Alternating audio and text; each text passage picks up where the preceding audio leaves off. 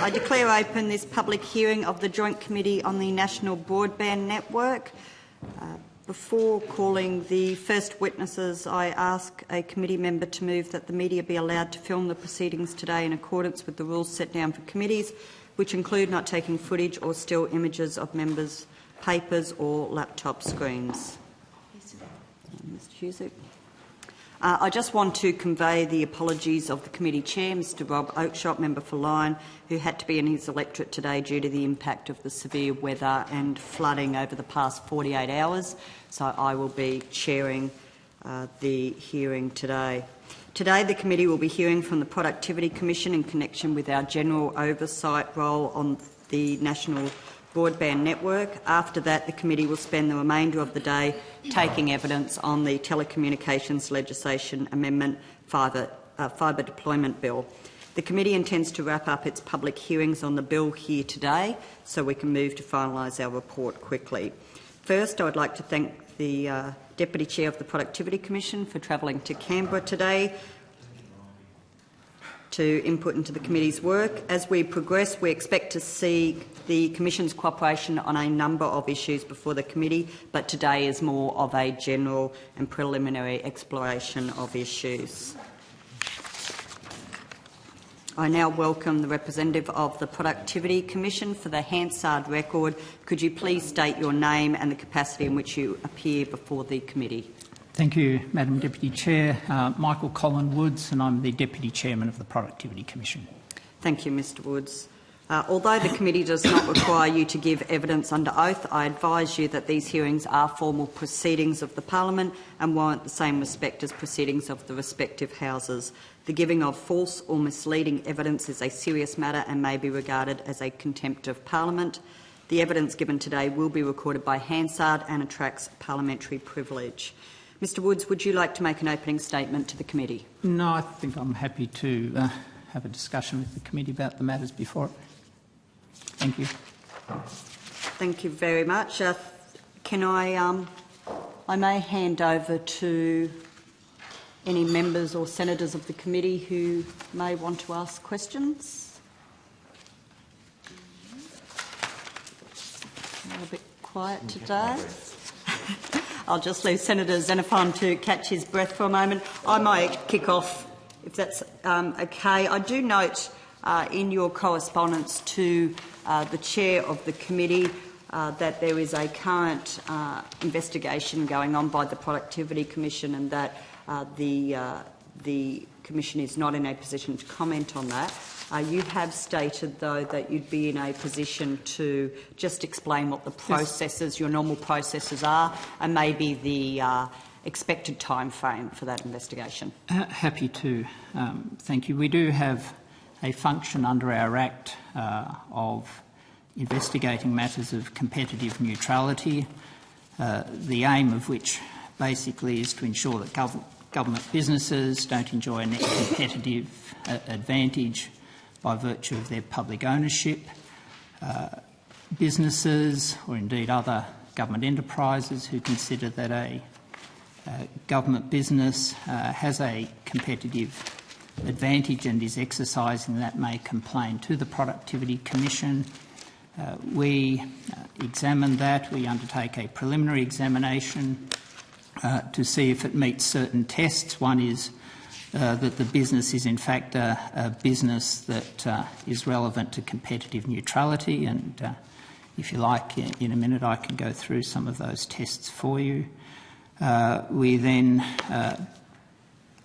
on the basis of our initial investigation, have come to a view as to whether the issue is such that it does warrant a full investigation by us, and in that case we then go through the various aspects of the business that may be acting contrary to competitive neutrality, and we produce a report which becomes a public report and which is forwarded to the Treasurer.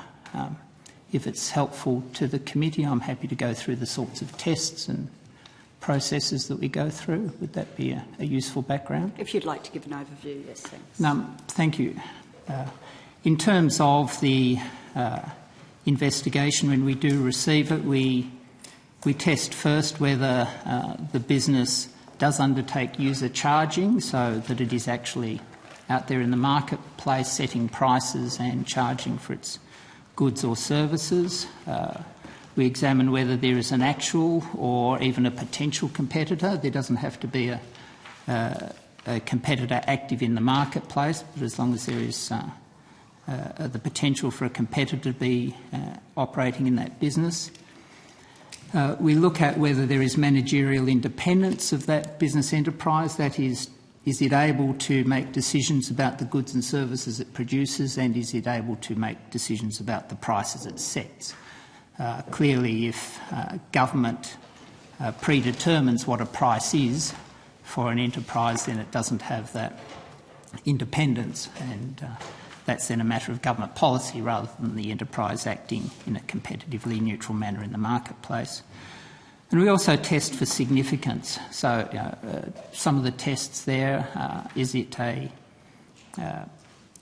operate under the Commonwealth Authorities and Companies Act, the CAC Act? Is it a share limited trading enterprise? Are its revenues in excess of $10 million? These are indicative tests, although we look at each of those tests on its merit.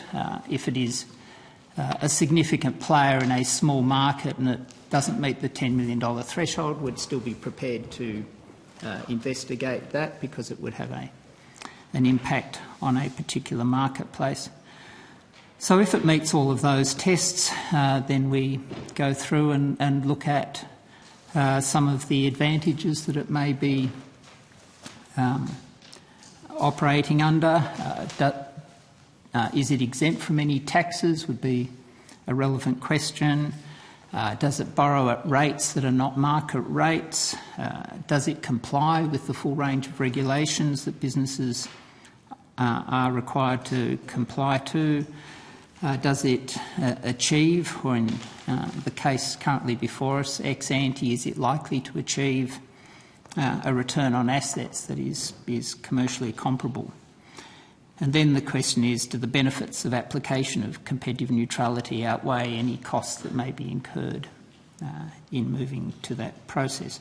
So that's the sort of tests we go through, and those are the sorts of factors. I mean, we're not constrained only to those particular factors. We do look across the whole range of the business's enterprise to see if there are any other commercial advantages it may have. And on the basis of that, we will prepare a report. We will submit that report to the Treasurer, and the Commission, being the transparent body it is, we also produce a public report to that effect. We've done a number of reports in that formal manner, but I would have to say that the majority of our business is more of an educative role, both for government businesses. Quite often, if they're thinking of restructuring their business, they will come to us and seek our views on whether operating in such a manner would be competitively neutral. But also a lot of businesses come to us and say they have concerns about this or that public enterprise, and we will undertake a preliminary investigation. If we find that it doesn't meet the business test, or in fact that there is compliance based on a preliminary investigation, we'll report that back to the individual business, and they will then make a decision whether they wish to pursue to a full investigation or are happy with that. So most of our business is in that educative role and trying to resolve issues in a productive and cooperative manner, and that doesn't reach the light of day in the sense of coming out as a public document, but it's open to any business to request that happen. So that's broadly how we fit, and we do. It's on the record. We do currently have 3 complaints before us from Open Networks, Converge and Service Elements. We have received their complaints. We've conducted preliminary investigations and find that there is reason to move to a full investigation. We've met with each of those 3. We've met with relevant government authorities and NBN Co, so we're undertaking the first steps in that process, and we're moving through that investigation. Thank you, Mr Woods. Questions from members? Thank you. Mr Woods, one of the things you urged the government to undertake in respect of the NBN, and I'm referring to the submission you made to the Senate committee, and you urged them to do this as a means of reducing the risks and costs of the NBN, was the undertaking a thorough cost-benefit analysis. Is that still your view, that a cost-benefit analysis would would assist in reducing the risks and costs of the NBN? I don't recall us using the word urge, but yes, we did provide a submission to that particular committee, and we did note the benefits, as we have on many other occasions. It's not particularly directed at that particular instance, but we do, as a general principle, consider that cost-benefit analysis can provide useful insights for government policy into issues of appropriate resource allocation. So you'd still be that you haven't changed your view about the merits or the desirability or the utility, perhaps, of a cost-benefit analysis? As a general principle, we continue to believe that cost-benefit analysis is a useful tool. We also make the point that you don't actually rely exclusively on the numbers that a cost-benefit analysis will produce, because it's the product of many assumptions. But as long as it's a transparent process of identifying the various costs and benefits, and transparent as to the assumptions that you've made, and there are very many complex assumptions to be made in these things. They're not simple, but they are an instructive methodology, then that's a useful contributor to decision making. You would agree that there are many benefits from ubiquitous and affordable fast broadband? We make a general point that ICT can assist in improving the productivity of the economy in a number of ways: the connectivity of the population, the reduction of costs in production by businesses, informing consumers so that they can exercise choice more readily and therefore put competitive pressures on producers. So, as a general principle, improvements in ICT throughout the economy have positive benefits. Do you agree that the utility of ICT is a function of the applications that can be deployed or used over a telecommunications network? I'd have to keep my comments general. As you appreciate, the Productivity Commission draws on particular inquiries that it has undertaken. It doesn't provide a general commentary on economic matters. We stick very strictly to, have we undertaken an examination of a particular issue, and we're prepared to speak at length on that particular inquiry that we've conducted. But at a general level, I would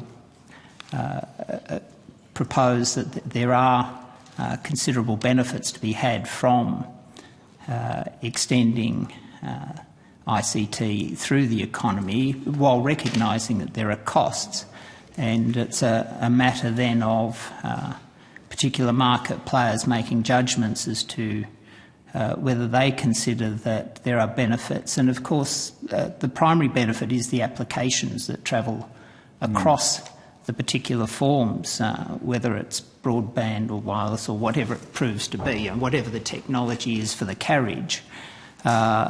Most of the significance at a general level is driven by having competitive providers developing applications that are used by players in the community and the economy.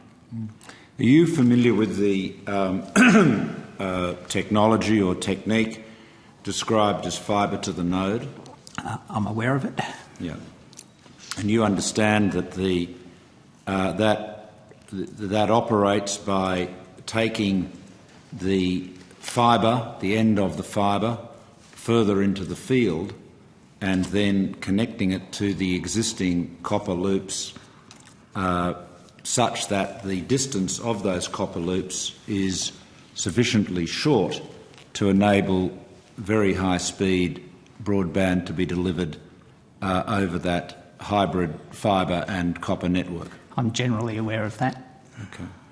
And are you aware that that approach has been undertaken in many markets because it is able to achieve significant improvements in broadband speed but at a lower cost than running fibre into each home so that it terminates within each residence? I've seen reports that various countries adopt various initiatives and are also going through various waves of initiatives.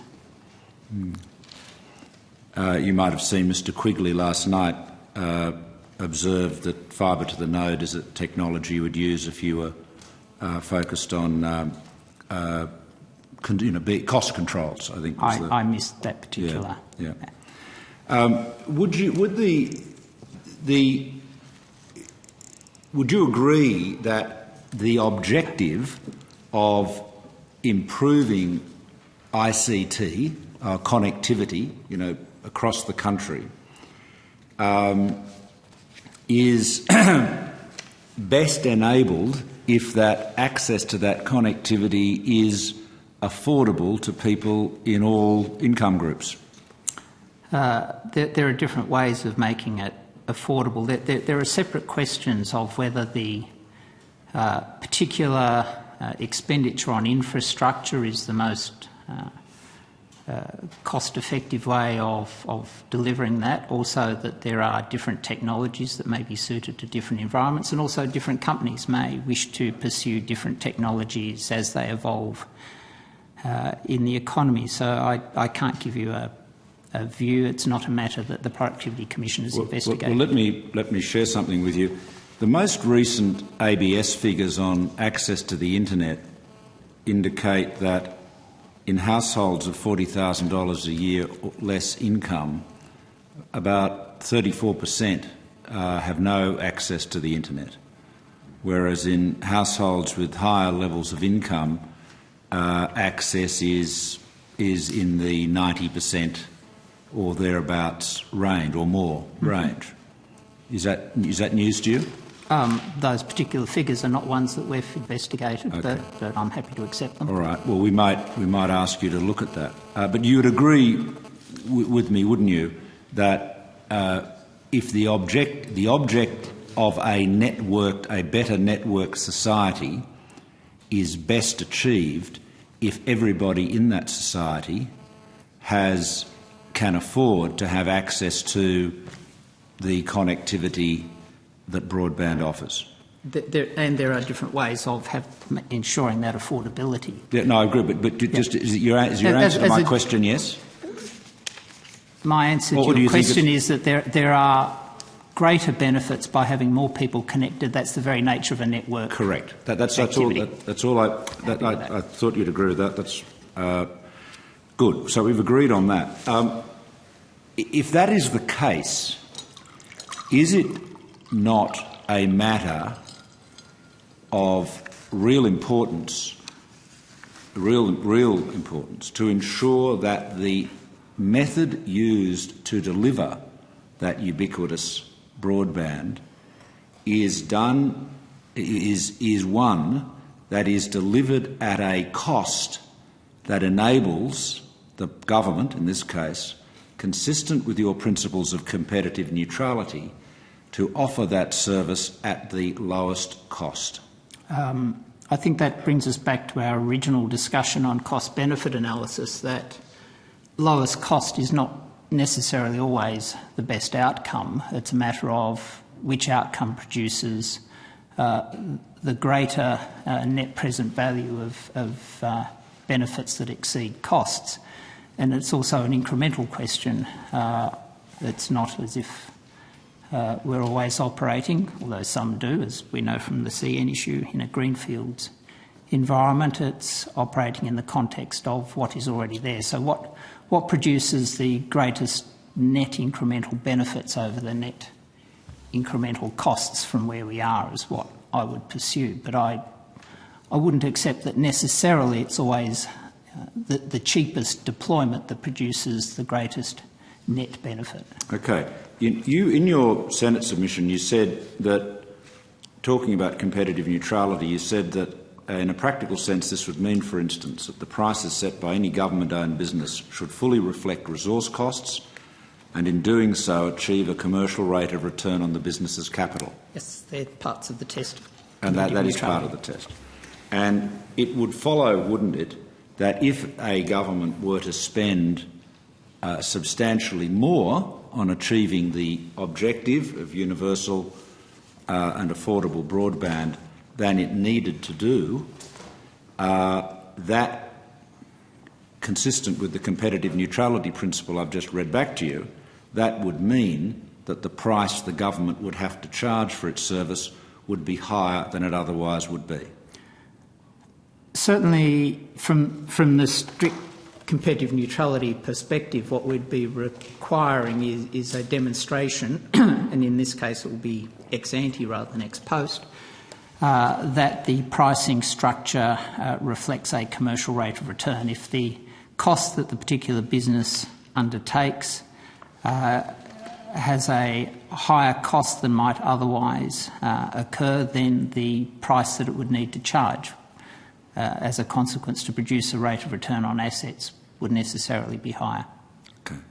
So it follows, therefore, that the objective of universal and affordable broadband is best advanced if the cost of the network is as low as possible, consistent with achieving the broadband objective. And different technologies will produce different benefits, and that's what a cost-benefit examination would illustrate. Right. Now, thank you. Well, I think we agree on that. Would the Productivity Commission... would the Productivity Commission... I'm happy to agree with what I've said. Yes. Yeah. Good. Oh, that's good. Would the Productivity Commission... spending money is always a matter of great amusement to some of my colleagues. Mr. Woods, yes. would the Productivity Commission, if requested by this committee, be able to undertake a study of the National Broadband Network objective with a view to determining what you described as which mix of technologies would be most likely to deliver the objective of universal and affordable fast broadband? The Productivity Commission would be able to create a document for the committee which drew on information that it had to hand. And this goes back to another debate, so we are happy to produce documents that we have to hand. We are happy to create documents that draw on information that we have to hand. Clearly, we are not able to create documents based on information that we don't have to hand. You don't know what you don't know. Precisely. Now, well, let me put this squarely to you. It is clear enough, Mr. Woods, I think, and everyone will agree to this, at least I would hope, at least just in general, that there is a diminishing return of broadband connectivity to a user, perhaps, for example, a residential user, at the point the connectivity becomes faster or bigger, the pipe becomes bigger than any applications they can either deploy on it or are likely to deploy on it. That additional capacity is of little or no utility. That's clear enough, isn't it? I think that's the Harvard Bridge, For a normal household, and again we're sort of venturing into areas that the Commission hasn't specifically investigated, but there would be diminishing marginal returns. Yeah. And so a technology which is able to offer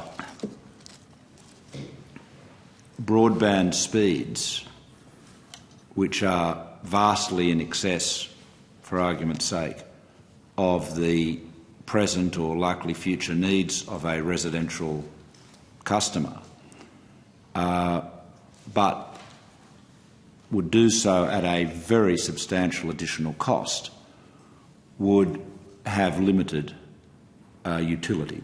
I think the focus there is on likely future needs. I recall being very proud of some of my early computing capacity, which is now minuscule.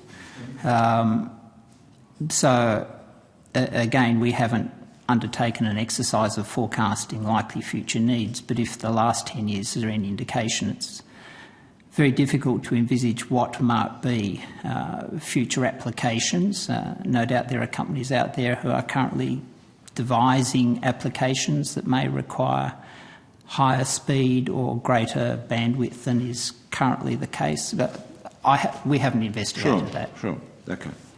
All right. Well, would you, if we were to ask you to undertake that analysis to provide us with some assistance in considering, for example, whether at least in part of the footprint of the NBN a more economical approach would be fibre to the node or fibre to the curb as opposed to fibre to the home, you'd be able to provide us with some assistance there? We would be able to create a document that drew on the information that we currently have. Could you look for further information? Could you make some inquiries? If government invited us, requested us even to undertake an inquiry into that matter, we could go through our normal inquiry processes. We're not a sort of short-term research entity. We undertake. Not a parliamentary library. We undertake thorough investigation into matters. That's the nature of who we are and what we do, and hopefully we are respected for the outcomes that we produce. They're not always agreed to, but a separate question. But at least the process that we go through. So if we were invited by government to undertake that research, then we'd be perfectly able to do it. But at this point, we could only respond in terms of information that we have to hand. Okay. Pardon? I'm sorry. To by government? We undertake minor research ourselves, although I have to say with constant pressure on our resources, that's something that we do less frequently these days. But our primary role is to undertake inquiries and investigations that are required of us by the Minister. That's under our Act. And we do those in a very, some might say, overly timely, but we think in a very thorough and transparent and open manner. We consult openly with all stakeholders. We always produce a draft report for consultation. It's the nature of who we are. It's the process we go through. Now, before I might just check with Mr Turnbull whether well, we're finished. I just had one on the fibre deployment issue. If we can have could. one more question. Yeah, this just really relates to another opportunity. issue. You've been contacted by the greenfield operators on the competitive neutrality. We have three before us, yes. Look, let me just describe what is an issue we're confronting, which is probably a bit narrower than what you've been asked to look at. At the moment, a developer, the current schemes, we understand it, is a developer of a greenfields development will either will have to provide the pits and pipes at his or her own expense, and then the connectivity will be provided by the NBN in certain developments of a particular size, or if the NBN is not able to do that, Telstra will put in a copper network, right? Yep. Which will presumably then at some point have to be replaced by the fibre. Now, what a number of the operators, the developers and greenfield operators have put to us is that this is putting them in a position where there's considerable uncertainty and considerable delays, and I don't think there's any doubt that that is the case. It's been put to us, and we're reflecting on this arrangement. I'd just like to get your views on this as to how this would fit in with competitive neutrality. If the arrangement were that a developer could choose to employ an appropriate telecommunications company, to install fibre in the development, and if that were done in accordance with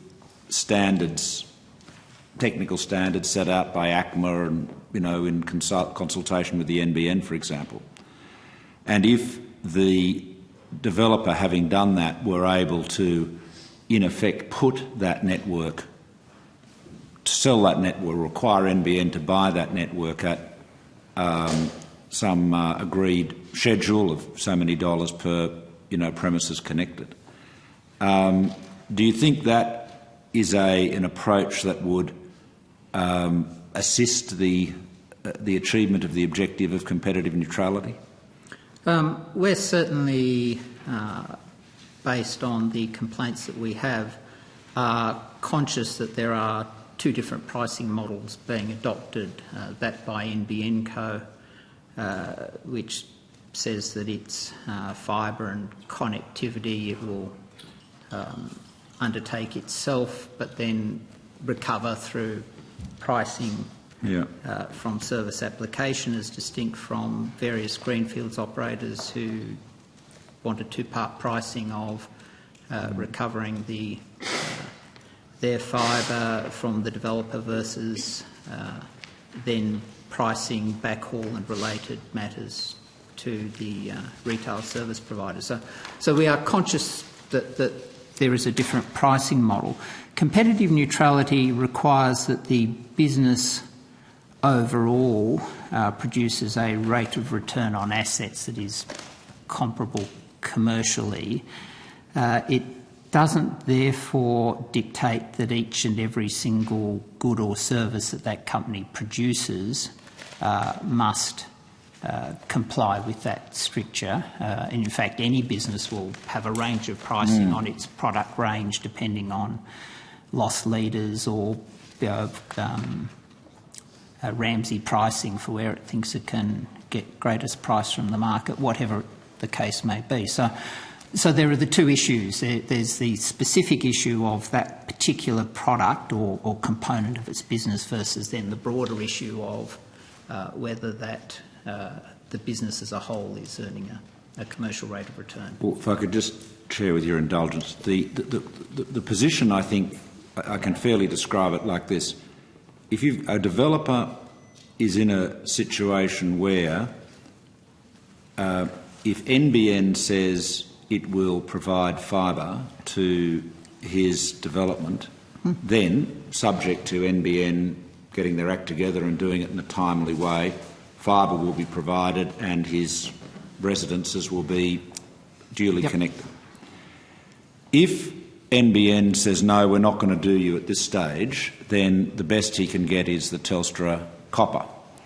Now, a number of developers have said this puts them at a disadvantage because the development down the street might be able to say, we've got the fibre connected, and that is a selling point. How valid the difference in connectivity is maybe a moot point, but nonetheless it's obviously an advantage.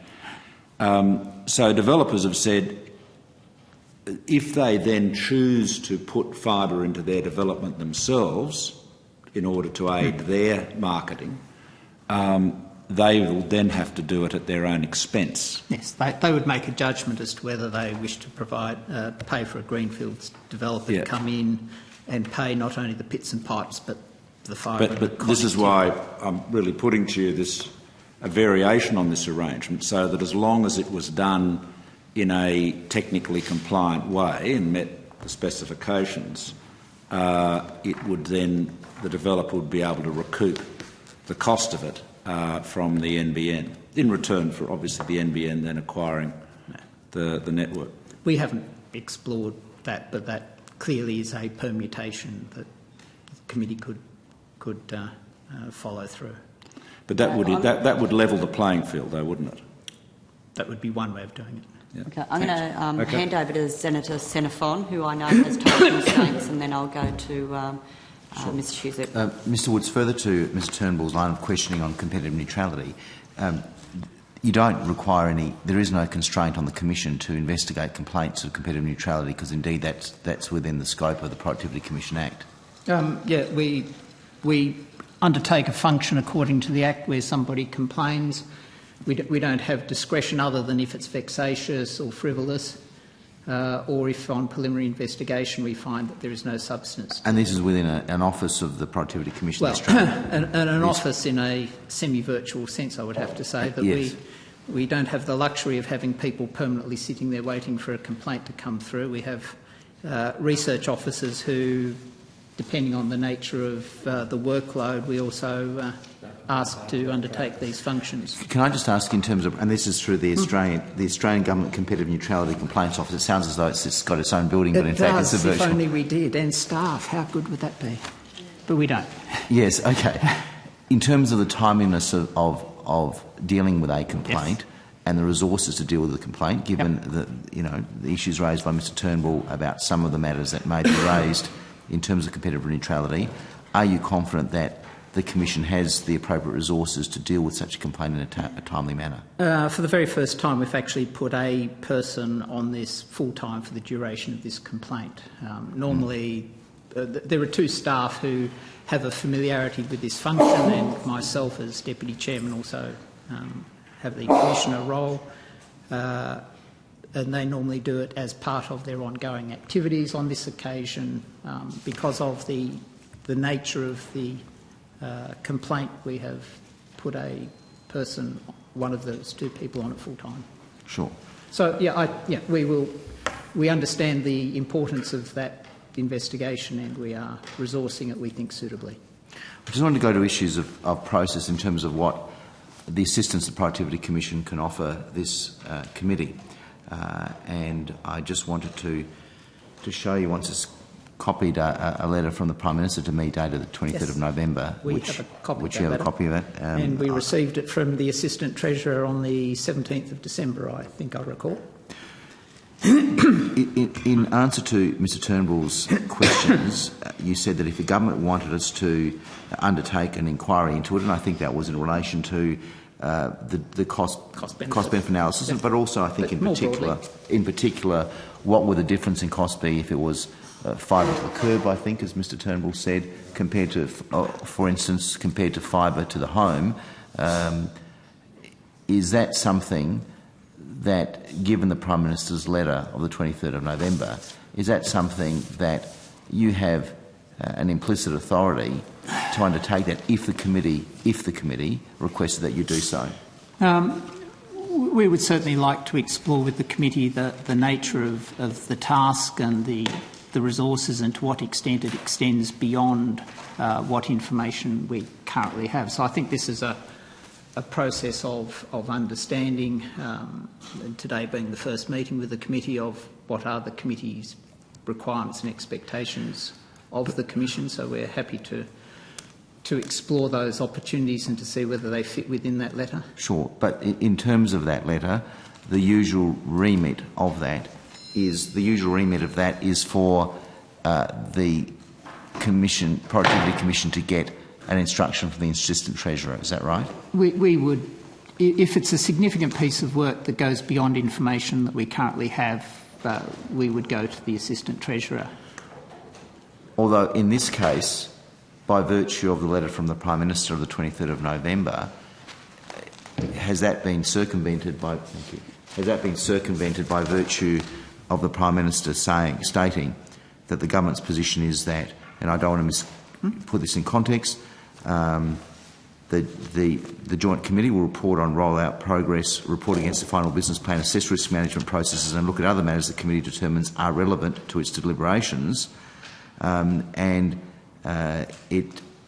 also states that government agencies and officials, including the Australian Competition and Consumer Commission, the Productivity Commission and the Australian Communications and Media Authority, as well as NBN Co, will, if required, be able to appear before or contribute advice to the Joint Committee, and the scope of the advice will be consistent to the purposes of the Joint Committee that I've outlined. If the committee, given the Prime Minister's letter, if the committee says, we'd like you to look at this issue about the cost-benefit differences between fibre to the curb or fibre to the home, is that something that you have the authority to do, short of getting a specific authority from the Assistant Treasurer? Depending on the specific nature of the request, if it's a matter that is broadly within our information, knowledge and capacity, and then we would happily. I mean, we're here today to assist the committee in its deliberations, and we have the letter from the Prime Minister. If it is a more significant piece of work, then the question is, does the Prime Minister's letter envisage that we undertake significant pieces of research on behalf of the committee? And I think I would want to test, but it would be contextual. Again, I'm just trying to understand the process of the scope of what you can do if requested to do so by the committee. Again, further to Mr Turnbull's line of questioning, if there was a request to look at a particular issue, which would be consistent with the terms of the Prime Minister's letter, then the Prime Minister has spoken, and we would comply. And if there is a contest as to the interpretation of that letter, is that something that is resolved internally by the Commission, or is it something that you would seek further advice from either this committee, from the Assistant Treasurer, or indeed the Parliament? We certainly wouldn't unilaterally draw a line. We would clearly seek advice and guidance. Right. But in terms of the Productivity Commission's capacity to undertake this, for instance, by way of example, an analysis as to the efficacy and the costs involved of both the efficacy in terms of what it would deliver to consumers of fibre to the curb, by way of shorthand, compared to fibre to the home, and what the cost differential would be, and also the differences in delivery in terms of service outcomes. Is that something that you would envisage as a significant exercise, or is that would require direction from government, or are you comforted by the Prime Minister's letter? Clearly, the Prime Minister has requested that we be fully cooperative with the committee. If I can draw an analogy of public and private health, looking at the hospital costs, I'm sorry, I think that was my doing that referral. I apologise. No. And it produced a useful public information. But the point of it was that it was a significant piece of work. I think it took us 5 months or something to that effect. It required the use of 3 or 4 researchers full-time. We're not a big organisation. And the government, A, agreeing to your request and B, instructing us, meant that we allocated those resources appropriately. So there are... It really does come down to the resources and to the extent it extends beyond. So how would you, and I won't labour this much further, but further to the issues raised by Mr Turnbull, how would you envisage that?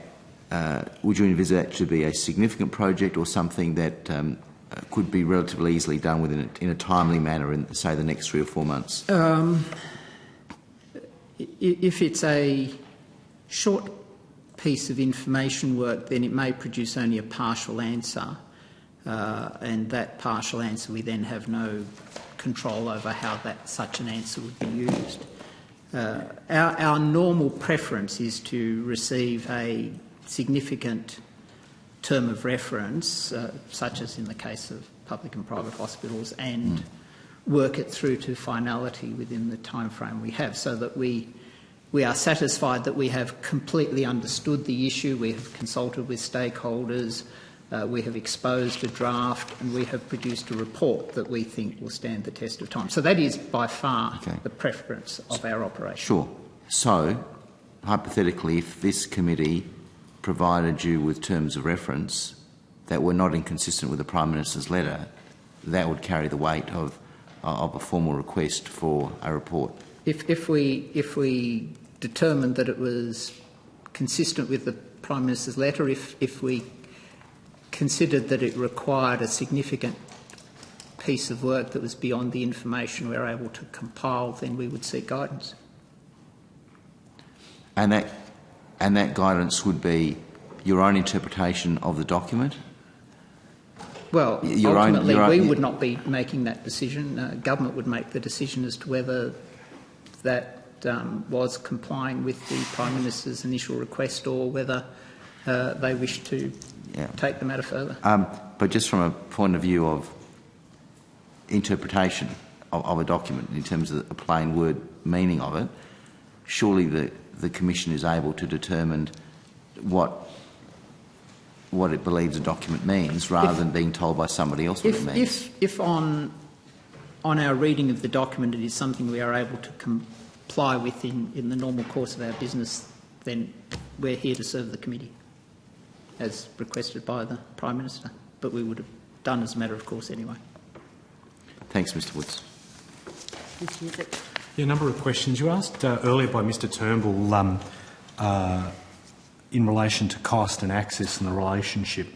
But access itself is a function of many things, correct? Yes. For example, cost would be one factor, but actual physical access to a network would be another, wouldn't you agree? Yes. Absolutely.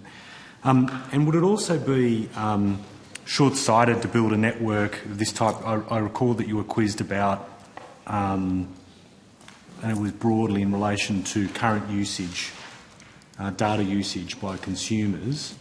I mean, it'd be short-sighted, and I'm just seeking your opinion, to build a network based on assumptions that currently exist about likely use, speed, data download, what we know right now, or making a short-term estimate. It'd be pointless building a network that just accommodated that, correct? We would, to offer a view as distinct from an opinion, we would want to investigate the issue of possible trajectories of future use and technology and applications. Right, okay.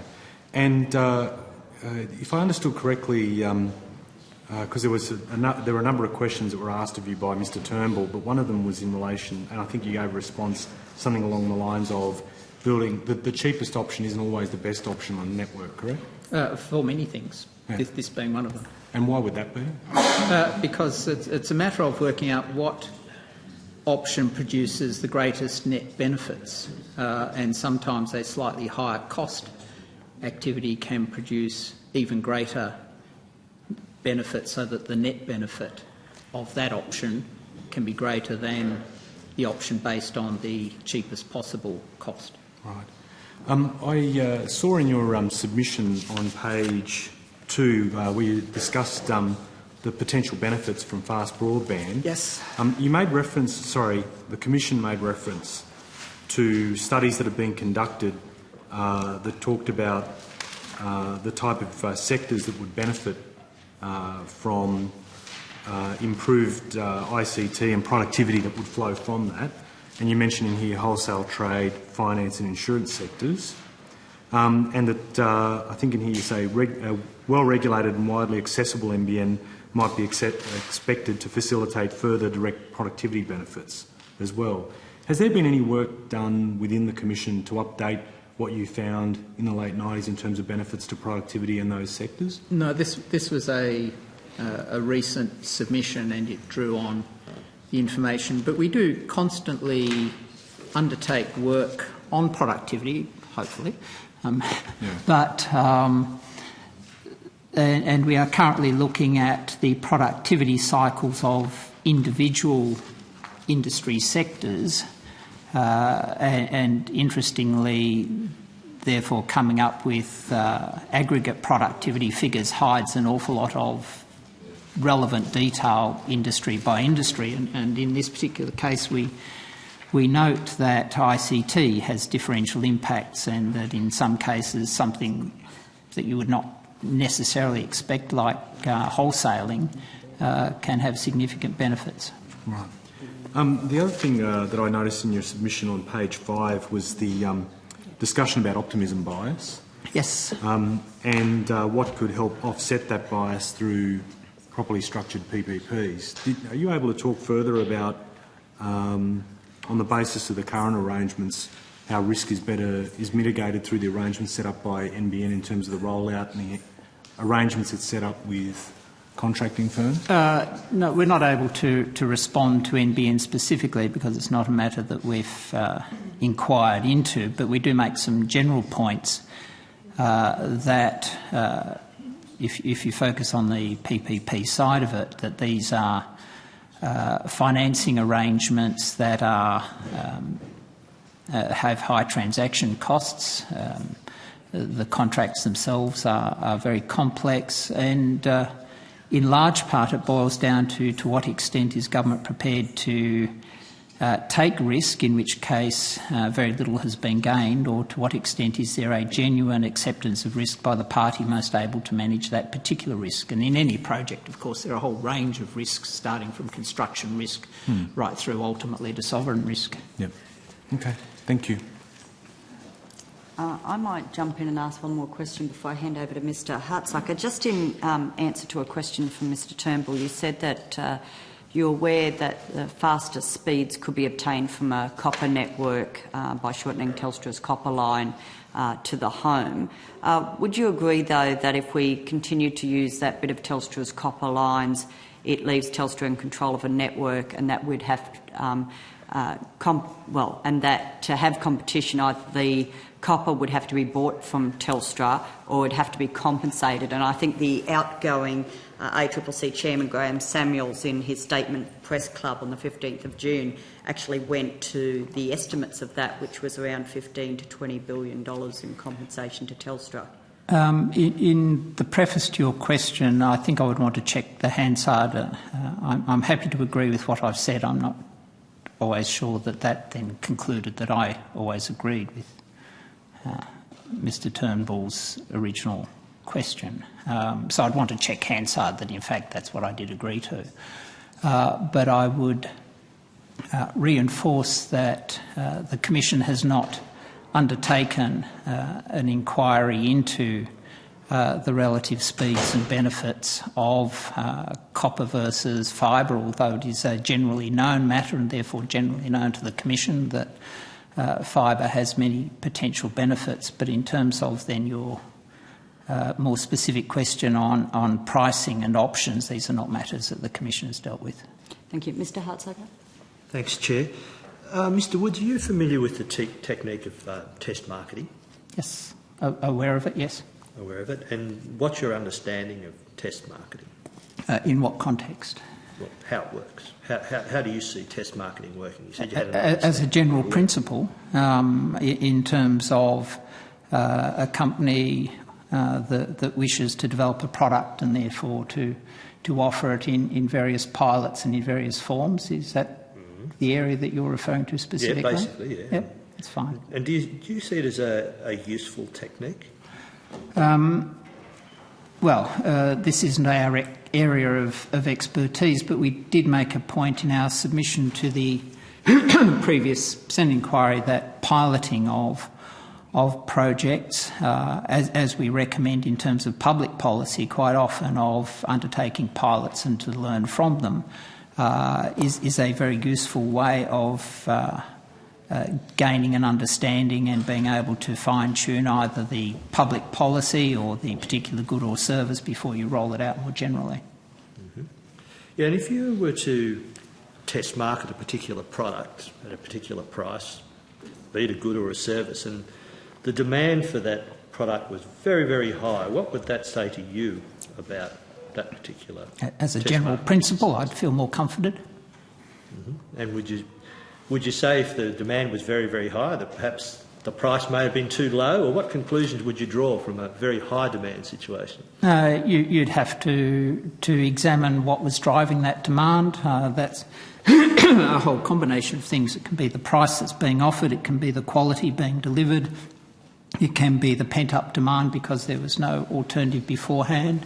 It can be the range of options to which that good or service could be used that are now available that weren't previously. So there's a variety of things, but an expert in that field on that particular good or service would know those things and would investigate them. And what about if the demand for that product was very, very low? What would that tell you?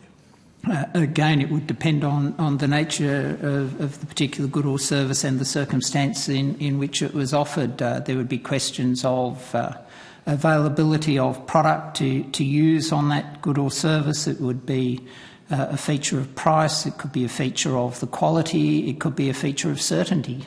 Some people are slow adopters, some people are early adopters.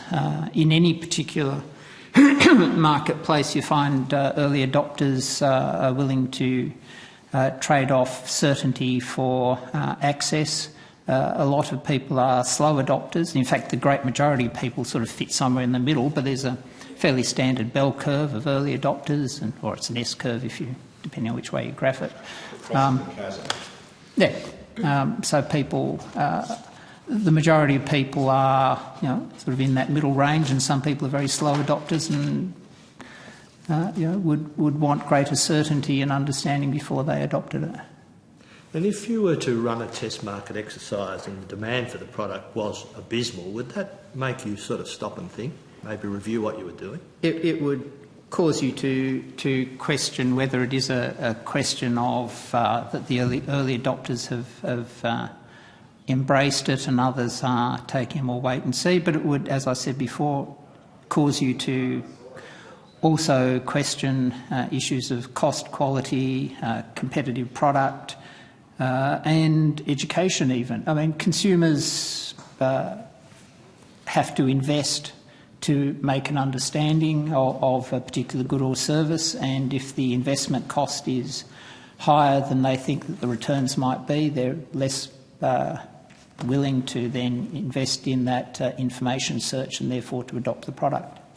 So, as a responsible manager, you put out a test market, you get a very, very, very, very, very poor response to your product. Do you think you're duty-bound to really have a long, hard look at what you're doing? I would assume that anybody in that circumstance would take lessons from it, and that's why they would have undertaken a test market in the first place. Well, like 7 people in Armidale, would that be cause for concern? I think we're going into an area where we haven't actually undertaken that investigation. Okay. Thank you. Senator Cameron. Yeah, thanks. Mr Woods, I want to come back to this issue of cost-benefit analysis. You used the example that when you started using the computer, you had no idea where we would end up. I think that's broadly. I don't want to. I think that would be a common experience. Yeah. So the whole question of technology and where it will end up is still very difficult to ascertain, isn't it? There are people who investigate it more closely than we ever have, but even they no doubt are surprised from time to time at new breakthrough developments. If they knew the breakthrough developments beforehand, they would have made the money in doing them. Yeah. The witch hunt against Mr Quigley was on last night at the Senate estimates from the coalition, and I object to that. Do you? Well, that's what it was. You know that's what it was, Malcolm. An absolute witch hunt against Mr Quigley, and you should be ashamed of yourself. Let's just ask questions of the witness hunt. instead of arguing with each other. So, Senator Cameron. Outrageous. Questions to Mr Woods. The witch hunt was on last night. Let me tell you, I was there. This is the hearing where Mr Quigley where Mr Quigley The witch said hunt was on he had there. misled the Australian public. Senator Cameron and Mr Turnbull. To the Australian public for giving false answers to questions which he said were legitimate. That's not a witch hunt. Senator Cameron. That is Australian parliamentarians doing their job. You are a disgrace. Can we just stop for a moment, both Senator Cameron and Mr Turnbull? I ask that you both stop for the moment. We have a witness here. Can we ask the questions of the witness? We are not going to Mr Turnbull. The original statement. I know you react. Who's doing whose bidding? I know Quigley you react does to his that. own. You He's do, responsible Mr. for Turnbull. his statements, and I'm responsible for mine. And you are responsible for yours, and they are irresponsible. Mate, it was you doing Tony Abbott's bidding. You should actually stand Look, up. Senator Cameron, Mr Turnbull, if we're going to keep going like this, I'll excuse the witness. You obviously don't want to have any questions. No?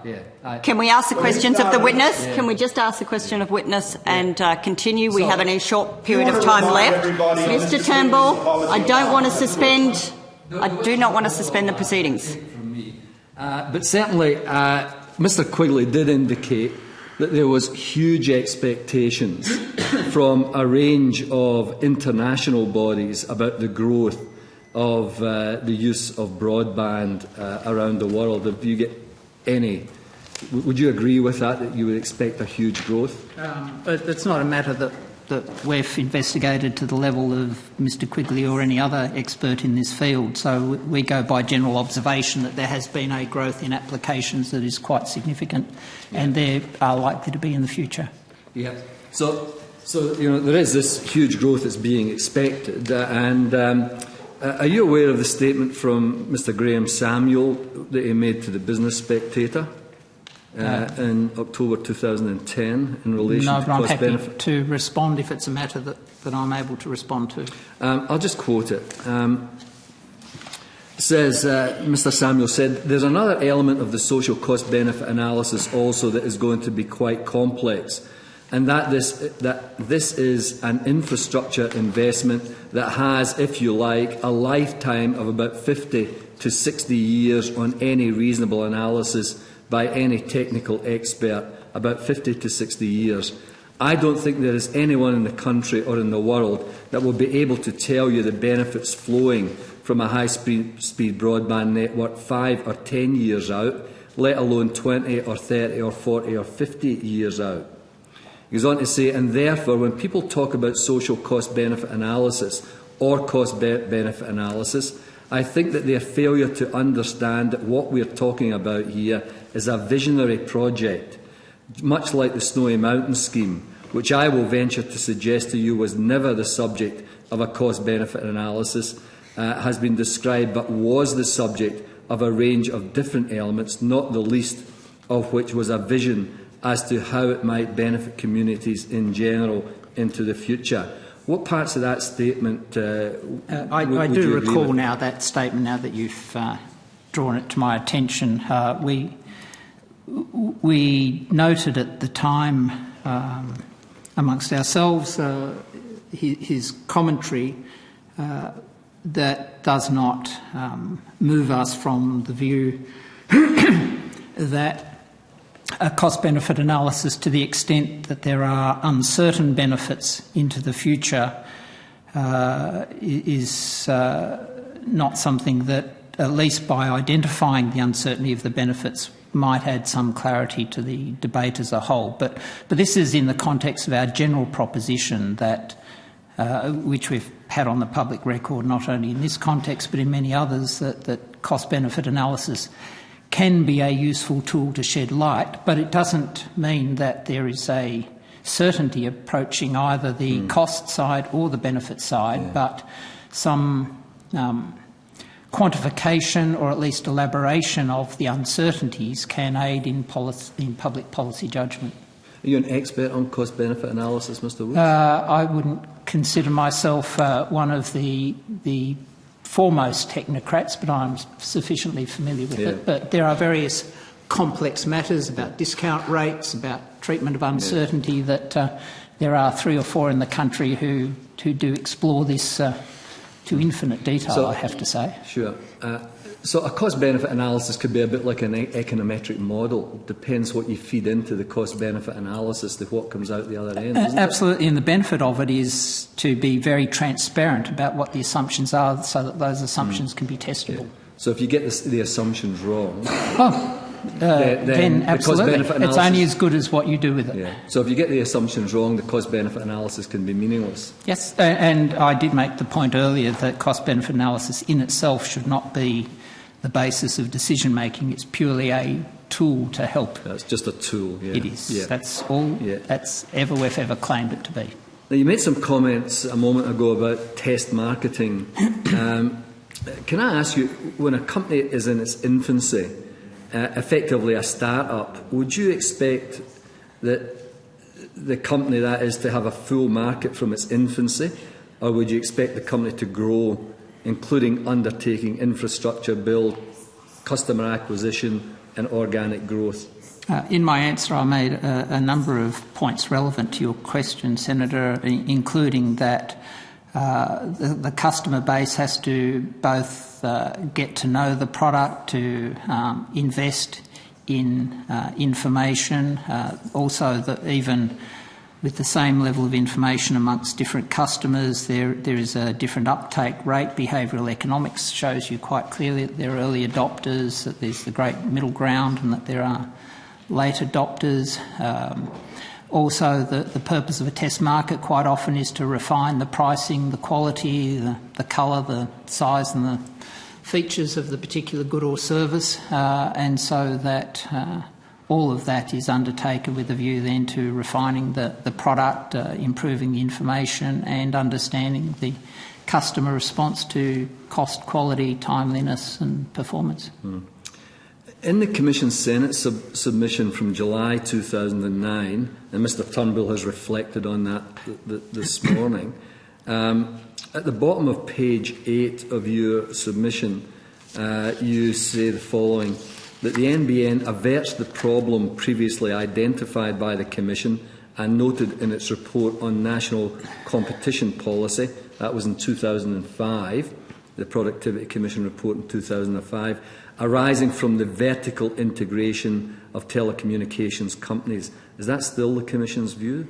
The Commission had the view in its 2005 report, and in fact, if you go back to, I think, 2001, when we produced a report on telecommunications, that vertical separation in whatever form, and that can be a variety of forms, removed the potential for a company which has a monopoly component to it to therefore exercise control in downstream markets, such as retail service provision. So that was our view at that time, and I see no reason to change that view, but we haven't investigated it. So you've had a consistent view that vertical integration was a problem from 2001? Yep.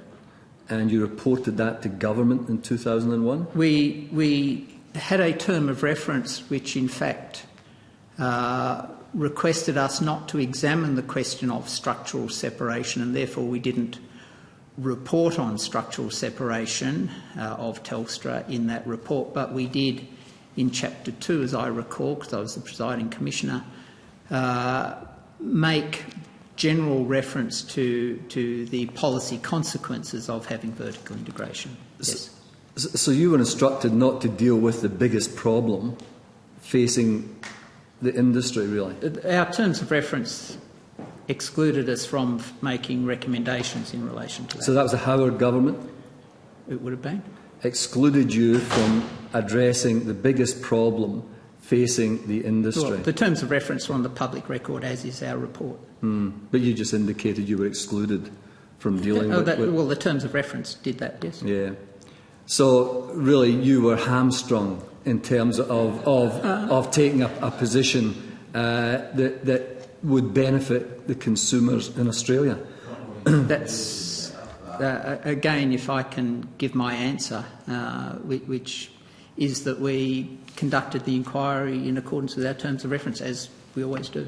So we've had a position where you've alerted government in 2001 that there is a significant problem, a major problem, through vertical integration, and nothing has been done about that until 2007 through 11. I'm happy to go back to the Hansard, but the point I made is that we made general reference that vertical integration can produce issues in relation to downstream competition. Yeah, and I know from my experience with the Productivity Commission that competition is a very important element in your, your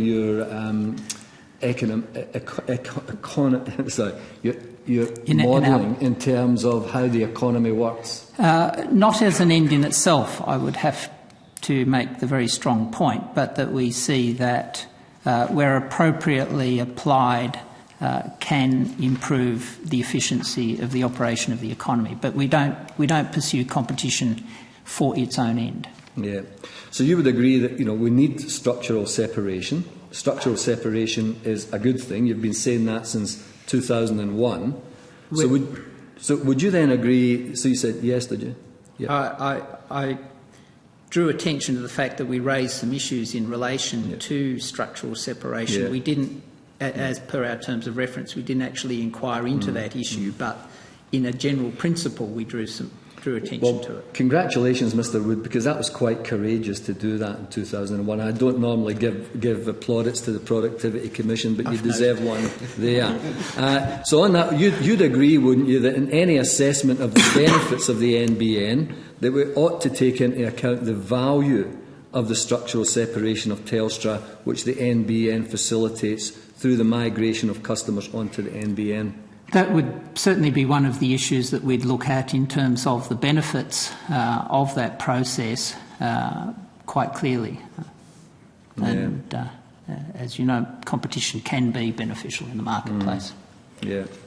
In this longer term, is there any way that you can build in a longer term analysis with all of these difficulties that we've been discussing? It would be pretty difficult to do a cost-benefit analysis with all these uncertainties. Certainly in an area of technology especially, but not only, then uncertainty is probably more profound. And it would be incumbent on you to be very clear as to the assumptions you made so that those could be A, tested by others in the field, but B, taken into account by those who are making decisions in part influenced by such an analysis. And I repeat again, we don't see cost-benefit as the answer, but is purely a tool to assist in identifying both the costs and the benefits and the uncertainties that surround them. How important is it for the productivity of the nation that we have access to the best technology in communications and broadband? It's certainly important to the nation in two respects. One, that technology, ICT, as several of our reports that we've drawn attention to, can improve the productive efficiency of the economy, can improve consumer choice and information, can lead to connectivity. So there are a whole range of those benefits, but there are different technologies that produce different levels of benefit for different cost. And also that different customer bases are likely to want to focus on different aspects of that technology for different use. Has the Productivity Commission done any work on the cost to the Australian economy of the Howard government's failure to act on your advice in 2001? It wasn't advice in terms of a specific recommendation because that was not part of our terms of reference. It was a general statement within the body of a report on telecommunications. But quite an important statement. Quite an important statement. We put it in there because we felt it was important, but I mean it's a report of 700 odd pages and we hope they're all important. Yeah, but getting rid of vertical integration, getting rid of a blight on competition. Don't think we used those terms. You didn't use those terms. You don't use those terms. You're much more measured, are you? So could you do an estimate of the cost to the economy of the Howard government's failures to deal with vertical integration and provide fast broadband to the economy? Could that be done? That would be a very, very theoretical discussion, and it would be so fraught with challenges that I'm not sure that the conclusion would be all that helpful. But it's not theoretical in the context that if we could have got rid of vertical integration back in 2001, that the economy would be better off, wouldn't it?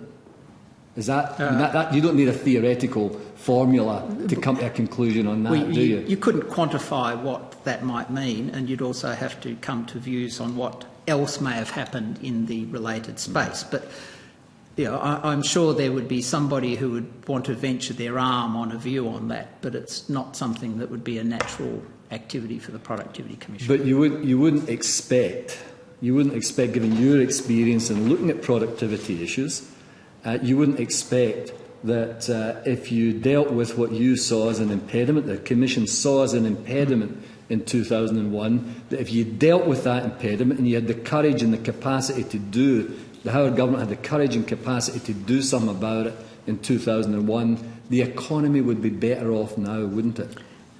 The quantification of that degree of benefit is something that I wouldn't be able to conjecture on. As a general principle, the structural separation, we saw that there could be benefits from, and we would expect, therefore, that to flow through to the economy, yes. Yeah, so in 2001 you said, look, there's a big problem here, you should deal with that problem. Nothing was done about it, so that was a net cost to the economy. No, because we didn't make a recommendation to that effect because we were not asked to. Yeah, but see, I think it's even more important. Don't you think it's even more important that you actually were forced to say, we think this is a problem, even though you were directly told not to deal with it by the Howard government?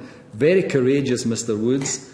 But, you actually said, we have to do something about this.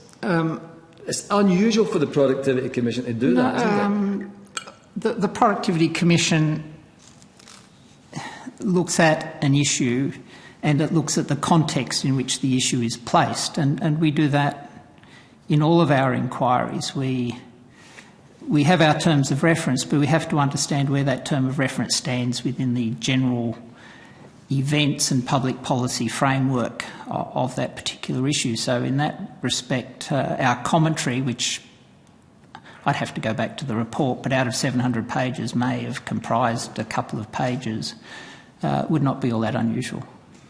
So you do that regularly, do you? We always... So can I just ask you a specific question here? So if a treasurer says to you, do not look at this issue... Do not make recommendations on it. Do not make any recommendations on this issue. We will comply with that. You comply with that? We do. So I would put it to you that it's unusual for you to spend 2 pages in a report saying, alert, alert, you have to deal with this. It's a problem. It's a problem for productivity. It's a problem for the economy. In 2001, please do something about it. That's what you said, wasn't it? No, I would direct the committee's attention to the actual words of the report. As you would imagine, they're not expressed in those terms. I thought they would have been good terms for you to express it in. I direct... But the meaning was the same. But wasn't the meaning the same? Look, here's a problem. Let's simplify it. Here's a problem. Yeah, this is a problem that has to be dealt with. That is vertical integration in 2001. You said that, basically. We said that there is a general problem relating to vertical integration, yes. Yeah, thank you. Thank you. Senator Stevens. Thank you. Mr Woods, in the Commission's submission to the Senate Select Committee, the issue of community service obligations were raised, and the argument was put very strongly that there needed to be a very transparent process there. I wondered if you'd like to comment on how adequate community service obligations could be met through the NBN. What mechanisms might be able to be put in place? Well, again, as I've mentioned, we haven't investigated the NBN specifically, but as a general principle, we strongly favour community service obligations being transparently met by government rather than being embedded within the operations of a business specifically. So whether it's concessions to pensioners, whether it's access to particular groups to a service or good, if that is being undertaken explicitly to provide a benefit to that group, then we would, as a general principle, support that being done transparently through the budget so that the business is allowed to operate in an unfettered and commercial manner. So it would charge the normal price. Now, whether it charges the individual and they then get a rebate from government, or whether it charges the government part of the subsidy component and the individual just their smaller price. I mean, they're issues of administrative detail, and you should do whatever's the most cost-effective and of benefit to the individual. But as a general principle, we strongly support that those community service obligations are transparently met and don't interfere with the general commercial operations of the business. Thank you. Senator McDonald. Thanks, Madam Chair. And my apologies for not being here earlier. As a competition watchdog, so to speak, are you at all concerned with the fact that at the end of this we'll have a government-owned monopoly on the basic network, which, as I put to them at a previous meeting, what incentive will there be for the government-owned monopoly to upgrade and keep abreast with the very latest technology we can't even imagine nowadays?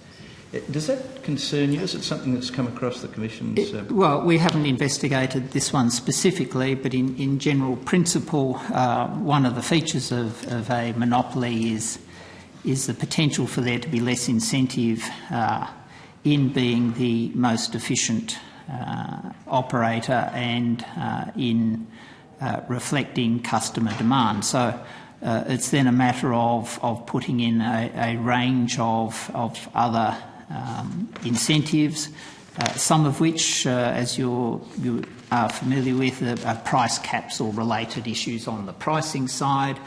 But there is also a range of things, and in fact we do it ourselves in terms of our reporting on the provision of government services. So benchmarking is a very important way of transparently and publicly drawing to attention the relative efficiencies of monopolies or other government business providers who may not be subject to normal market scrutiny. So we would anticipate that reporting, benchmarking, transparency and a rigorous approach by a government business unit within central agencies that closely monitored the behaviour are all ways in which you can try and correct for some of the features of a monopoly. But you'd share a concern, would you, that a government, particularly a government monopoly, is unlikely to have a market incentive to improve because there's no one else to compete with. It doesn't really matter. It's slightly more complex than that, in the sense that if the business is set up and its rate of return is dependent on the greatest use of its facilities, then that can be one way in which you can encourage it to operate in a more commercial manner, as distinct from if it's the end deliverer of services. I think that's where the problem is, particularly where the customer either takes it or leaves it because that's all there is in offer. But if it's in an intermediate good or service, then quite often, provided there are strong incentives on it producing a commercial rate of return and that it is subject to close scrutiny, there are other market factors that would give it some incentive to ensure maximum use of its facilities. So it's a slightly more complex issue. Okay, I'd like to pursue that, but I've run out of time. Just finally, for me, I noted in your submission you talk about the Aussie infrastructure bonds, and you said such bonds, if structured appropriately, can provide a level of market-based discipline to the project. To achieve this, the bonds need to be serviced from income generated by the infrastructure project rather from general tax revenues. Have you seen anything that might lead you to suspect that any such bonds, if they are ever issued, will be serviced from income generated, or will they just be a general tax? Because there is a view around amongst the market that at the cost that this is currently predicted to be, and which everyone expects will blow out, it's very unlikely that there's ever going to be any commercial return. So have you seen anything? Not in terms of that project specifically, but again, that statement is drawn from a report that we did on financing of infrastructure, and we're very happy to talk about areas where we have conducted an investigation and have some knowledge. And on this one, the results were very clear that a specific bond can involve a lot higher costs, retailing, you get less depth, less duration, and therefore issuing prices are usually higher than general fundraising by government. So a bond that wasn't focused on the performance of the individual piece of infrastructure, but just as a different name brand of a bond, can in fact have a higher cost for fundraising than can general fundraising by central borrowing authorities. Does that mean it's less likely to attract investors? Well, it's a combination. If you offer the right price, you will get sufficient investors. So it's a trade-off between the number of investors and the price you're willing to offer. But it'll have one or both effects. But the price you're willing to offer depends upon what return you're likely to get. Well, if it's partial equity, then it does. If it's general bond raising but nominally tied to a piece of infrastructure in a sense of hypothecation, then you get the cost but you don't get much benefit. Yes. Okay. Thanks.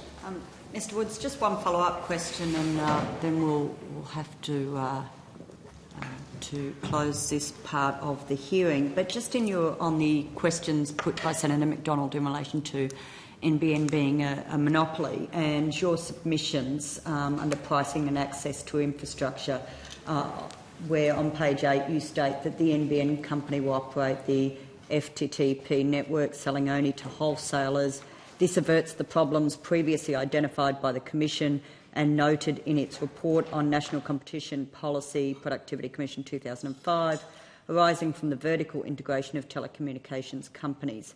In principle, the new company would have no incentives to favour one wholesaler over another, and this would encourage strong competition among wholesalers and retailers. So do you still stand by that?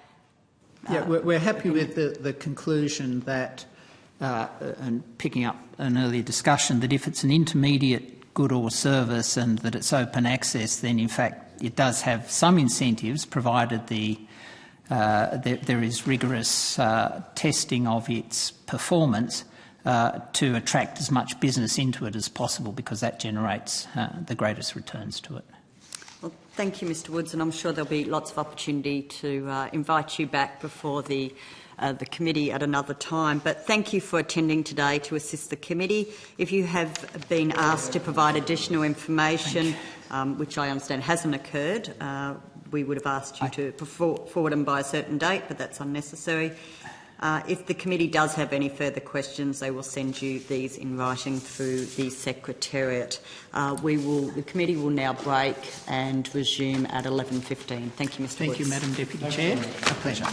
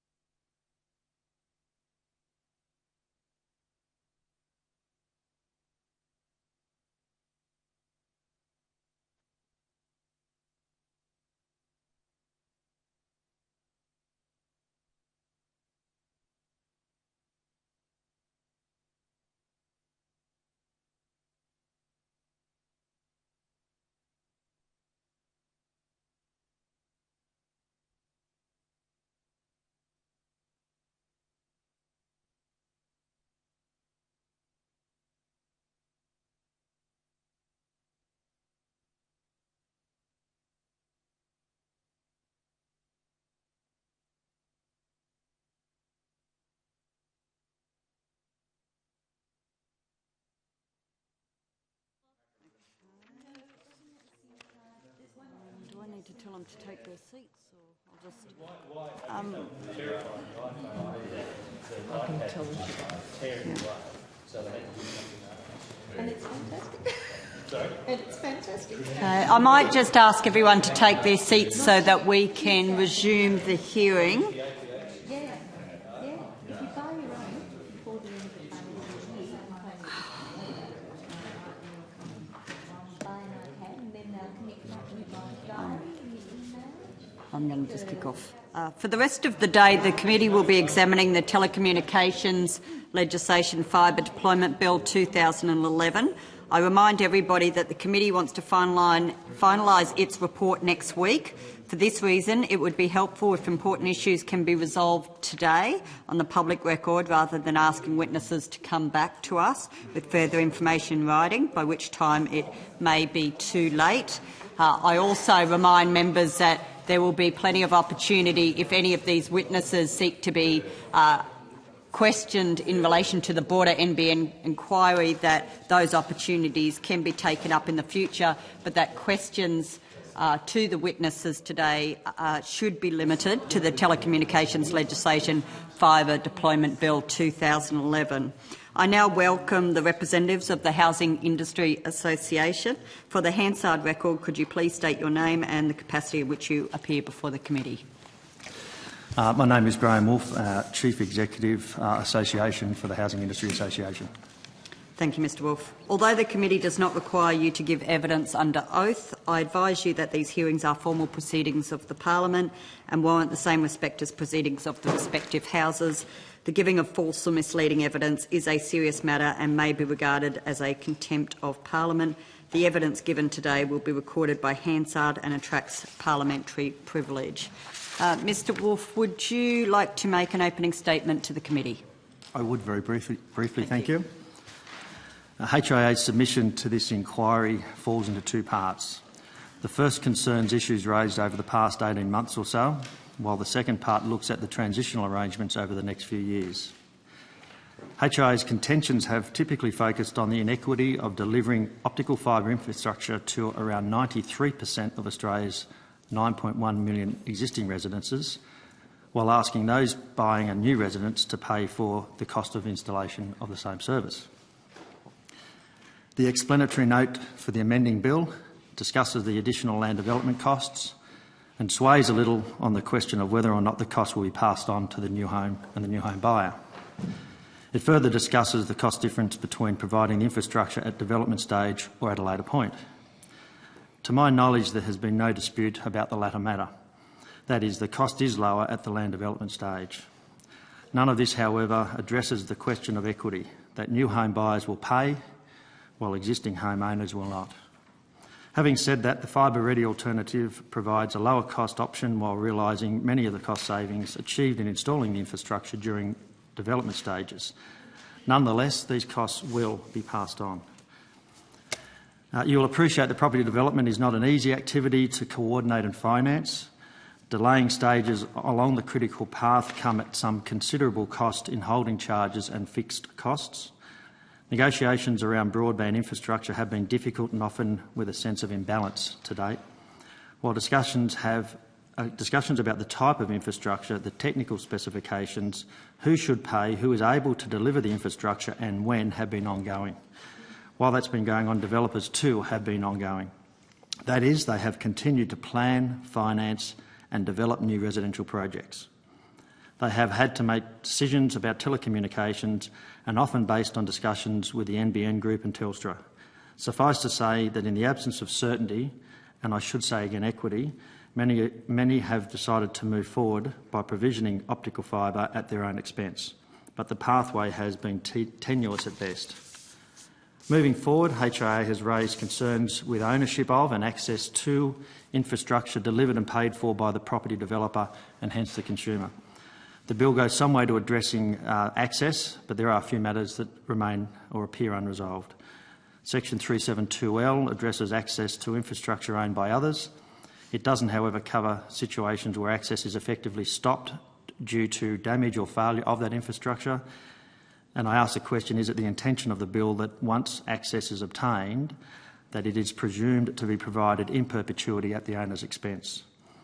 HIA would also benefit from a better understanding about whether or not arrangements between Telstra and NBN in relation to development under and over 100 blocks are intended to have a sunset, and if so, when that date might be. Thank you. Thank you, Mr Wolf. Before I do pass over to the members of the committee for questions, we have allocated only half an hour to each of our witnesses today, so I will stop a particular member at a time to ensure everyone gets the opportunity. If we have the chance, I'll come back and give members a second opportunity to ask questions. Questions? Mr Turnbull. Sir, can you, thank you for your submission. Can you tell us what change to arrangements would you like to see to meet your concerns? How could we improve this bill to meet the concerns you've described? There are two principal concerns. One has to do with efficient, effective productivity, that is, the feasibility, design, construction, including the approval of a subdivision or property development, and minimising some of the delays that happen along the way. Delays quite often occur due to negotiations. They might occur due to negotiations about the actual property development itself with the council or the state government. But when we're doing feasibility studies, when we're looking at the cost of the development, when we're looking at the marketing effect, when we're looking at the critical path scheduling for the development, we need to know who's going to be doing what and when, and what inconvenience that might affect other parts or stages of the construction. And over the past 18 months, it's been very difficult to work out who is going to provide telephone or other telecommunication infrastructure and developments, whether or not it's going to be paid for by the developer or by Telstra, who have historically been a USO in providing telephone communications, and the integration of those communications. That conversation over the last 6 to 8 months has been, well, probably longer to 12 months, has been very, very difficult. Whilst NBN and Telstra have been deciding on who is going to take responsibility for the delivery of infrastructure and greenfield property particularly. That's one important part. That is the free and efficient productivity of the development itself. The second part goes to who should pay for the delivery of that infrastructure, and existing home buyers will be delivered infrastructure to their house. If you are a new home buyer, the situation is different, and the Housing Industry Association has as a very fundamental premise that housing affordability is critical to the delivery of homes to the Australian population, and that by adding extra costs, whether they be hundreds of dollars or thousands of dollars, inevitably impacts on affordability and inevitably impacts on people's capacity to buy. Okay, just stopping you there. Got that on board. So your objection is to the requirement in the bill that the developer has to pay for the pits and pipes? Our objection historically has been that the developer, and hence the property owner, purchaser, will pay for infrastructure. Yeah, no. In the first instance, that has been for the optic cable, the whole infrastructure. It is now about the fibre pit and, the fibre ready infrastructure. Right. Okay. No, much lower cost. Right. Now let me just put something to you.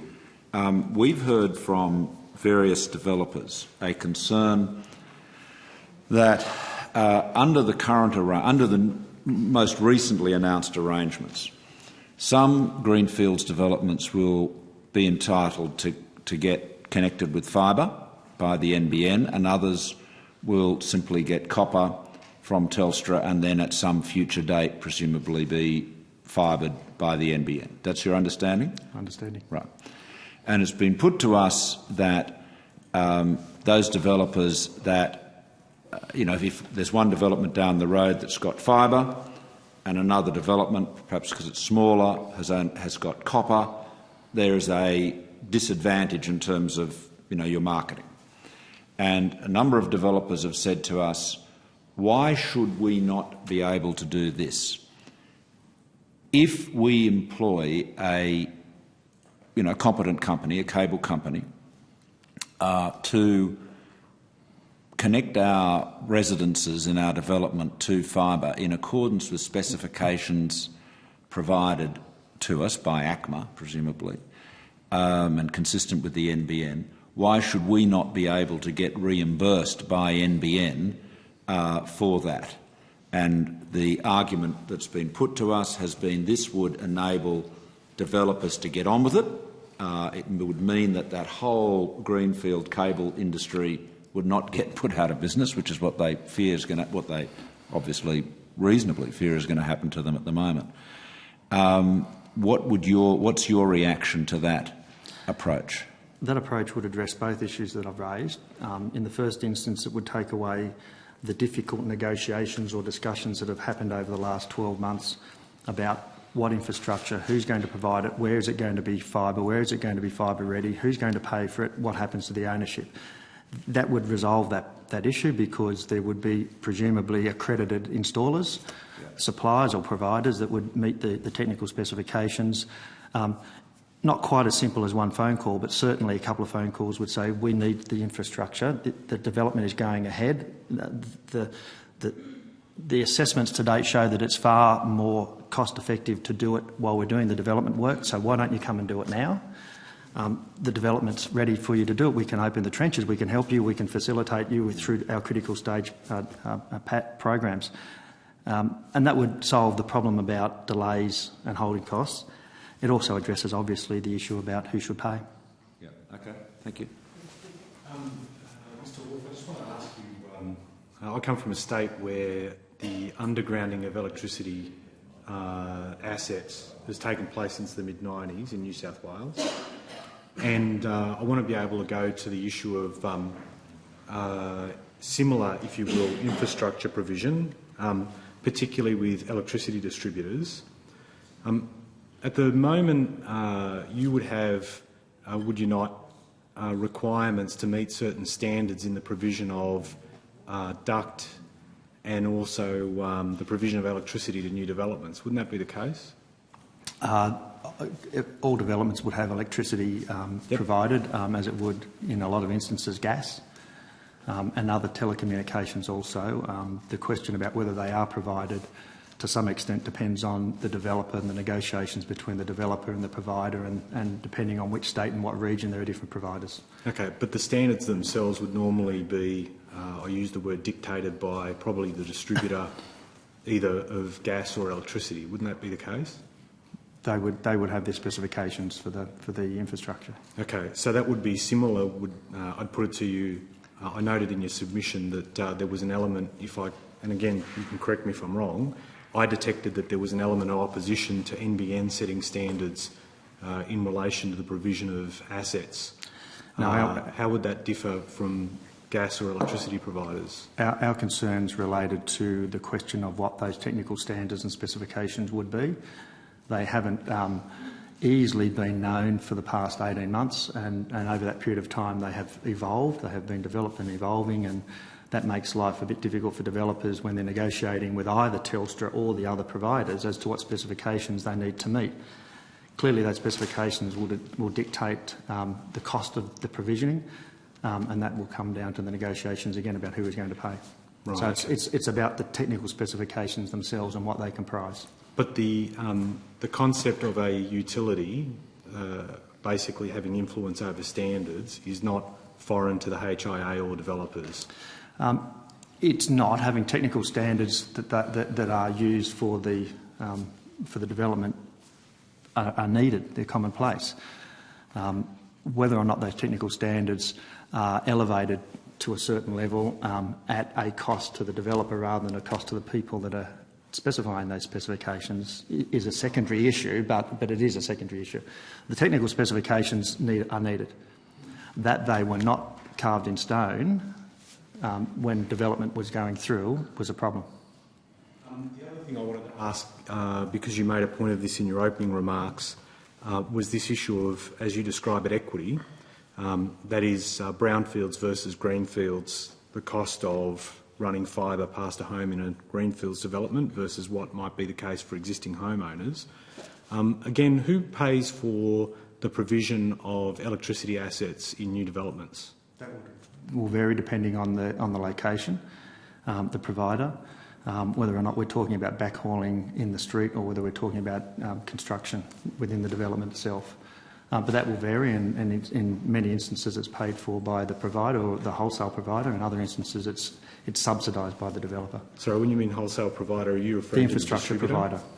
The infrastructure provider. Right, but there is a customer contribution, is there not? As there has been with the USO obligations for Telstra for as long as I can remember. Telstra would provide the telecommunications at no cost and would bill or apply a service charge to the first bill to the consumer when they walk in. Right, okay. And the service charge would relate to the provision of the lead-in from effectively the roadside to the home, correct? Right, yeah. And that charge is transferred to the customer, correct? In the first bill, usually. Yes. I was just interested in your estimates. You're estimating that it would cost between $2,500 to $5,000 per home for NBN versus Telstra's copper. You estimate between $900 and $1,000. Why is there such a radical difference? That was some earlier calculations that we had done about 18 months ago. The numbers were in part verified in some cost estimates that were carried out for the NBN. I think the number was about $3,500 versus our $5,000. I would have to go back and look at dissect those numbers that comprise the $5,000. So that at this point in time, we shouldn't take as gospel those estimates because they're still subject to further verification. Is that what I could take out of that? The estimates were done some time ago when the technical specifications were not known. Right. They're estimates. Okay. So we'd need to await. I can provide you with further details on those estimates if you wish. Okay. Thank you. Mr Wolf, can I I'll just ask a brief question and hand over to one of the other members, just on a similar line of questioning. Whose responsibility is it in a greenfield site to put in place the public infrastructure and who bears the cost, for example, in relation to roads that need to be put in the new estate? If I'm reading the question correctly, if we're talking about a road or a drainage pipe, and depending on the area of the sewerage pipes too, those are usually provided for by the developer in negotiation with the local council, and then there's a question of not only the provisioning of that infrastructure but also the transfer of ownership of that infrastructure. And do you consider it reasonable then for an investment that, like what the government is making with NBN Co in relation to the infrastructure, when it comes to developers being required to put in the pits and pipes infrastructure and transition that over as public infrastructure, do you consider that much different to obligations already on developers in relation to other public infrastructure? Our position goes to the point of equity. That same facility is going to be provided to 9.1 million homes around Australia, or 93% of them, but there will be a funding obligation on new home buyers to pay for that same infrastructure. So it's not a question of whether or not it's good value, it's a question of whether or not there's equity between a person who owns an existing home and a person who's looking to buy a new home. And from HRA's perspective, it does still go to the point of inequity for the new home buyer and to the question of housing affordability. It is another cost on a new home. Mr Wolf, one last question, just in relation to accessibility and comparing with brownfield and greenfield sites. Do you consider its value adding? For example, are you aware that there's real estate agents in New South Wales who are now promoting houses as being fibre ready as an asset in relation to selling a home? So it's value adding as far as promoting new homes in those estates. I note the explanatory notes and some of the other documentation that goes with the bill addresses that in part, and it sort of has a two bob each way bet that yes, that will benefit the marketable value of property if in fact information is made available and consumers or customers value that information. It then talks about whether or not there is value in that, and if a developer doesn't provide the infrastructure, whether they're getting the same price without the delivery of infrastructure, which presumably means that not having it isn't seen as a negative, whereas having it might be seen as a positive. Having said that, if a property has access to broadband, a consumer will have to see that there's some value in it, and some consumers may see that. That's a matter for the market to determine into the future. Thank you. Senator McDonald? I'm just a fraction confused. In these days of emphasis on affordable housing, you're talking about 900 to 1,000 for the Telstra costs, which now you'll have to pay, which before you got for free. And then you're mentioning 5,000, and I think you said 3,500, and you're going to come back on those figures. But is that, when you come back on the figure, are you going to be able to tell us what is the general, across-the-board estimation of the increase in value of a new home as a result of this new arrangement?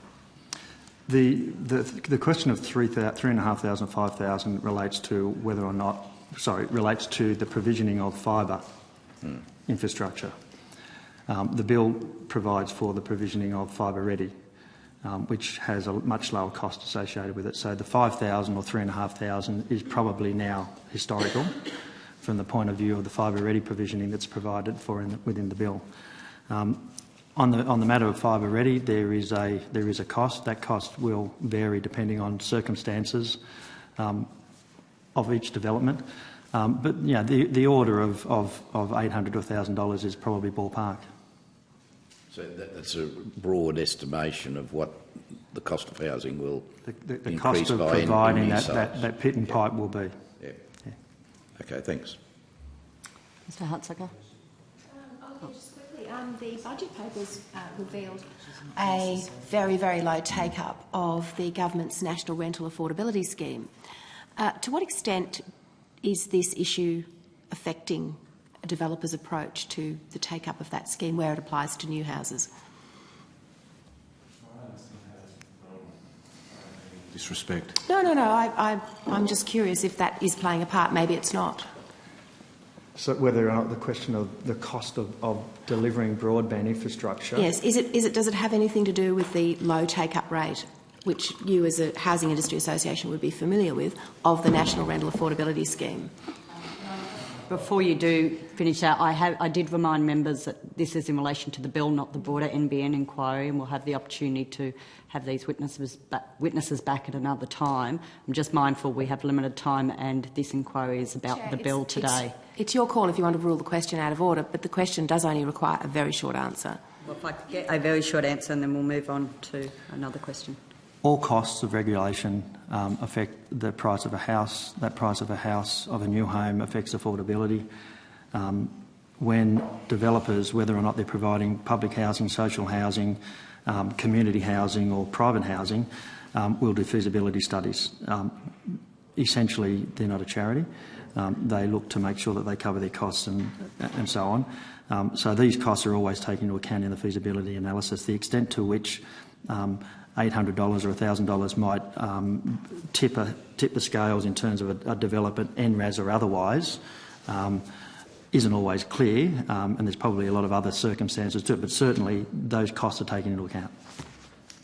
Senator Ludlam. Thanks. I'll keep it fairly short.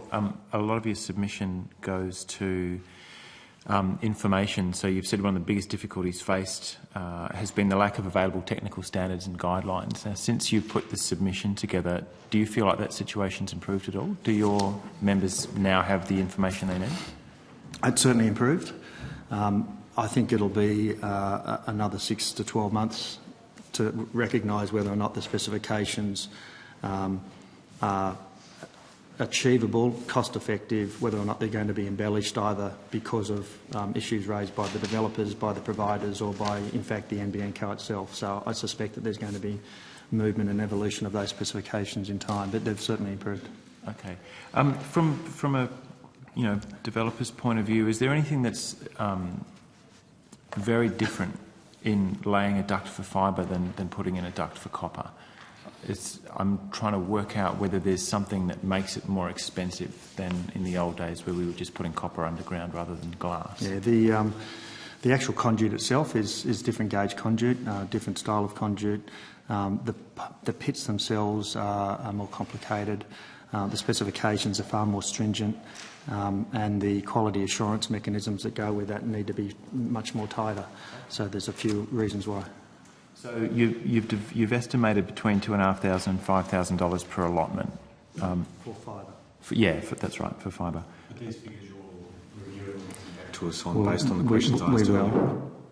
Beg your pardon? We will do that, yes. I was just going to ask you to do that again, but if that's already got up, then I'll leave that be. Thanks, Chair. Mr Hartsucker. In relation to lots of developments of less than 100 lots and the requirement that Telstra is the installer in relation to copper in those subdivisions, how responsive is Telstra being to the needs of your members in making that happen? Varied. Varied. Varied? Varied. In some instances, there have been conversations with local Telstra people as against state-based Telstra people. In some instances, it's not terribly clear whether or not Telstra has made a commercial decision, whether or not it will in fact provide, under its USO, some form of fixed line communication, or whether it will provide wireless. Some of the negotiations and this is in fact anecdotal because it's based on conversations with developers, but they will negotiate as to whether or not they're going to be providing the infrastructure. Telstra's trying to work out whether or not the developer is going to provide the infrastructure, therefore it doesn't have to pay the cost of doing it. And these are commercial decisions. And in commercial decisions, you're not going to necessarily jump at an answer and say, well, don't you worry about Mr Developer paying for that, we'll pay for that. Been particularly difficult whilst the negotiation between NBN and Telstra have been evolving, because the question of ownership and access and those matters have been commercial issues that you would appreciate for Telstra, and so therefore they're making decisions based on where they see their operations going, and the developer can't stop while they sort out their commercial affairs. Developers have then had to make a call and move in and have the work done at their own expense. So, but do you think that this is an area where there is a need for government to give greater direction, to give you greater certainty to make things happen on program, if you like? I don't hold at the moment that there is the level of certainty that developers need, so that when they do sit down on the question of telecommunications, that there will be a fairly swift and known answer or known outcome in the first instance. So yes, greater certainty is certainly going to be needed in those lower than 100 blocks. Mm-hmm. So, Mr Wolf, just on this same point, the Minister announced some combined arrangements on Wednesday. Are you aware of those? And do they address the issues that you're discussing today? Addresses or provides clarification in the form of an announcement. However, in relation to the question of NBN's access to infrastructure provided by developers, it actually raises a couple of questions. Mm-hmm. The legislation, as I understand it, provides that the NBN can arrange for access to provisions provided by developers.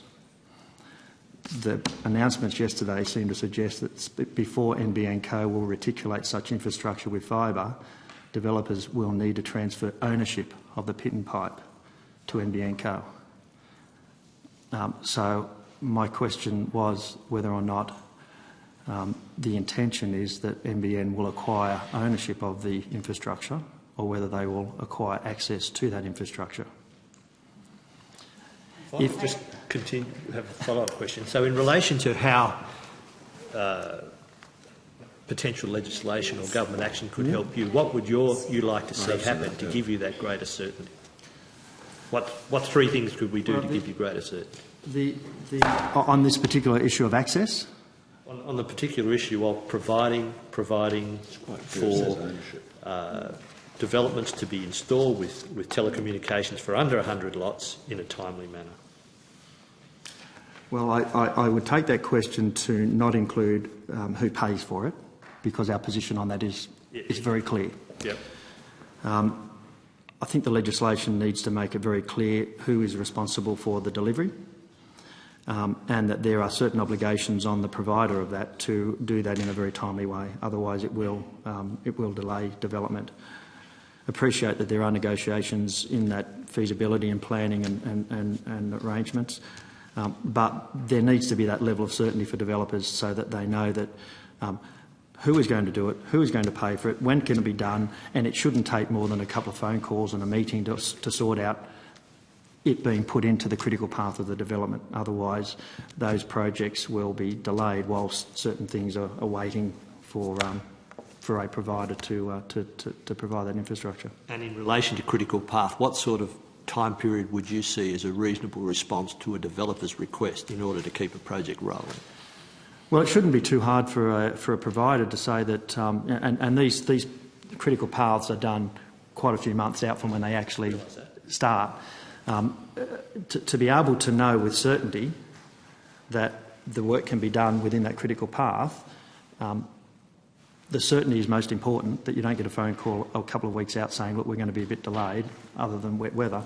To know that when we're doing the feasibility study, which is months ahead of the actual commencement of the work, would be what the developers would be looking for. So it's not a question of when do they need to know a few months out, but when is being able to know a few months out with some certainty. It's the certainty that the work is going to be done at that point in time, and there isn't going to be a reason why that the work is actually going to be delayed. That's the critical part. But Senator Cameron. Yeah, thanks, Mr. Wood. What's the average cost of a home in, say, the western suburbs of Sydney? A house and land package, or yeah, a house and land package is around in the order of $520,000. $520,000, and that's a new home. Yeah, yeah. So if a home was being sold for, $519,900, and there was an extra $1,000 to connect to NBN, would that make the difference of someone buying the home? To answer the question in a slightly longer way, housing affordability is not necessarily about the average price of a house. Housing affordability is providing affordable housing that people that can't otherwise afford something more expensive, that they can still nonetheless gain some home ownership. Which means we look at the lower 10 to 20 percentile of housing prices.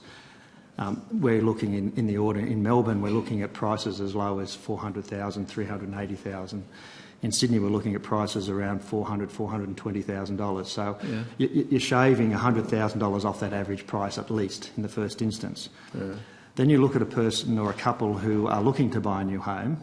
That have to go and talk to the bank manager, and the bank manager says, sorry, we can't give you that extra money because you don't earn enough, or because the interest rates are too high, or because whatever reason. So it's not just about the cost of the house, it's about the capacity of people to be able to borrow the money, save the deposit, and go into that home ownership. But lots of people make appropriate arrangements with their banks or credit unions to buy a home, and in the western suburbs of Sydney it's $500,000 plus. For a new home, and you're telling me that the housing industry will be in real trouble if there's $1,000 of that $500,000 to connect to the NBN. What do you mean by real trouble? Well, I don't. You're saying there's a problem. There is we're saying that there is. What is the scope of this problem? We're saying there's a lack of equity that existing home owners will have access to this infrastructure, but new home buyers will have to pay for it. There is a cost differential of about $800 to $1,000 for the fibre-ready componentry, and yes, that will impact on housing affordability. HIA's premise is to concern ourselves with matters that affect or reduce housing affordability, and this is one such regulation. So if somebody's got a home, $499,000, or it's $500,000. I know everybody would want the $499,000, but if you have to pay $500,000 because you're putting gas on, you're putting all the other utilities on, electricity on, and NBN on, you seriously telling me that is a significant problem? Is it a significant problem? Is it a minor problem? What is it? The problem goes to the question of affordability and regulation that add costs.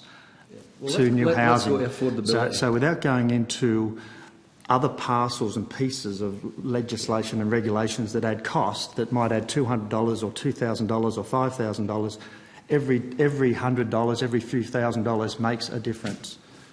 Sure, but it doesn't make a difference that the industry will collapse, does it? Well, I didn't say the industry will collapse. No, but I'm asking you. Well, I'm asking you. Our position is that there are people out there who will be disaffected by an increase in the cost of a house by as little, as you seem to say, as $1,000. There will be people who will be affected by that additional cost. It just seems bizarre to me that you could come and put that position when people are, and buying houses worth $500,000 in the western suburbs of Sydney, and you're telling me the difference between them being able to buy it is the house being $499,000 or $500,000.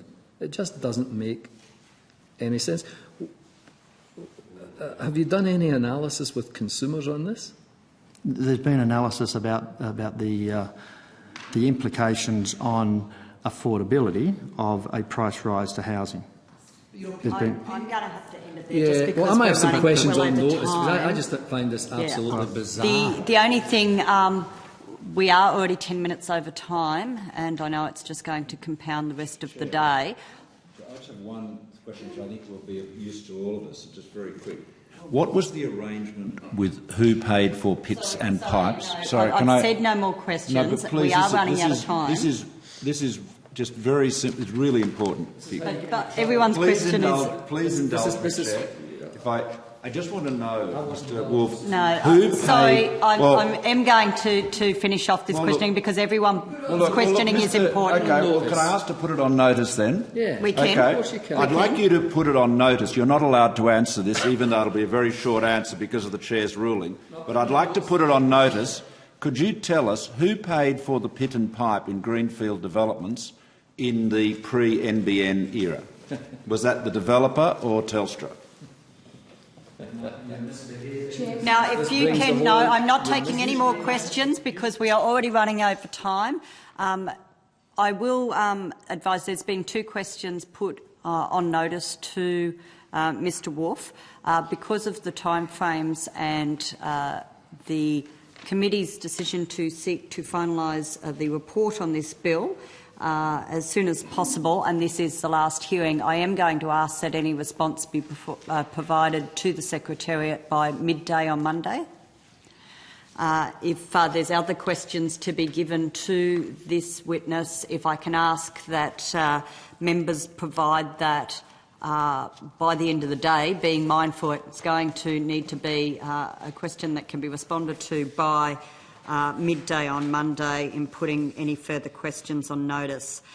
Thank you for attending today, Mr Wolf, to assist the committee with its review of the Fibre Deployment Bill, and I will now move on to our next witnesses, which is the Australian Communications Consumer Action Network. Thank you.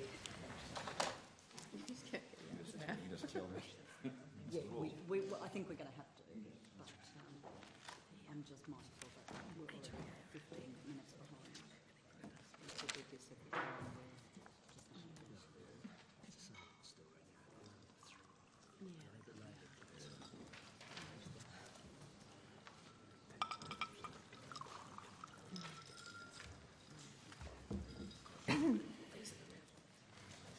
I now welcome the representatives of the Australian Communications Consumer Action Network. For the Hansard record, could you please state your names and the capacity in which you appear before the committee?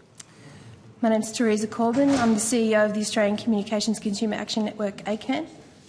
Jonathan Goodere, Senior Policy Advisor, ACAN. Thank you. Although the committee does not require you to give evidence under oath, I advise you that these hearings are formal proceedings of the Parliament and warrant the same respect as proceedings of the respective houses. The giving of false or misleading evidence is a serious matter and may be regarded as a contempt of Parliament. The evidence given today will be recorded by Hansard and attracts parliamentary privilege. Ms Corbin, would you like to make an opening statement to the committee? Thank you, Chair. Yes. By way of background, ACAN approaches these bills with 4 principles, the 4 principles underlining our work towards our broadband future. The first is high quality, affordable and accessible broadband. And secondly, consumers shouldn't be made worse off by any policy changes. Thirdly, consumer protection rules should be built in, and our fourth one is that services should be provided in the context of a competitive and fair market. ACAN supports the fibre deployment bill. We think it is a sensible and logical set of requirements to ensure that new developments are not left behind during the fibre rollout. In terms of the issues raised by the greenfield fibre operators, the consumer interest here is not so much in who is providing the pit and pipe and doing the installation of the fibre. ACAN, as the consumer voice in this space, is simply interested in ensuring that it is being done and also ensuring that consumers are able to be fully informed about what type of telecommunications infrastructure a particular development is getting before they buy into it. So for that reason, we also welcome the revised arrangements announced this week. They give a bit of extra clarity for developers about the responsibilities of both NBN Co and Telstra. Is it okay if I continue? Yes, of course. In our submission, we drew the committee's attention to the policy arrangement for developments of less than 100 lots where Telstra will provide copper or fibre, except in some limited circumstances where they might provide a wireless phone of some type. The government's policy statement and the policy intent is a good one, that this type of wireless phone will be deployed only in some limited circumstances. And, of course, Telstra has already been providing wireless phones in some circumstances under its USO obligations where, for whatever reason, it chooses not to install copper in that particular premises. So it's not an entirely new situation. However, during the NBN rollout period, we do hope that the Parliament will keep a watchful eye on how Telstra is interpreting that policy of limited circumstances. Thank you. And I was going to ask if you are aware of the most recent announcements this week and whether that did provide further clarity, so thank you. You've already addressed that. I'm just interested, I'd like to give you the opportunity to, beyond the statement that was released by the Minister this week, do you believe there's other areas of clarity that you would like to see occur in the future? So what we're most concerned about is the time frame. How long do consumers in these limited circumstances actually need to wait? Because even though this might be a small group of people, it's still a significant proportion of Australians, from our perspective, that may not get broadband for a significant amount of time. And they need to make plans, and they need to make adjustments based on however long that's going to be. So it's important from our perspective that Telstra makes this very clear as soon as possible. Yeah, I think I guess our concern is that the commercial imperative for Telstra might be to be saying, well, NBN fibre is coming soon, and so we're not going to install copper, but they will define soon to suit Telstra rather than what is in fact a reasonable time to wait for a consumer. So, thank you. Do we have questions from members? Mr Turnbull? I was just wanted to raise this issue with you that Mr Wolfe had, from the Housing Industry Association, had mentioned to me just after he'd given his evidence. He said to me that the arrangement in the pre-NBN era, if that's the right term, was that Telstra or its predecessors paid for both the pits and pipes and the copper connectivity, copper network. Is that your understanding? I don't have the knowledge of the property development industry to answer that, yeah. Okay, all right. Look, one thing I want to run by you is this, and I've raised this with the HIA as well. There is, under the current arrangements, some greenfield developments will be connected with cable by NBN. There'll obviously be issues about timeliness and so forth, but other developments will not be and will be connected instead with copper from Telstra, which presumably at some point will be replaced by cable by the NBN. It's been put to us that is discriminatory and unnecessarily so, and it's been put to us that there should be an amendment to this bill which would require which would enable a developer to connect the premises in his development or her development to fibre optic cable, with a private contractor, suitably qualified, of course, who would have to do so in accordance with the technical specifications laid down, and then be able to require the NBN to acquire that cable. So in other words, a developer would be able to get on with the job, get the greenfield development connected to cable and get appropriately reimbursed. So you wouldn't have a situation where you'd have a development at one end of the street connected with cable and a new one down the other end that for whatever reason is connected with copper. Would an amendment of that kind meet some of the concerns that your organisation has had? I'm not sure that it would have an impact on that specific problem of the Telstra providing, interim wireless phones. I would imagine Telstra has obligations under the USO that would continue irrespective of that arrangement. But as for whether it might have an impact on that problem in the category of lots that are 100 or less, which are now Telstra's responsibility, I would have to take that on notice. I'd need to consider that.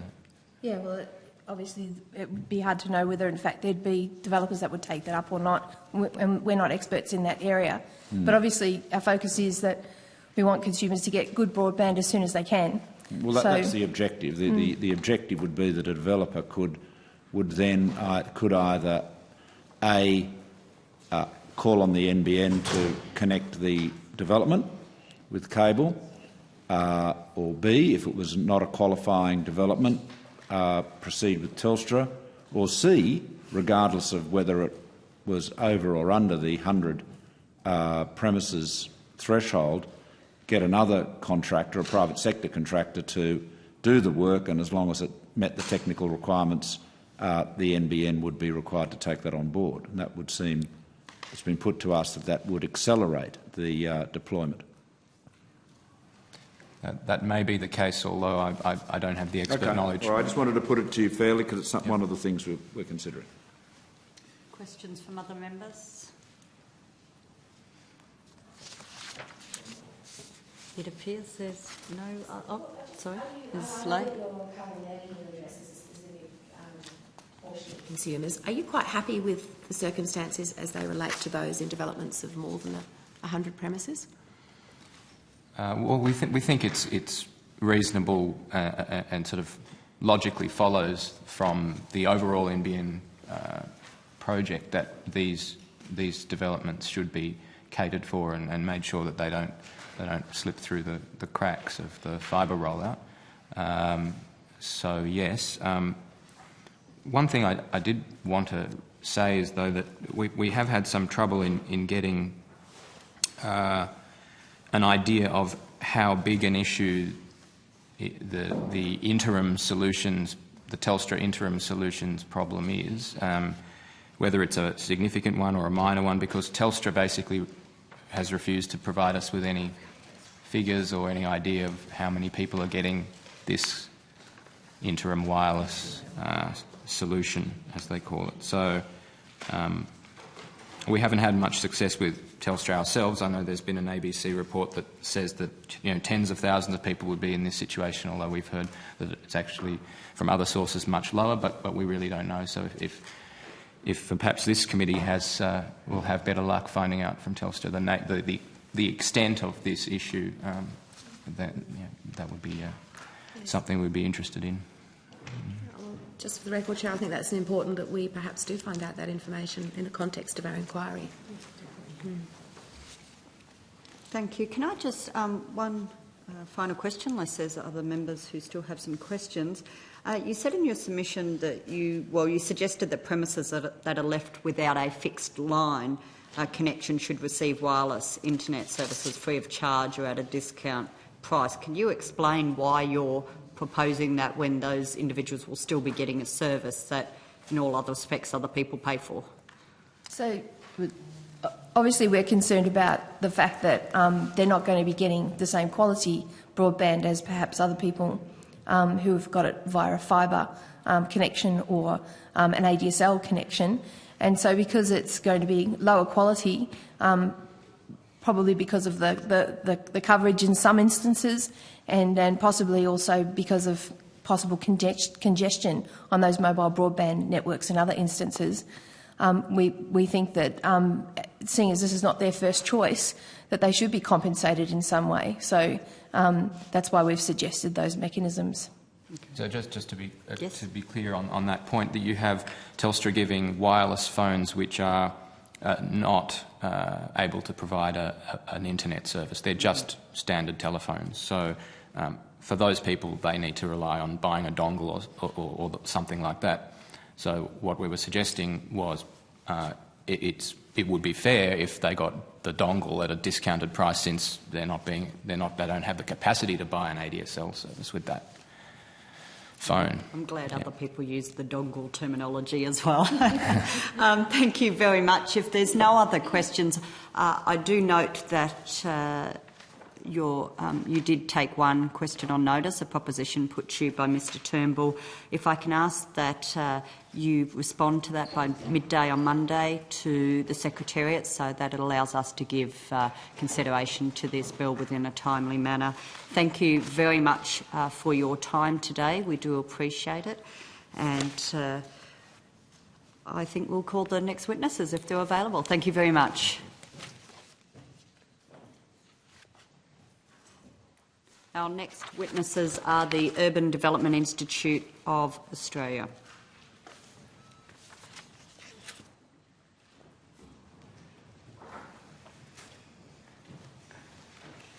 I now welcome the representatives of the Urban Development Institute of Australia. For the Hansard record, could you please state your names and the capacity in which you appear before the committee? Bruce Dysart, member of UDIA. Richard Lindsay, the National CEO of UDIA. Martin Musgrave, Policy Director, UDIA Victoria. Thank you. Although the committee does not require you to give evidence under oath, I advise you that these hearings are formal proceedings of the Parliament and warrant the same respect as proceedings of the respective houses. The giving of false or misleading evidence is a serious matter and may be regarded as a contempt of Parliament. The evidence given today will be recorded by Hansard and attracts parliamentary privilege. Mr Lindsay, would you like to make an opening statement to the committee? Thank you, Chair. Very brief, given the time. Just really, UDIA acknowledges that since the original bill was put before Parliament before the last election, there's been some significant and positive changes to that, and we welcome that, in particular the government's decision to make NBN Co the fibre provider of last resort. We wish to make the point up front that, in general, the development industry is very supportive of the opportunity for improved telecommunication services to be made available to the greenfield sites offered by the NBN.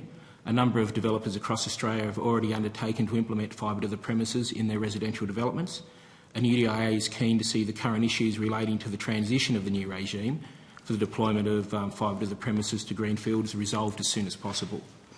In this regard, we welcome the announcement made by the Minister on Tuesday, which refines the arrangements for the provision of fibre in new developments, and hopes that these new arrangements will resolve at least some of the issues we raised in our submission relating to the transitional arrangements. However, we note that we won't know the impact of this until it starts to be rolled out in real-life situations. As outlined in our submission, over the past 6 months there's been significant uncertainty and confusion for developers in relation to the rollout of fibre in greenfields, particularly due to different and at times conflicting information being provided to the industry by the major providers. We'd hope that NBN Co and the government will continue to provide ongoing dialogue and clarification of issues with the industry in a timely manner, and to continue to communicate and engage with the industry and also state and local governments throughout the whole transition process. And we're happy to take any questions the committee might have.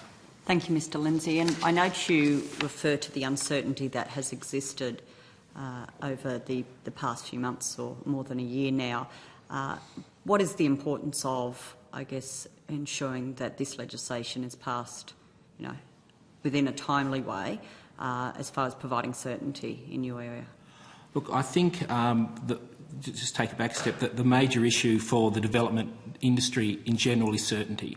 The whole development process can be anywhere up to 8 to 10 years to roll a process through, and critical decisions on the viability of that project need to be taken well in advance. Since the NBN issue has been on the table for the last 2.5 years, the announcement on Tuesday was the third ministerial statement we'd had in terms of policy. It's all changed on the way through. So for us, the critical thing is certainty. I'm not sure that the legislation provides the total certainty that we're after, and that's been outlined in other submissions as well. But we do provide certainty. So the legislation going through would help to provide some of that certainty. However, as was mentioned by our friends from the HIA, it doesn't cover off everything. Thank you. Questions to the witnesses? Mr Turnbull. I'll put to you, Mr Lindsay and Mr Darshett and Mr Musgrave. The same thing I've discussed with the HIA earlier. One of the number of concerns developers have had that have expressed to us. One is obviously the question of uncertainty and delay, and you flagged that. The other one is the inequity, as they see it, between developments that will get cabled by NBN, because they're over 100, and developments will be coppered by Telstra if they're under 100 and then presumably cabled at some future date. There's also the question of, how long will it take the NBN to get around to it, being the sole provider. It's been put to us that a more efficient approach would be as follows.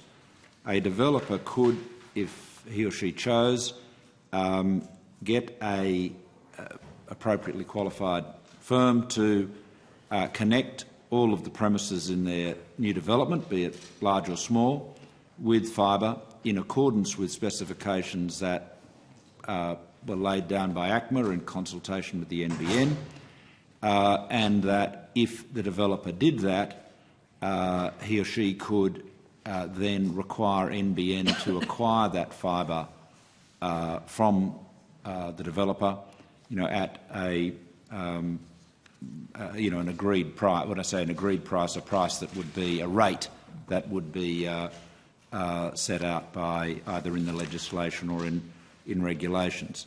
And the argument is this would mean that a developer could take the matter into his own hands, get on with the job, cable the development in a way that meets all the other construction timetables they've got, and then not be disadvantaged financially by doing that. Now, that's been put to us by some organisations that are no doubt members or affiliates or fellow travellers of yours, so I just wanted to see what you thought about it. Well, that would be a pragmatic suggestion, wouldn't it? I think would be our response to that. I think in relation to the certainty question we asked before, that's really what is confronted by developers. How and when is things actually going to be done? Right? And whatever brings around greater certainty to ensure that basically purchasers of those properties are going to make sure that all utilities are actually there and available and can be handed over to them. The greater that certainty is, the better it is. And so you'd welcome an amendment? That would be a pragmatic approach. Okay, thank you. Other questions? Senator Fisher? Thanks, Chair.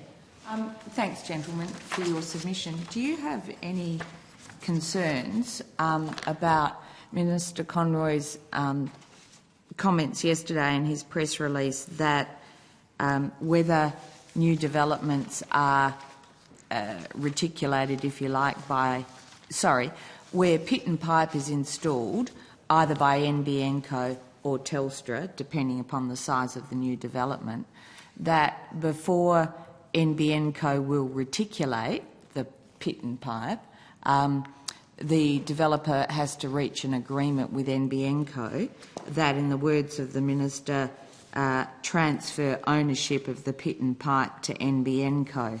Do you have any concerns or comments about that? Again, it comes back to the question of certainty. You can understand for commercial and technical reasons to why they wish to have ownership and control of that infrastructure. Same applies to Telstra wanting to do that. The question remains around certainty of delivery at the point of handing it over. So, for example, if that infrastructure is handed over to either party, the question remains, when will they actually deliver? And that is unclear in terms of the contract that's within... When will they actually deliver what? The infrastructure, the fibre infrastructure. So it's all about the pit and pipe. So the pit and pipe infrastructure, you hand it over, give it to them, but it doesn't bear a relationship directly to the services that will, and when the time of the services will be delivered using the fibre over that infrastructure. Is that the only uncertainty that proposition delivers? Mainly, but that's the principal reason, yes. What else? It's the timing, it's the certainty around the services. What about ongoing maintenance of the infrastructure? What would be your expectations there? The NBN Co would continue to maintain that infrastructure if they owned it. Do you think that the bill provides in that way? I don't think that it actually goes to that extent just yet to explain all those finer details, would be my understanding at this point in time. So what other issues might arise? There's other issues. I think it is all early days in this, and that's some of the key things here, is that until these actually get tested and applied out there in the real world, it won't be until we actually begin to discover things as we go along. But you've got practical knowledge. You're the...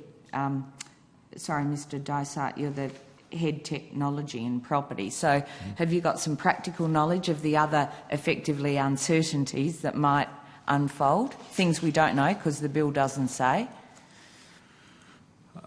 In that context, in relation to this particular issue. It's a difficult question to answer in the Do you want to take it on notice? I could take that on notice, yes. All right. Either of you, other gentlemen, have anything to add on that issue? No, we'll have to take that on notice, Senator. All right. Okay, thanks. Thanks, Chair. Chair, I just want to ask you, going back to other utility providers, electricity, gas, where the provider is not in a position because of other workforce commitments to meet a developer's timetable for the rollout of that infrastructure, am I correct in remembering that the developer can engage subcontractors to be able to roll out that network in a development side? That's correct? For example, Connect Engineering in New South Wales is one that does that for developers on the electricity side. I imagine it will vary from location to location. At the end of the day, these infrastructures have to be built to an Australian standards and codes and so on, and it would be whether the utility would be accepting of those conditions. Understood. But if they set the standard and they have an accredited service provider that is able to roll that out, that is not a foreign concept to the UDIA. To my understanding, that is not a foreign concept. Yeah. When the asset is rolled out, and it's, the reticulation occurs, be it electricity or gas, who then owns that asset? The developer or the distributor, ultimately? Ultimately, usually the distributor. Okay, thank you. Any other questions? Senator McDonald? Thanks, Madam Chair. I've heard that developments that have been built or in the construction of, in the course of being built, that have put in their own quite substantial fibre network within the development. I've heard that NBN are going to overbuild all of that. Now, have you heard anything about that? And because this is an inquiry about the legislation, does this legislation have impact on that in any way? It's not something I've heard, Senator. It's not. It would be a commercial decision of the NBN whether they decided to do that or not. Would be known to. Well, it's been suggested to me that there's a perfectly good system there, but it's not going to be connected up to by NBN. They're going to insist on overbuilding it. You haven't heard it. That hasn't come to your notice. There have been stories, but it's. So you have heard. Have heard that there are things that are, but unsubstantiated and that's part of the clarification. There's a lot of different people in organisations can suggest different things there, but whether they come true or not remains to be seen. Okay. Well, thanks. Senator Fisher? Thanks, Chair. Following up Mr Husick's questioning and the idea that or the fact, I suppose, that, for example, the provision of utilities take gas, the provider owns the network for supplying it and maintains it, etc. Do you know, is that the way in which those sorts of things operate in practice today, and including the obligation on the supplier to maintain, etc., is that legislated? How does it come about?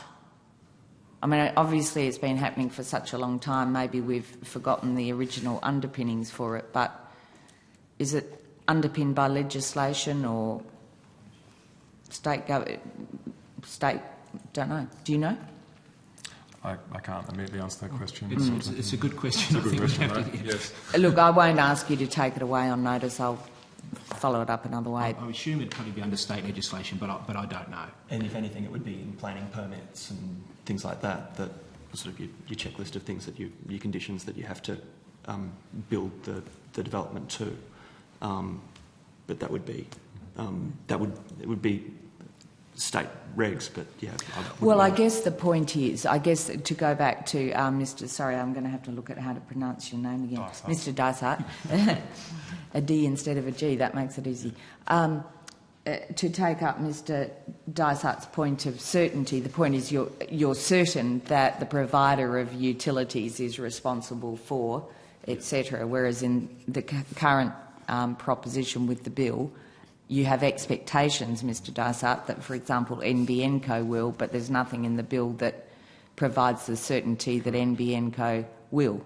Yes, most developers would understand the existing regimes with existing utilities and the way that all works. It's because the topic is new that our consultants, subcontractors and so on are also uncertain about the way this actually works. Councils of regulatory authorities are also uncertain. So there is an education process that needs to ensure across that all those stakeholders in the process to ensure there's consistency and understanding of the approach, particularly when, as things are evolving and various different ministerial statements come out and so on, is that general air of confusion, education that overall creates an air of uncertainty, and that's why people are less certain of this whole area, which in the past has been in the domain of Telstra and has happened of its own accord, like other utilities in the past. And so at this stage, to your knowledge, there's no indication either from the Minister or NBN Co itself, there's no acknowledgement or indication that once NBN Co assumes under the terms of an agreement the ownership of Pit and Pipe, that it will then carry what you would expect to be the obligations to maintain it. That would be an example of some of the further clarifications that would need to be provided to the industry. There's an assumption that will be the case, but on your part, yes. Have you seen the assumption within the industry? Yeah. Right, in the industry, have you seen the assumption being reciprocated by either the government or NBN Co? To my knowledge, no. Yeah. Okay. Thank you.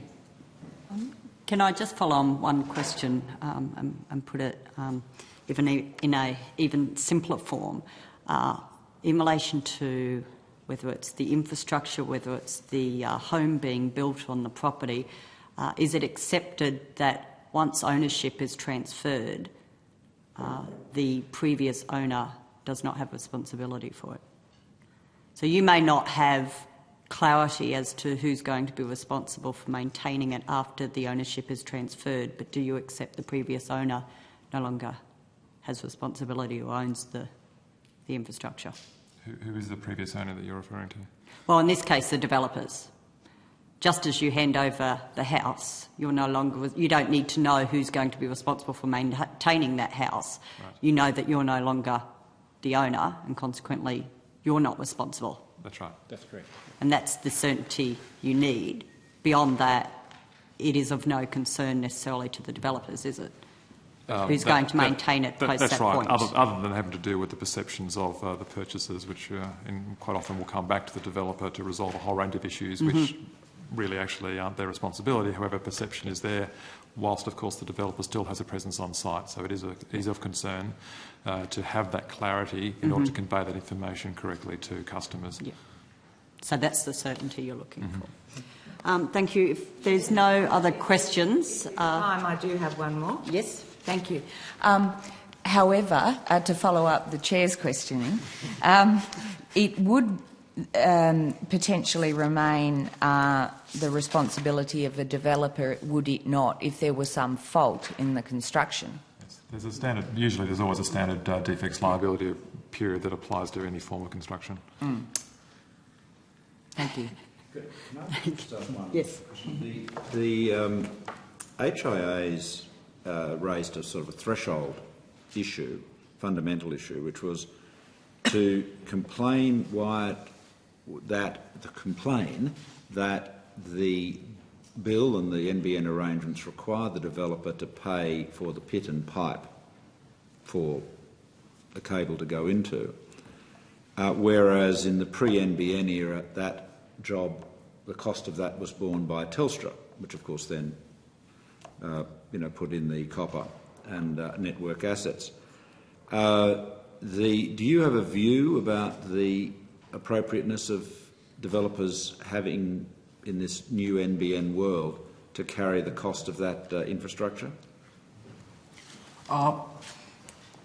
I think to go back, when we started the NBN process, we were looking as a development industry of anywhere up from $5,000 a lot, and that we were going to be responsible for everything, including the rollout of the fibre. I think over the last couple of years, the industry sort of come to the view that it accepts that this might be an added cost of business to roll out the pit and pipe. And what do you think that's going to cost you per lot on average? It varies depending on the lot, the location, but I was just as an example. Say a typical subdivision, what would it? $800 to $1,000 as a typical. I'd have assumed that would probably come in that ballpark. Yeah. Okay. In multi-dwelling units, in a block of apartments, I assume the developer has always paid for the conduit. Is that right? The infrastructure within the building. Yeah, yes. That's right. The risers and the conduit goes through the slabs. Yeah. And the leading to the building. Is that right? Well, usually that's the carrier that takes it to that point, and they come to what's known as an MDF room within the building. And that's the demarcation point where the carrier comes to that point and connects into the reticulation within the building. So you don't have a private pole that goes from the street, from that network boundary, from the street to the MDF. You're saying it's at the MDF point? Yes. Okay, yes, thank that's you. where the carrier takes that. Okay, no, that's good. Thank you. So can I just clarify? I understood that the government's now directed NBN as the provider of last resort for fibre. It'll do it at no cost to developers, but there'll be some residual cost to yourself. The cost of the pit and pipe. Yes, that's correct. But the cost of the pit and pipe is there, whether Telstra or the NBN co do it. Correct. That's correct. Yeah, so just to be clear, and Mr. Husick, just correct me if I'm wrong, and everyone correct if I'm wrong here. My understanding is that in every new development, it is the developer's obligation to pay for the pit and pipe, and it must be fibre ready. Correct? That's correct. If it's over 100, the NBN will take the obligation of fibring it. Yes. If it's under 100, it is now, based on the new rules, proposed that Telstra will lay copper in that fibre-ready pit and pipe infrastructure. Less than 100. If it's less than 100. Less than 100, yes. And what I've been floating with you and other witnesses is enabling the developer to leap ahead and have fibre installed and then be appropriately reimbursed for that, which you endorse, as indeed many of your members have. Okay, all right. That's good. Thank you. I note that there was one question put on notice by Senator Fisher. I ask that the UDIA respond by midday Monday so that we can allow this committee to give consideration to this bill within a timely way. Thank you for attending today to assist the committee with the review of the fibre deployment bill. Thank you. We will now break for lunch. We're now running early, which is great. We are scheduled to return at 1:30. If committee members are happy to still stay with that time frame, alternatively we can see if our witnesses are going to be ready potentially 15 minutes earlier, so that we stick with the 3/4 of an hour break, but we recommence at 1:15.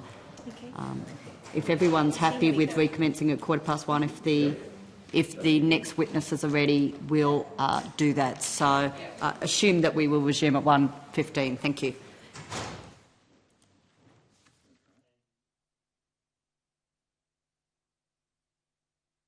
Representatives of Opticom, Pty Ltd. For the Hansard record, could you please state your names and the capacity in which you appear before the committee? Paul Cross, CEO of Opticom. Phil Smith, General Manager, Carrier Relations and Regulatory. Thank you. Although the committee does not require you to give evidence under oath, I advise you that these hearings are formal proceedings of the Parliament and warrant the same respect as proceedings of the respective houses. The giving of false or misleading evidence is a serious matter and may be regarded as a contempt of Parliament. The evidence given today will be recorded by Hansard and attracts parliamentary privilege. Mr Cross, would you like to make an opening statement to the committee? Yes, I would, please. Thank you. Opticom, as you will have seen from the introduction contained within our submission, probably has the widest and the most extensive experience within Australia for fibre-to-the-premise GPON deployments. And without our experience and capabilities, we believe it's fair to say that NBN Tasmanian trials would not have met their targets and outcomes. Many of our employees have been involved in fibre-to-the-premise for more than 10 years, and we have had to compete with a virtual monopoly through all of that period, i.e. Telstra, which through its market power and control of key infrastructure, along with a desire to protect existing revenues and plant, have set the pace and the flavour of fibre-to-the-premise rollouts and services for the vast majority of the greenfield developers and their residents currently. We therefore hope that it's not the intent nor the outcome of this legislation that we see the Minister's much heralded structural reform of the telecommunications industry result in even less competition in greenfields. This, we fear, could be the greenfields outcome should we see government policy resulting in NBN Co simply replacing Telstra as the incumbent monopoly and perhaps being even further out of reach of competition due to additional legislation. We haven't had much time to completely review every clause or every outcome of this bill. However, we do know that competition works best when there's a level playing field. And to that end, we have suggested 3 issues that we see may impede the stated and the desired outcome of having competition and choice within greenfield. Just to touch on those points, construction standards should be industry developed. We note in DBCDE's submission of the 23rd of the 5th where they clarified how the bill operates following what they said was some misunderstandings of the apparent actions at the Joint Committee on the NBN hearing of 16th of the 5th, that they say that the government's policy in relation to specifications for use where a developer wishes to use NBN Co, that the specifications shall also be provided to the Communications Alliance with the view of having those specifications endorsed for general use by the industry as soon as possible. I think I'd note here that there are already specifications that are developed for the use of fibre-to-the-premise by carriers today. NBN Co should quite rightly have a specification that is designed to their architecture and their requirements, but this should not become the industry standard, default standard. Comms Alliance, for example, is currently drafting a pit and pipe specification that provides a guide for construction for the requirements that can be used by carriers and designers to ensure a minimum consistent standard is maintained.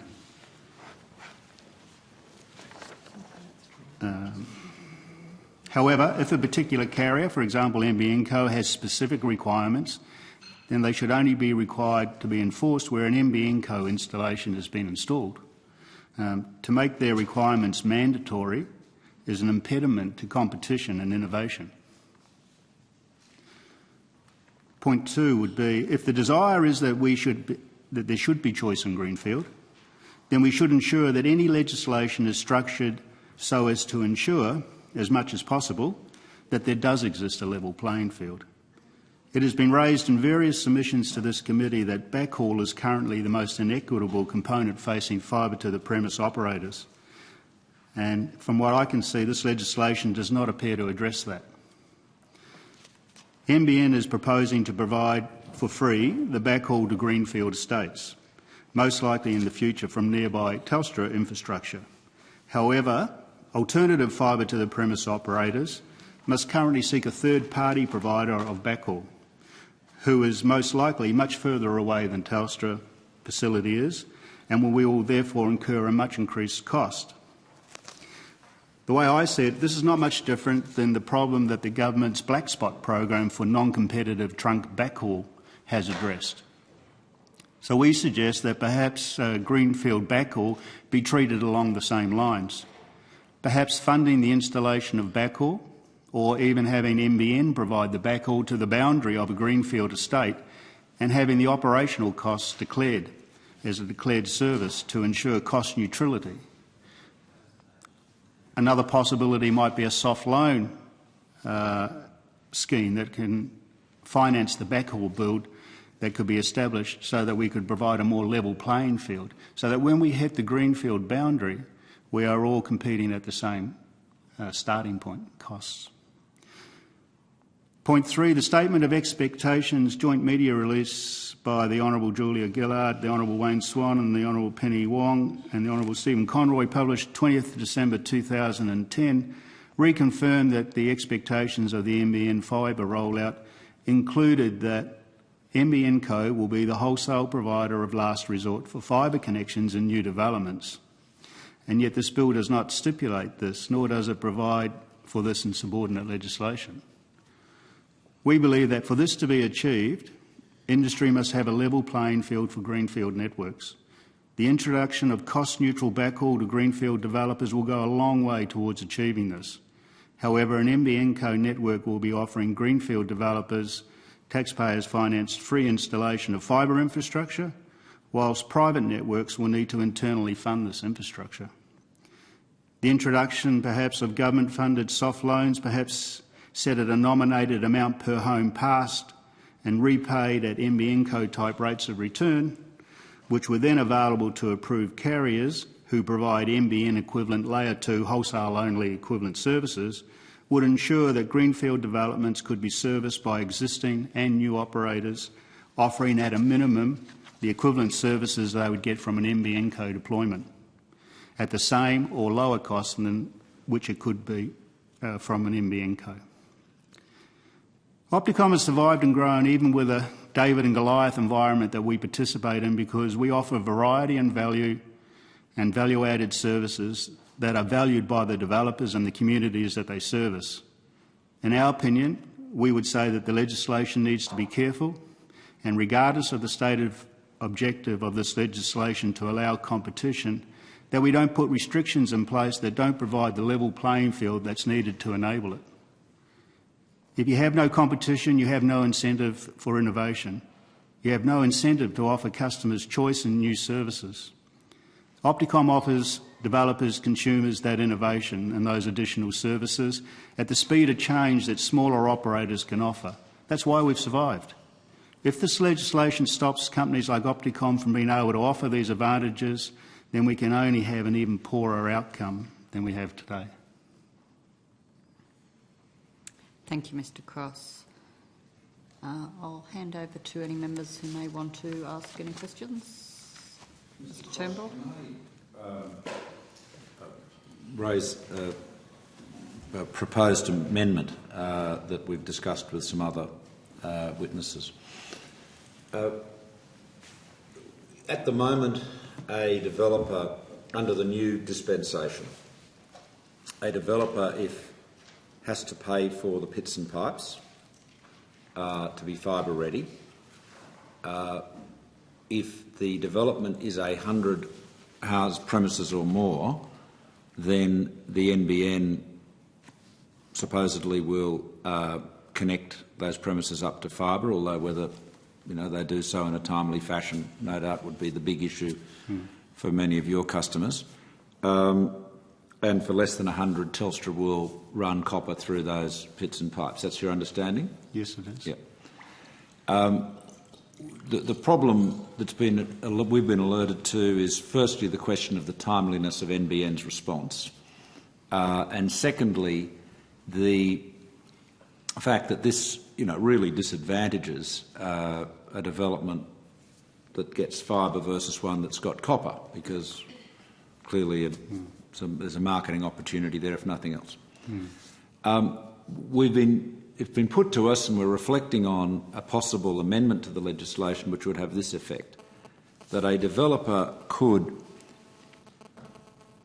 have the ability to engage a company like yourselves or one of your peers to install fibre in the development in accordance with technical standards that would be laid down by ACMA, which I think would meet another one of your concerns after consultation with the NBN, and that assuming that the network was in that area was installed in accordance with those specifications, then the developer would be able to require the NBN to buy those network assets from it at an agreed or a stipulated price per household. I think you've suggested $1,500 per household, but that's something that would have to be resolved.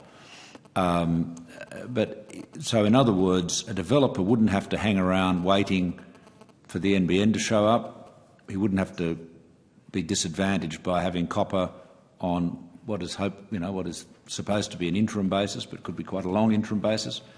He could take the matter into his own hands, engage you, put in the fibre, and then get paid by NBN. Now, if an amendment of that kind were to be recommended by this committee, what are your comments on that? Does that meet some of your concerns, all of your concerns? Can you tell us what you would say about that?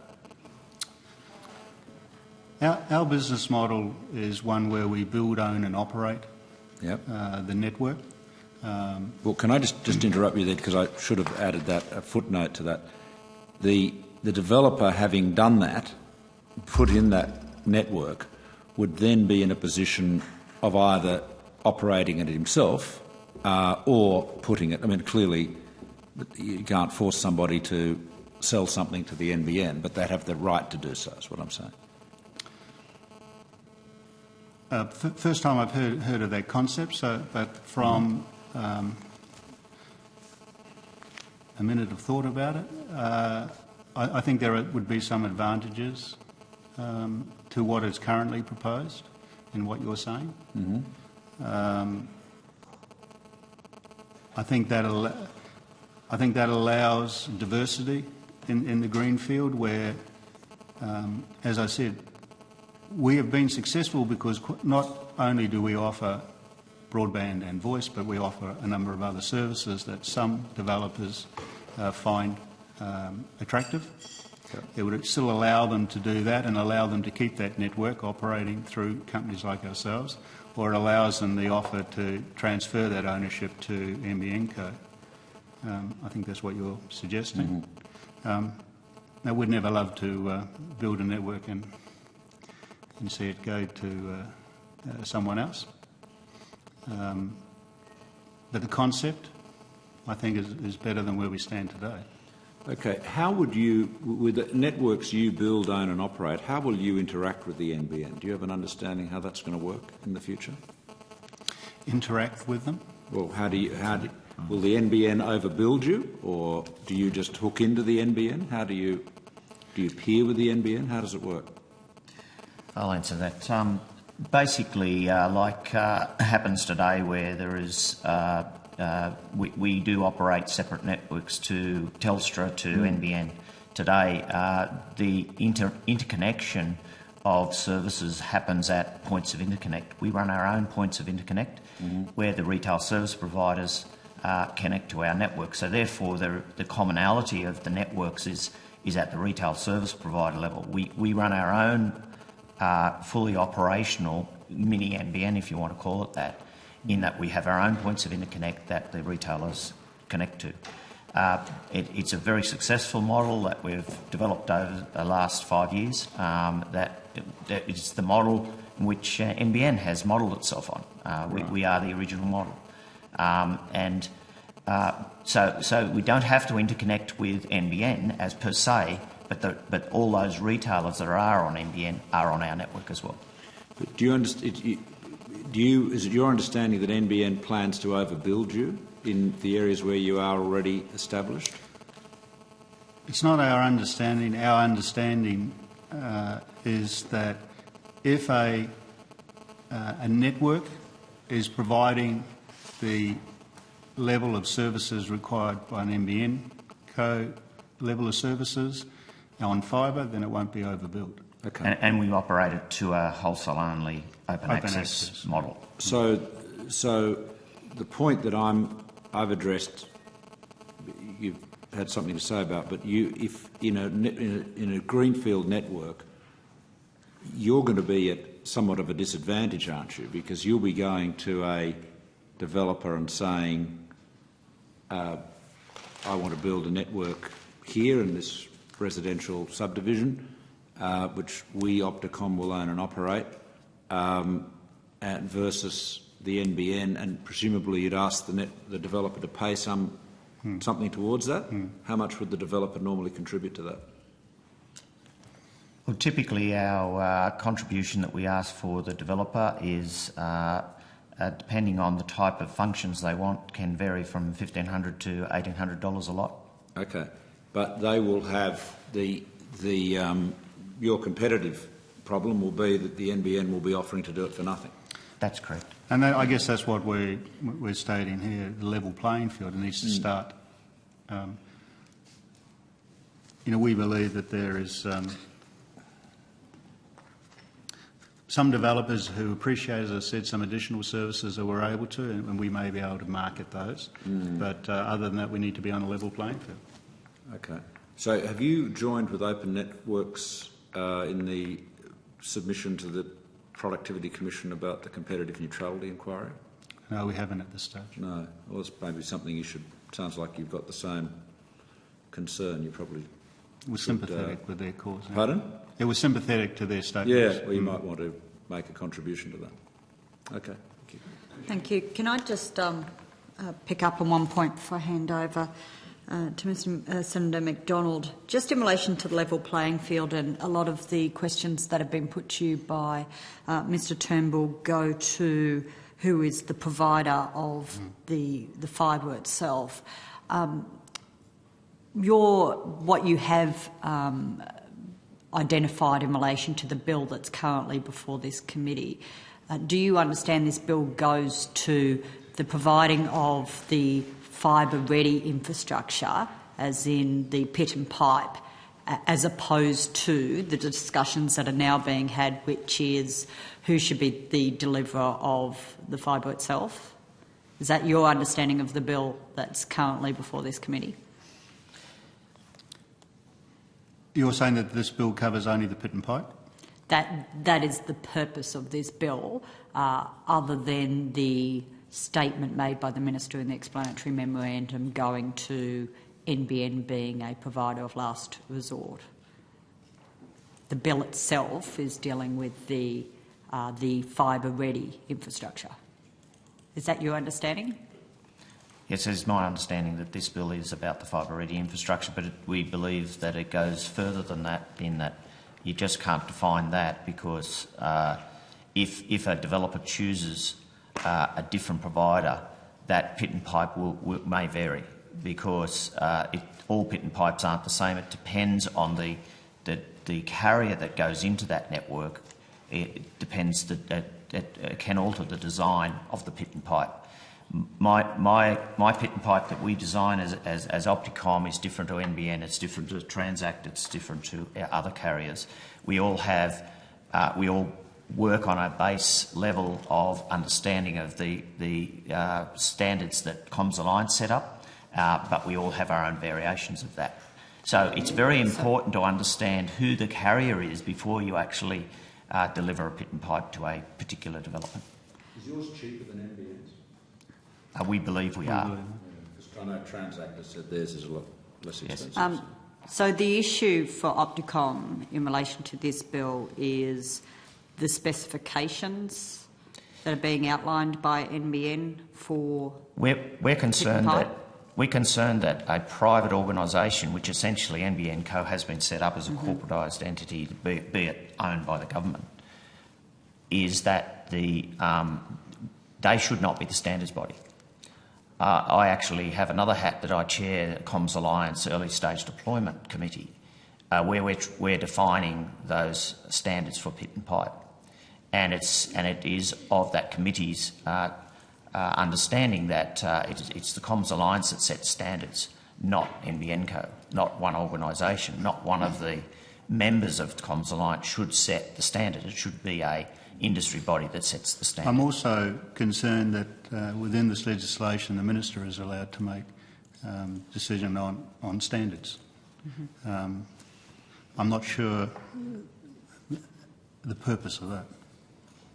So can I just go back to one of the comments you made at the end of your statement, which is if this legislation stops Opticom from being competitive, that you have real concerns. Where does this bill, as it currently stands, stop you from being competitive? If this is just talking about pit and pipe?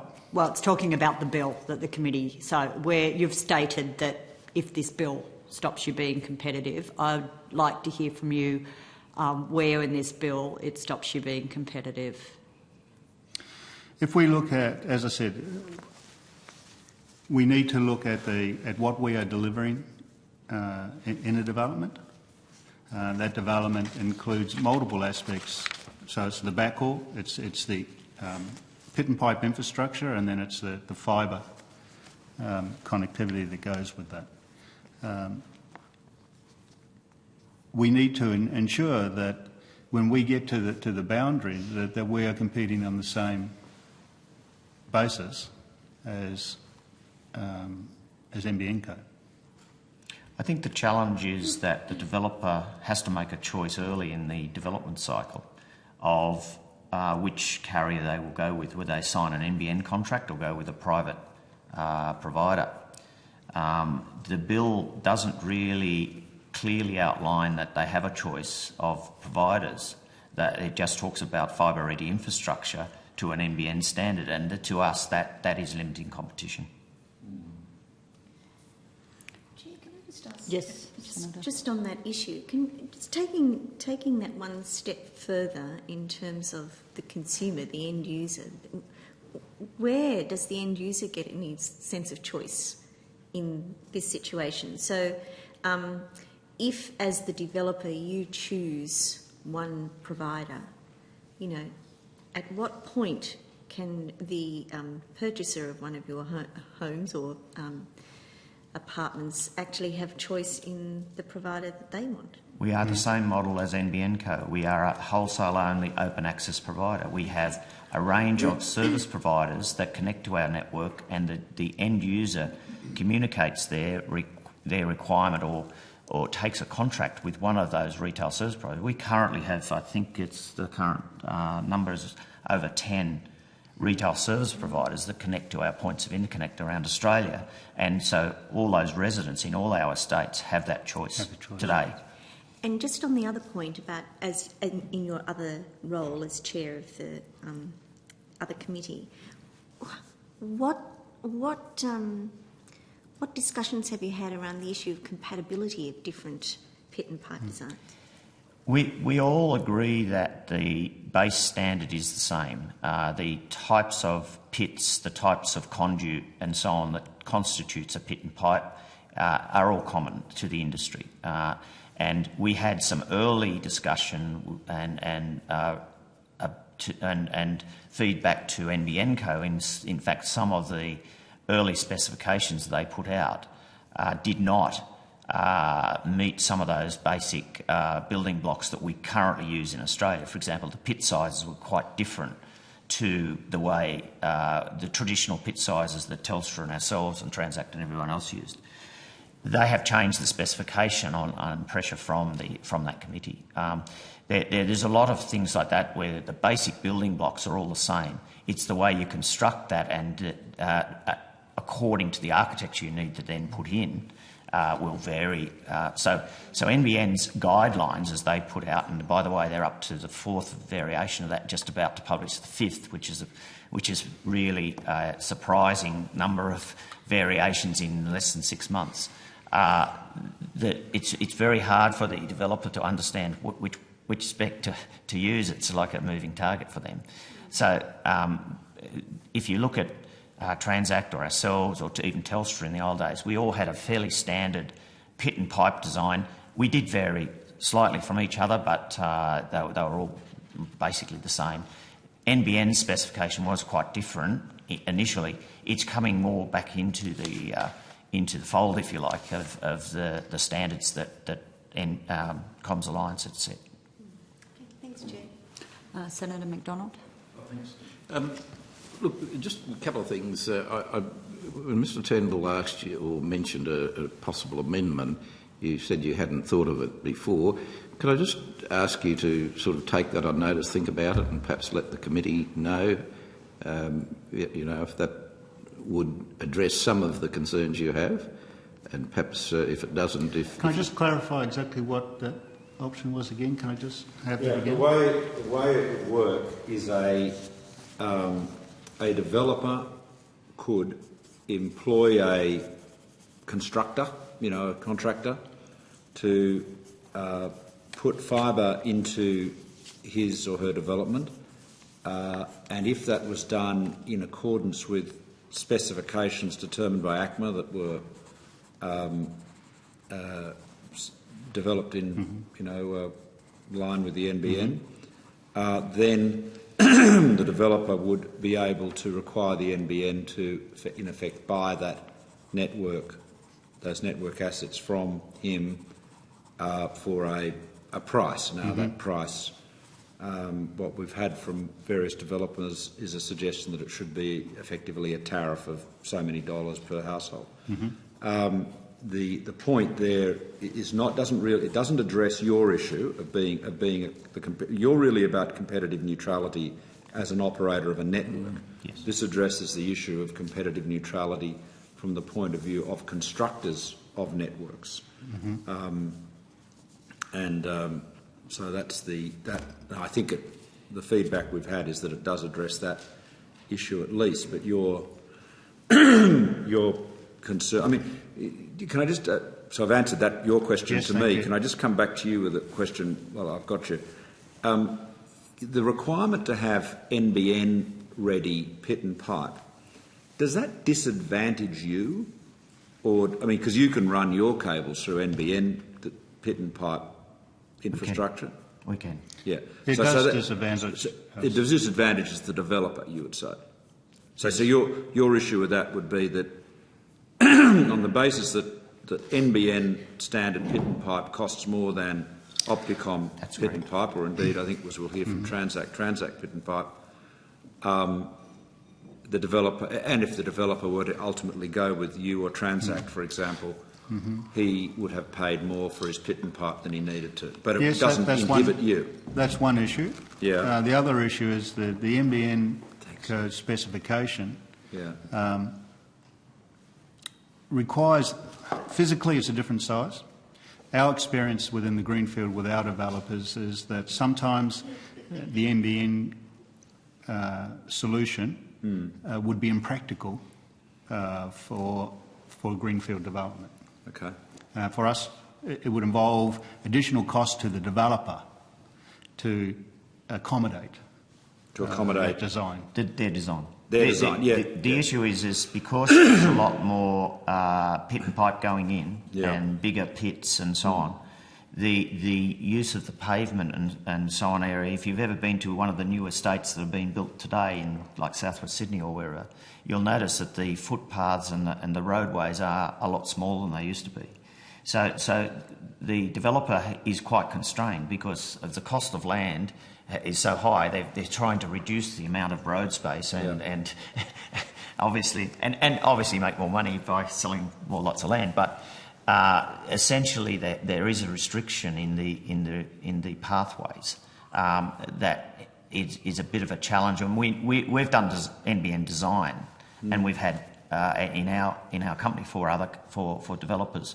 and it's been a challenge to fit some of their design specs into a new development.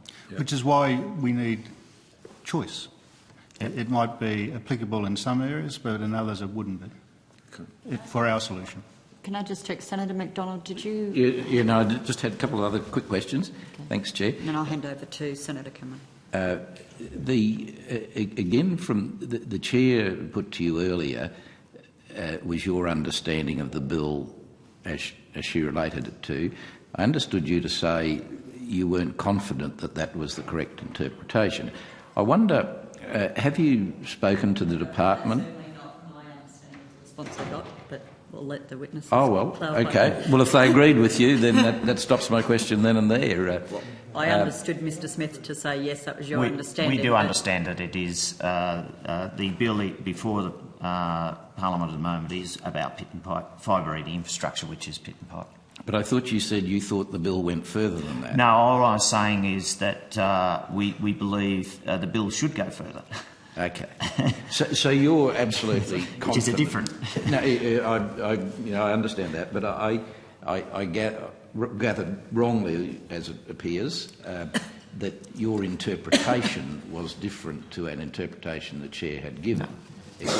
So you're quite confident you understand what the bill restricts you to do? Or yes, absolutely. Look, okay. I'm aware of the fibre-ready infrastructure bill. Yes. Okay. Then I got that wrong.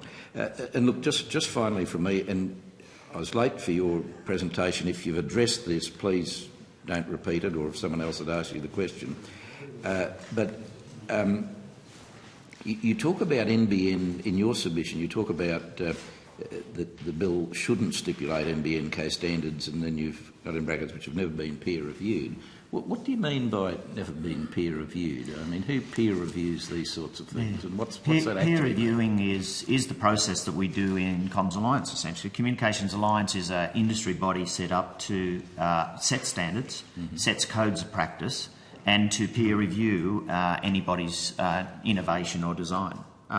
So when something new technology comes along or whatever, it's very dangerous for one company or one designer to come up with a design without really passing it past his peers to see if it is a valid and robust compatible way of doing things. So in a lot of cases, NBN Co, we have publicly criticised on a number of occasions the lack of peer review of a lot of the design of NBN. So peer review in this case would be like with ECMA through Comms Alliance.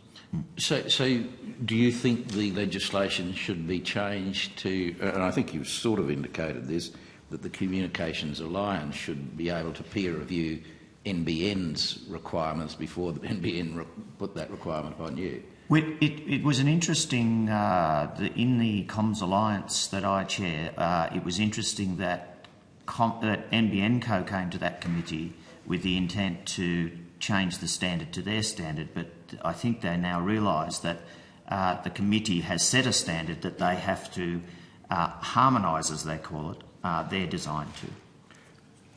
But they're not required to under this legislation. No. Under this legislation, they can say to Comms Alliance and the rest of you, go and get lost.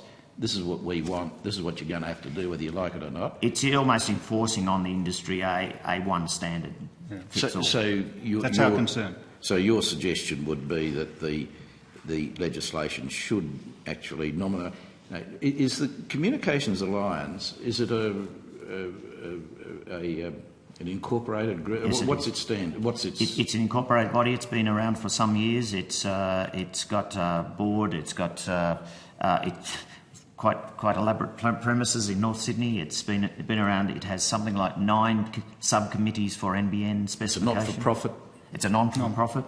It's an industry body. We all pay within the telecommunications industry. Everyone pays into it. Optus, Telstra. Will NBN be paying into it? NBN pays into it. They are already. They are a member of Comms Alliance, yes. Communications Alliance. Okay. All right. Thanks.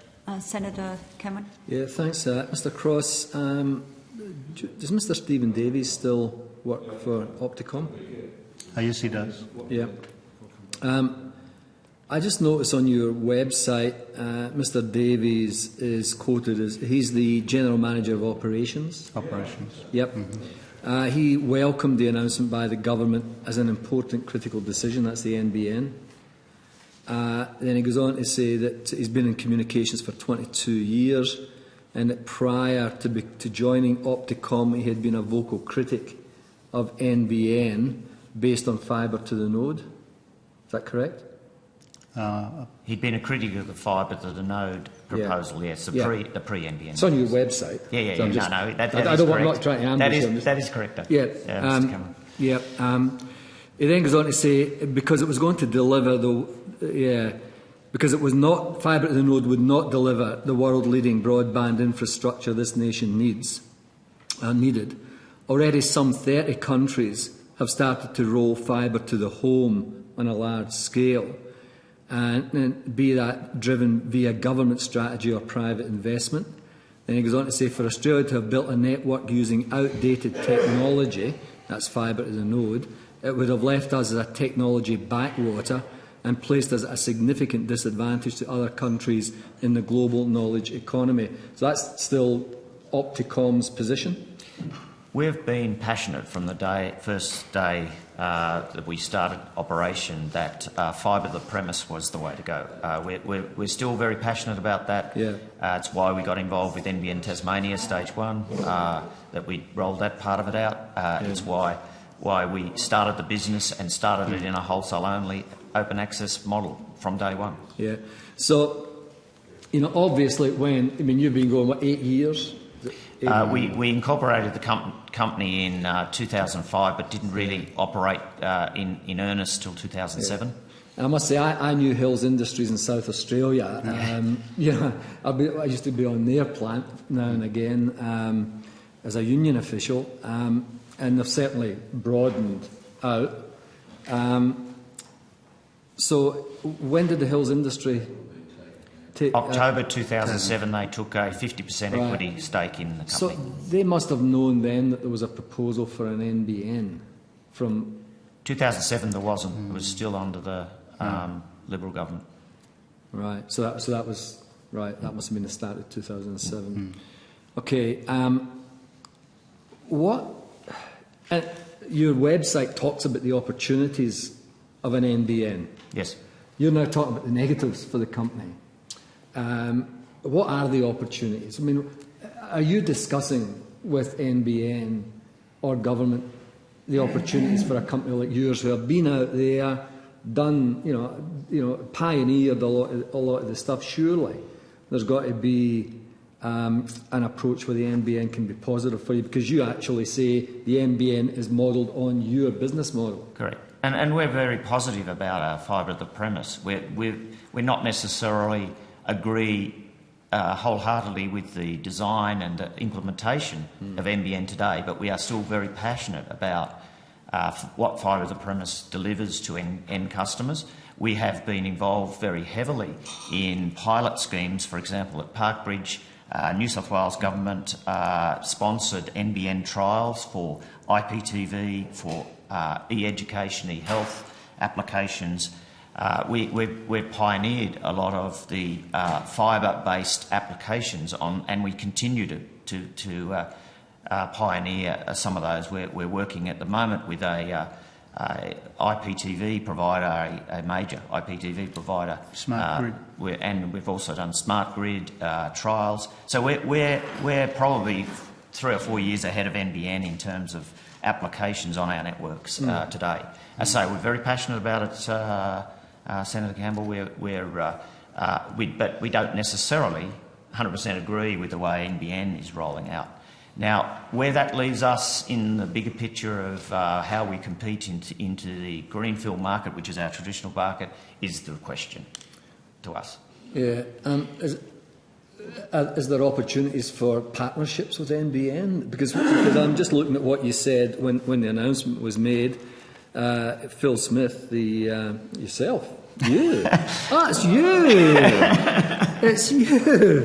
So if I can just interrupt for 1 minute, I will remind the Senator that we're here asking about the bill, not the broader NBN Yeah, inquiry. sure. And I'm just mindful of the time, so I think maybe another one more question. I'll pass over wide. to Mr. Hardsucker. Chair, which others in this room can well. I thought we've been pretty flexible. We've been so if the rule applies to me, I want it applied all the way, but that's okay. Okay, keep going. I'm trying to give the Senator more time. I'll just finish up. And it is, you say, you said, Mr. Smith, that the structure of the new NBN company being an open access wholesale only service provider is the model Opticom has been operating under since its creation. We adopted this model because we believe it's the only way the telecommunications market should operate, with a network owner being totally separated from the retailing of services. Correct. You then got to say retailers know they are being treated equally and on a level playing field, which is all they have asked for over the past 12 years of deregulation in Australia. Well, we've had evidence from the Productivity Commission this morning that they told the Howard government in 2001 that they had to break the vertical integration and nothing was done. Again, I put it to you, what opportunities are there for you? As there ongoing discussions between Opticom and NBN or the government to try and, provide some, way through this for your company? We have, and we've tendered and we continue to tender for opportunities. At this stage, we've been not successful other than the opportunity to do NBN Stage 1, NBN Tasmania Stage 1. We continue to operate that. We have a contract till June next year to operate NBN Tasmania Stage 1. We built all the active equipment nodes, the fibre access nodes. We built the point of interconnect. We built the network operations centre. We did the big demonstration with the big blue button was pushed. That was all us that did all that. Now, that's contracts. That's the contract we currently have, and we're hoping for other contracts. But our primary business is in delivering, designing, building and operating our own networks for Greenfield. You would consider yourself experts in this, would you? Absolutely. And your expert analysis is that fibre to the home is far superior than fibre to the node. I genuinely believe that. No, I genuinely believe that. I do agree with that. Not fibre to the node was the way to go. Why can't that is true. There has been questions on the copper and the fibre alternatives. But if you can answer that question, and then I'll give Mr. Hardsucker, because I'm mindful we're already over time. I'm biased because I've built my whole business around fibre You're to premise. Expert, you told me, Mr. Smith. That's a good bias to have. Unlike Mr. Turnbull, who's not. Mr. Hardsucker. Yeah, but they get the market to pay for it. They don't get a government subsidy in a monopoly situation. Mr. Hardsucker. We've touched on this in a number of different ways, but could you just list the ways in which the NBN standard is varying from what the industry-developed standard is? For the pit and pipe? Yeah. It's the number of trunk conduits where we might put 1 or 2 by 50 conduits. They'll put 3 or 4 by 100s. If we put a P5 pit, which is I don't know whether you know the size pits, but if they put a P5, they might put a P6 or even bigger P8. So everything is supersized, if you want to call it that. So it's basically purely the size of the... It's just the number of conduits and the size of pits varies. Their architecture leads them to having to require that. Well, they don't have to worry about money. Sorry? They don't have to worry about money. No. and what's the cost differential as a percentage? Sorry? For the pit and pipe, how much more expensive is the larger infrastructure? We have seen quotes for the NBN and done design of the NBN spec versus our spec, and we think it's double the price. Okay. Well, thank you very much for your evidence today.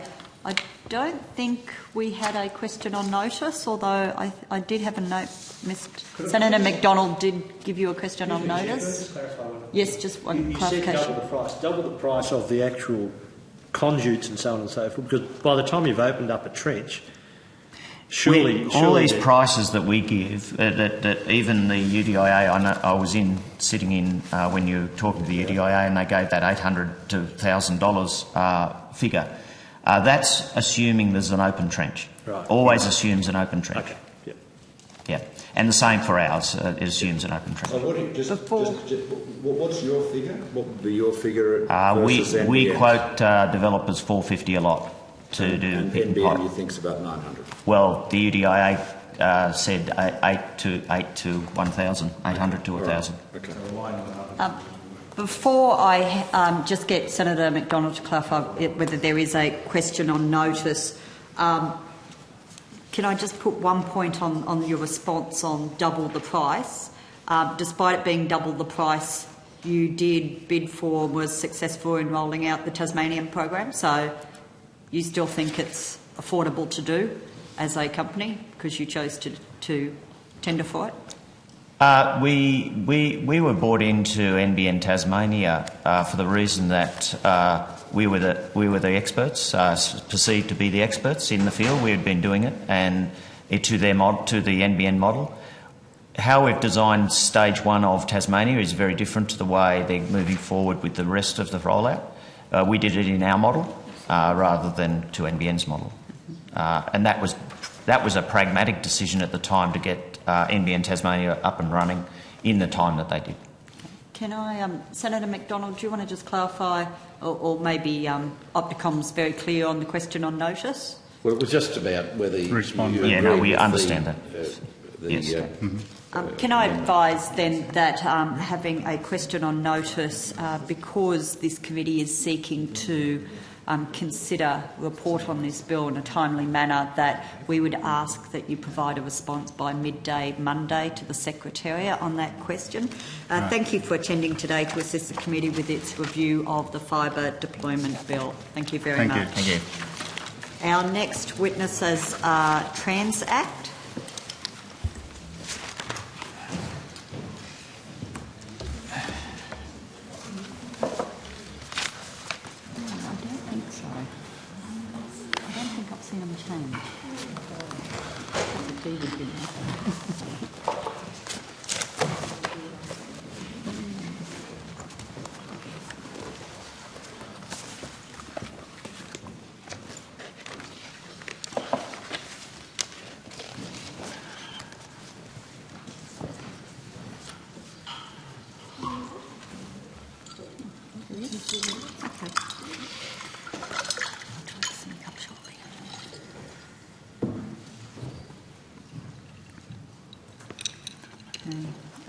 I now welcome the representatives of Transact. For the Hansard record, could you please state your names and the capacity in which you appear before the committee? My name's Ivan Slavich. I'm the Chief Executive Officer of Transact, and with me is Peter Lee, GM Strategy, Wholesale and Regulatory Affairs. Thank you. Although the committee does not require you to give evidence under oath, I advise you that these hearings are formal proceedings of the Parliament and warrant the same respect as proceedings of the respective houses. The giving of false or misleading evidence is a serious matter and may be regarded as a contempt of Parliament. The evidence given today will be recorded by Hansard and attracts parliamentary privilege. Mr Slavish, would you like to make an opening statement to the committee? Absolutely. Thanks, Chair. And I'd like to first thank the Chair and the committee for the opportunity for Transact to speak today with regard to the inquiry to the Fibre Deployment Bill 2011 and answer any questions that you may have. Transact should need no introduction to the Joint Committee. We've had significant involvement with the development of policy and consulting throughout the process with the department and with the Minister and with relevant stakeholders, including related policy and legislation. So I thought I'd just give a little bit of background just in case you weren't fully aware of who Transact was. We've been around for over 10 years and we've operated and built advanced fibre optic based networks for that period of time.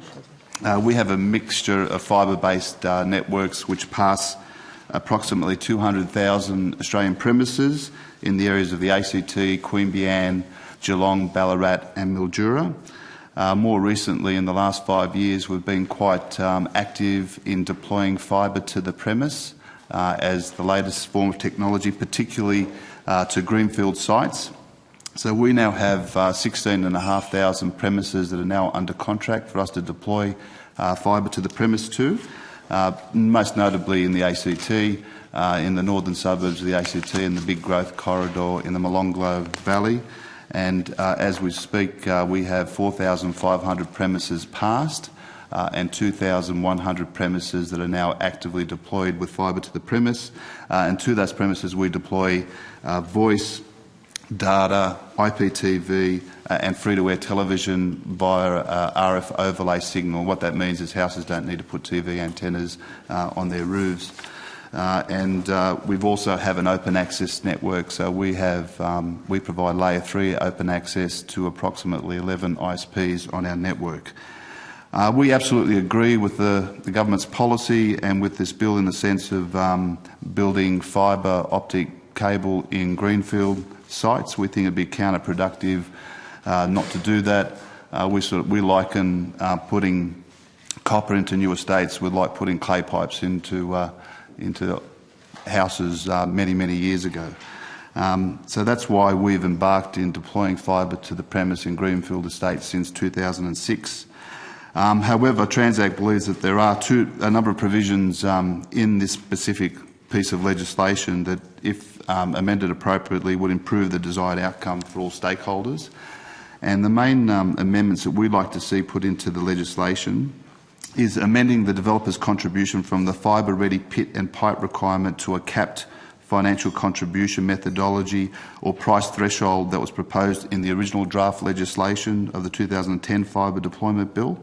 And secondly, where timing precludes a Communications Alliance industry-wide endorsed code or a standard applying in the bill, that as a default measure the fibre-ready conditions should be those specified by a licensed and accredited carrier, not conditions as determined by the Minister.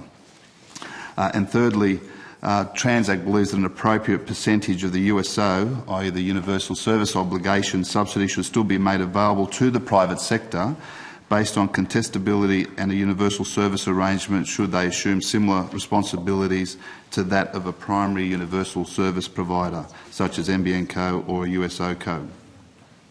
So we understand that the bill addresses the requirements to ensure fibre-ready facilities and optical fibre lines are installed in new developments.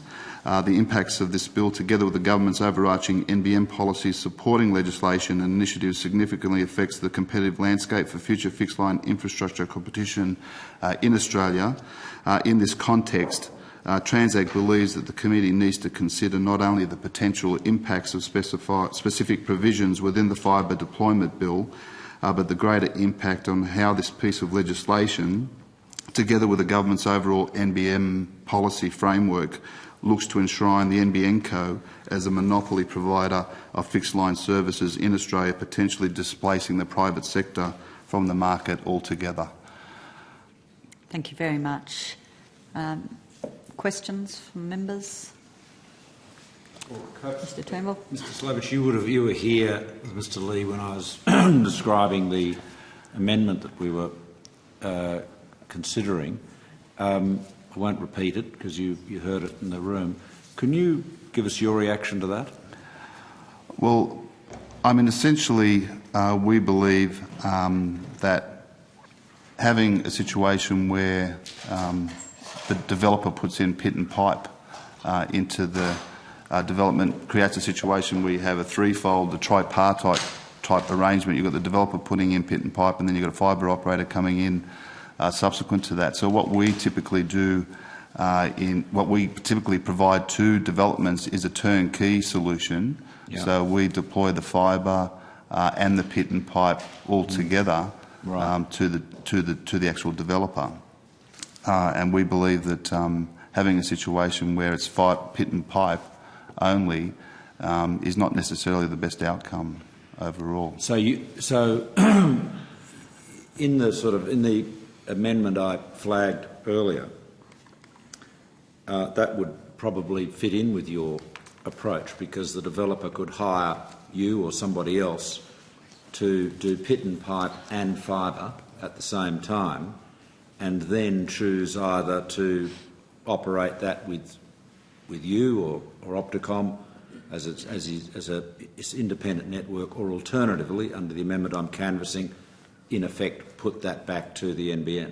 Yeah, that's right. So we would support that type of amendment to the legislation. Okay. So just to be clear, but the point you're making is that there's merit in, rather than the developer doing the pit and pipe and then waiting for the NBN to show up, just being able to get it all done at once by a suitably qualified person. That's right, and particularly during this transitional period, I mean, the requirement is for NBN Co to be the supplier of last resort, not necessarily the supplier of first resort. And we obviously want to continue to operate in this space. All the new greenfield developments in the ACT have been deployed using fibre to the premise with Transact. So we'd like to continue to do that. And obviously we have to comply with the requirements of the Access Act as well, and we gave a fair bit of evidence and views in terms of that legislation as well. So obviously we'd have to comply with the requirements under that Act as well. But yeah, we would support that amendment. Sorry, not in contradiction to what you're saying, but just more for clarification. Yeah, sure. So there are two. You could either have the pit and pipe installed by, well, for example, you might have someone with boring equipment who does all that work, and then someone else comes later to do the actual, like backhaul the cable through, or in your case, is what you're saying, you've got the capability to do both at once. Yeah, well, we think it's much more efficient to actually do both at the same time rather than put pit and pipe and then later on have fibre coming through, because it avoids that situation. I think if you have that situation where you put pit and pipe and then wait for someone to come along later on to put fibre, is that you may be confronted with situations where a homeowner isn't, it's not ready to go in when that homeowner's wanting to have the fibre deployed. Whereas with our model, that doesn't happen. We are always there ready to be to deploy fibre to the premise when the homeowner wishes to move in. Thanks. Just one final question. We heard from Opticom about the relative cost of their pit and pipe versus the NBN model or version. Can you just tell us a little bit about what your pit and pipe approach costs versus what you understand NBN's requiring? Well, certainly. There are a lot of numbers that are on the record by other suppliers. Typically, Transact doesn't disclose that information because that is commercial in confidence, and we actually all compete with each other when it comes to deploying these new developments. So it's not something I'd like to have on the Hansard. However, I can sort of give... I was noting it down. But your secrets are safe. We're all politicians. Yeah, but look, I think what I can quote is what others have stated, and I think they are ballpark type numbers. And the ballpark type numbers indicate that pit and pipe is somewhere in the order of $500 to $1,000 a premise, and a turnkey solution is anywhere up to $3,500 a premise, depending on who deploys it and what the specification is. And that's one of the reasons why we'd like to see an amendment to the legislation whereby the technical standard is not set by the Minister, because the concern that we have is that it may be a specification that is too costly. I mean, we absolutely positively deploy a fibre network to the premise. With our deployment, we offer 10, 30 and 100 megabits per second to the homeowner. We offer a multicast closed-loop IPTV service to the home, an RF overlay, a UPS backup, and there's no... So from our specification absolutely delivers what's required to the premise. What we're concerned about is if a more, I guess, let's call it a gold-plated type specification is put in place, then that'll just increase the cost unnecessarily. Just finally,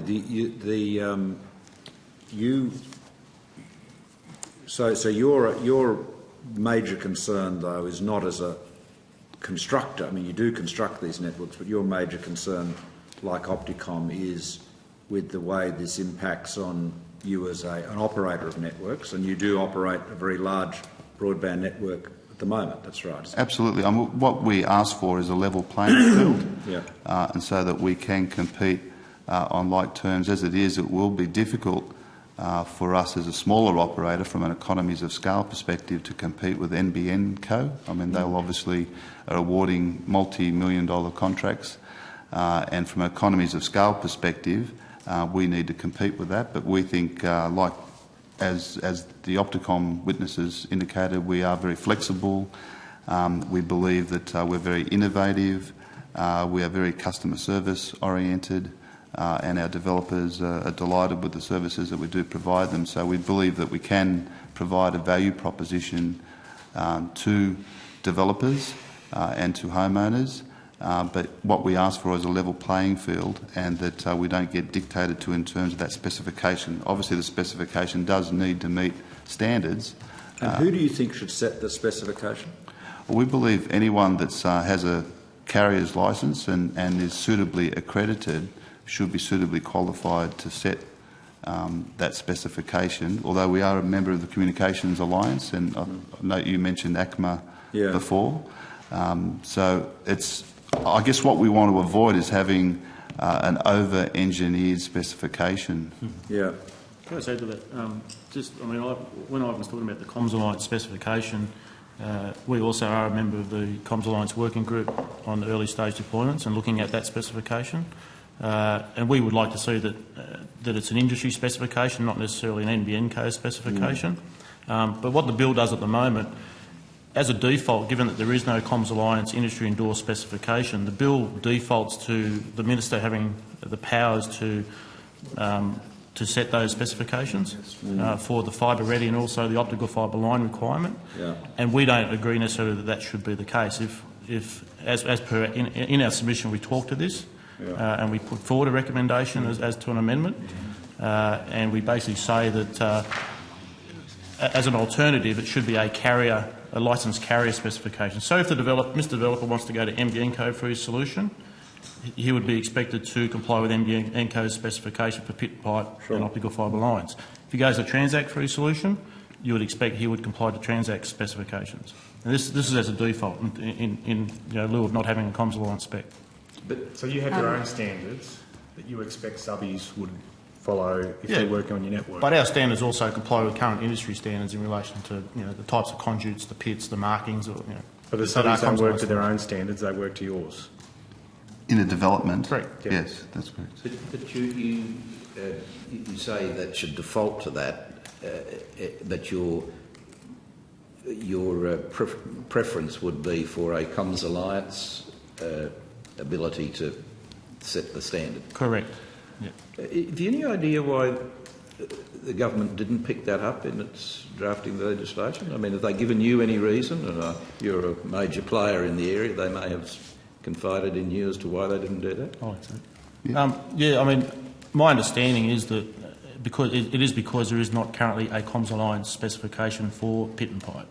And in lacking that currently, the bill defaults to the Minister being able to have the discretion to set those standards.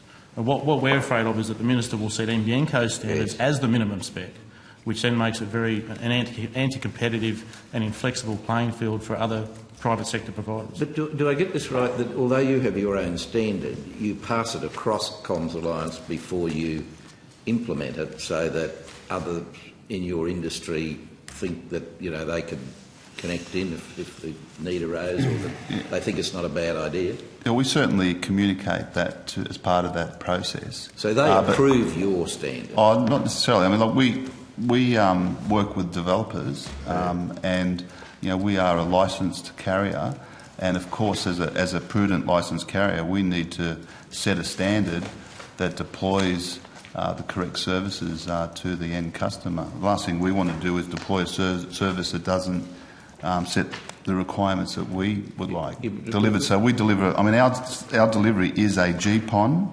Gigabit Passive Optical Network standard. That's utilising Alcatel-Lucent kit, Corning fibre, and in fact, the standard that we put in is actually above what NBN Co will provide in terms of RF overlay. So we provide an RF overlay to the premise. But accepting that there's a thought around that you shouldn't be your own judge, sort of thing, and looking at as a last resort it goes to NBN, which is the Minister, which is the NBN you're worried about. Is there a way that you could facilitate a third party, i.e. the Comms Alliance, to be... we would be satisfied with working with the carriers in this space through the Comms Alliance to set that standard. Is it able to be done legislatively? I mean, can you... It could be. I mean, if there was a Comms Alliance standard that was already set and agreed to by the industry, certainly the legislation could refer to that standard. So or a Comms Alliance code, whatever it might be. But currently that standard doesn't exist. So to do that, Comms Alliance would have to set a standard. Correct. It's not sufficient to say, well, look, we'll use our standard, providing an independent third party like Comms Alliance sort of says it's not bad. Yep. And as pointed out earlier, NBN Co is part of that Comms Alliance as well. Yes. So NBN Co is also on that working group. Yeah. So again, I'm not sure you answered me. Do you know why the government didn't go along with that? Have they shared that with you? Well, as I said, I think it's because there isn't currently a agreed standard that's been set by the Comms Alliance, which is why the government hasn't specified a specific Comms Alliance standard. Would it be hard to get comms? Well, my understanding is it's being worked on at the moment, and as Phil Smith from Opticom said in his previous statement, he's the chair of that working group, and that working group is actually currently working very hard to come to a point where that standard is actually set. There's representatives from NBN Co, from Telstra, Transact, even representatives from the department on that working group, and they are working hard to come to that standard. So it's your default, the default bit that you're worried about. Correct. Leaving it to the minister. And the minister then setting NBN, and then the minister then setting NBN. I don't want you to comment on this, but leaving anything to this minister would be a concern to me, not to you perhaps, but to me. Senator, I don't mean to pull you up specifically at that point, but I'm mindful of the time, so I just want to check if you've got many more questions. Senator Cameron and then Mr Hartsucker, and I'll see who else I've got left, Mr Husick. So we might, mindful we've got at least 3 more members who want to ask questions. Okay. I'll hand over to Senator Cameron. Thanks, Mr Slavic. Why don't you have an industry standard? It's a good question. I guess the reason that's the case is that it has been a very competitive environment, and there's no question that the fibre to the premise that has been deployed thus far has been absolutely adequate to meet consumers' needs. My answer to that would be it's probably more because of the competitive environment. So Transact, Opticom, Converge, Pivot, Open Networks, all these companies have competed with each other in these developments. And I guess it's more of a function of the NBN Co coming into existence, whereby the industry now recognises that there is that need to set that standard and is working hard to develop that standard. So there's competition based on lowering standards, is there? I wouldn't say it's on the basis of lowering standards. It's probably more a case of, I guess there's a bit of intellectual property with each of the carriers in terms of how they deploy that service, and it was a case of how much of that intellectual property do you want to share with your competitors. But intellectual property is intellectual property. Base standards for an industry is a different thing, isn't it? Look, there's no question that as a licensed and accredited carrier, we have to satisfy a standard in deploying our fibre to the premise, and we provide a very good standard for our deployments. So there's no question at all. We're not looking to lower standards whatsoever. But it's more a case of sharing that IP with competitors. So all your competitors set their own standards. NBN is now saying they want a standard. Yep.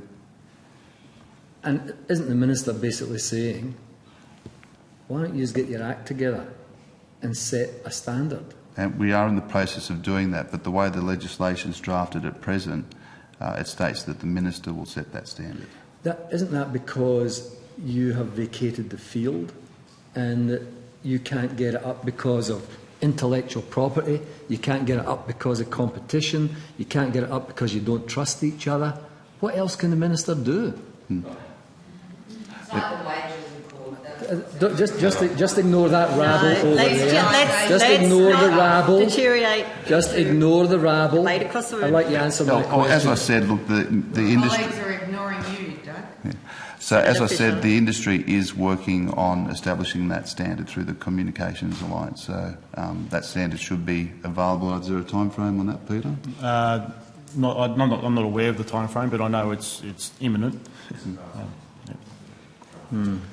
But isn't it about the Minister having a reserve power? Well, I guess, I mean, it would be good if the legislation had a time frame by which industry could establish that standard. So perhaps that's a way of addressing that. You give us a time frame to establish that standard, and then if we don't establish that standard within that time frame, that the Minister then has a reserve power. I mean, we currently do meet standards in the industry as they are today, but I guess we also innovate. And what are the standards in the industry today? Well, there are Comms Alliance standards in the industry today. But they're all different, aren't they? But there's different standards. There are standards for pit and pipe type deployments in the industry today. Now, our ability to innovate, and I'll just give you a practical example of that, is, if we decide that in deploying a network in a fibre in a new estate that we want to put 50 mil conduit because we believe that's all is required, then we shouldn't be dictated to deploy 100 mil conduit as a minimum requirement because that's an NBN code standard. We should be able to innovate. We might, as Opticom indicated, we might put 5 pits in a certain area within our design and not 6 pits. So that's about innovation, and it's about being competitive in the market. It's about deploying a network that still meets standards, but so it's more cost cutting than innovation. Well, you put a 50 mil pipe in instead of 200 mil. Yeah, but why put 100 mil when you don't need? What's innovative about that? Why put 100 mil when you don't need 100 mil? Yeah, but it's not innovation. Stop waste, but your government it's not, doesn't worry it's not about innovation, that. You'll is get it? your opportunity. It's innovation in the way you design your networks. It's supposed to be chirpy, right? I've never heard innovation being described in that way. Look, I guess it's what I was saying before, in the sense that what we don't want to see happen, and it's the point that Peter's trying to make, is that we don't want to see over-engineering beyond what's required. So when Transact goes into a development, what we do is we design the deployment for that development. There's no point putting in an over-engineered solution if that development doesn't require that. But do you agree if there is a national broadband network, there should be some standardisation in that network? For the purposes of NBN Co, I can't speak for NBN Co, but I'm sure NBN Co will want a standard for what it's doing. The same way in which we set a standard for what we do. Yeah. That's fine. Thanks. Mr. Hudson. Yeah, you mentioned a turnkey figure 1,500 to 3,000. What's the difference represent? UPS and RF overlay? How do you get from 1,500 to 3,000? Well, I mean, there's obviously a number that we provide to developers, and there is that competitive framework at the moment. So, obviously, like any service provision, one of the value propositions is that you provide it for a lower cost. And essentially what tends to happen now is that the developer will incorporate that cost in the cost of the building or the block that gets sold, or a house and land type package that gets deployed. That top end of the spectrum, I think, would represent more of a over-engineered, gold-plated, no other choice type. Yeah, well, what's price. the over-engineering and the gold plating is what I'm asking you. And I think it's also depending on competition too, depending on how much competition there is, and obviously competition will drive prices down, because if you know that someone else is also bidding for the work, you're obviously going to be as keen as possible in terms of providing the lowest cost that will win you the business. But it's putting pit and pipe on both sides of the street, having lots of conduit under roads, having extra pits, having more fibre than what's required. It's those type of over-engineering that could get the price up to that higher number. Is your view that over-engineering exists now with what's being proposed in terms of the rollout? Well, what exists now is primarily private companies deploying into greenfield sites, and private companies are efficient with what they do in deploying, so I don't think that what has been deployed thus far for fibre to the premise has been over-engineered, no. Right. Because I'm trying to grapple with two points that you've made. One is that you want to be able to have, if I understand this correctly, and you by all means correct me if I've misunderstood what you said earlier, which was that you wanted people who were building, like if, for example, Transact was involved in a greenfield site in the rollout of the network, that you'd set your own standard. But if you had, subcontracting firms that you engaged in development sites to roll out Transact's network, you would expect them to follow your standards. Absolutely. Yeah. So don't you see that the contradiction of position where, in the absence of a Comms Alliance mandated standard, that you're asking NBN Co to do something that you're not prepared to do yourselves? Yeah, no, there isn't a contradiction there. What we're saying is that in the current environment, a licensed and accredited carrier sets the standard which is appropriate. Moving forward, Transact would be prepared to abide by an industry standard that's set by the industry. What we're concerned with is a standard that is handed down unilaterally by the Minister or NBN Co. Okay. So we'd be happy in the future if Opticom, Transact, NBN Co, Telstra, Optus, all the carriers established a standard which was appropriate and which was satisfactory to ACMA, for example, then we would be prepared to abide by that standard. But we wouldn't want a unilateral, over-engineered standard to apply. But Comms Alliance, which is made up of a range of different companies in this space, including NBN Co, which can then talk amongst each other about the development of a standard, they haven't done it yet. So what should happen if Comms Alliance, if the industry is unable to reach agreement or broadly unanimous agreement about standards, how should a standard be developed if your other concern then is that the Minister be involved in some way of being able to bring some standard to create a degree of uniformity in the rollout? Well, I think having ability for that, and there is a draft standard that has been established by those carriers as part of that Communications Alliance. So my suggestion there would be perhaps you have a time frame for that standard to be established by the industry, and failing that standard being established, then perhaps have the Minister with that reserved right to come in and set the standard. But you would accept there's a degree of risk that you would be anticipating government would wear, that in the instance where Comms Alliance, for example, was unable to, within its own internal fora, reach agreement on a standard, that we would be without standards under the scenario that you just outlined? Well, no, I wouldn't say we're without standards. I mean, we do have Transact does. We are a licensed and accredited carrier. So absolutely, our standard has to be adequate, otherwise we run the risk of losing our licence. So, if Transact started rolling out dodgy fibre to the premise deployments that didn't meet the requirements, we'd be running the risk of losing our licence. So there is standards. And also if it was, in that scenario, found that there were a higher level of, say, for example, higher incidence of faults that led to service standards not being met in terms of delivery of service, that would be an issue as well, right? Yeah, absolutely.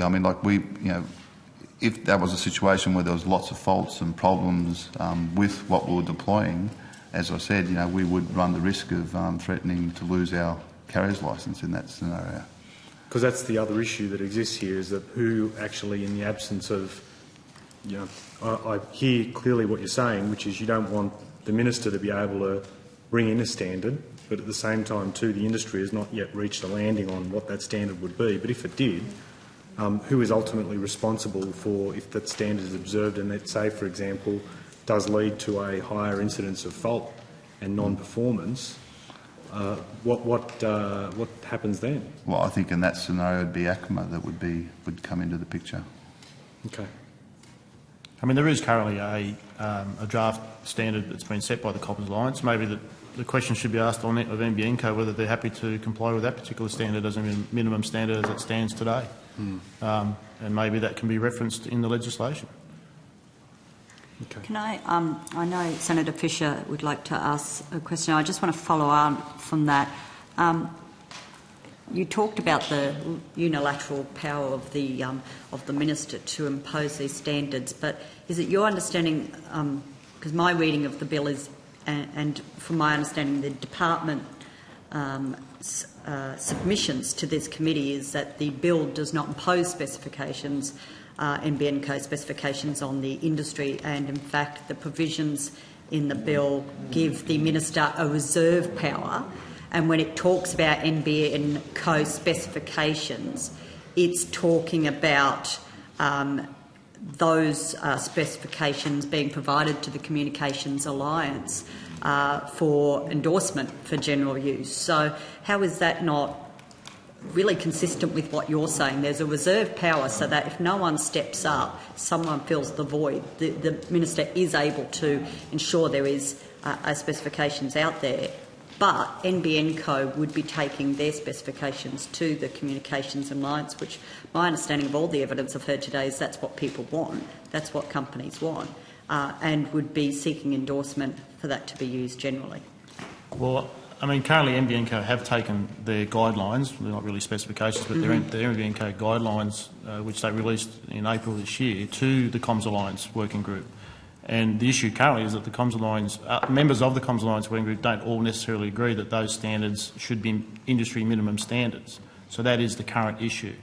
So what we're saying is that without a Comms Alliance standard, and we propose an amendment to this bill, that the standards should be potentially those that or guidelines should be those of an existing licensed carrier, whether that be NBN Co. Therefore, Mr Developer goes to NBN Co and he would have to comply with NBN Co's guidelines for installation of pit and pipe, of fibre-ready infrastructure. If he went to Transact, he'd have to comply with Transact's guidelines, given that both those guidelines of both those companies still meet certain current standards in the industry, Comms Alliance standards that are there today.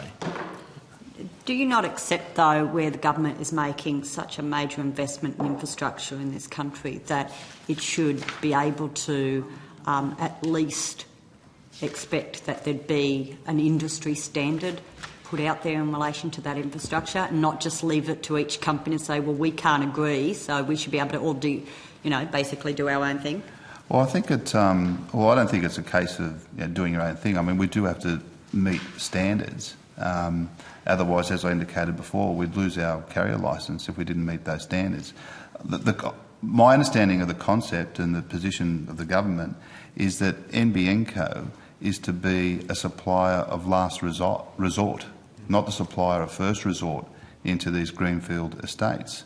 So it's Transact's intention is to continue to deploy in these greenfield sites to a standard, and we are an accredited licensed carrier, so we do have standards, and we have participated in this Comms Alliance standard, and we would be prepared to shift and say we'd abide by a Communications Alliance standard, but there is that standard that is established, and NBN Co, in terms of that investment, should only be going in estates where private companies haven't been able to deliver the service to the end customer.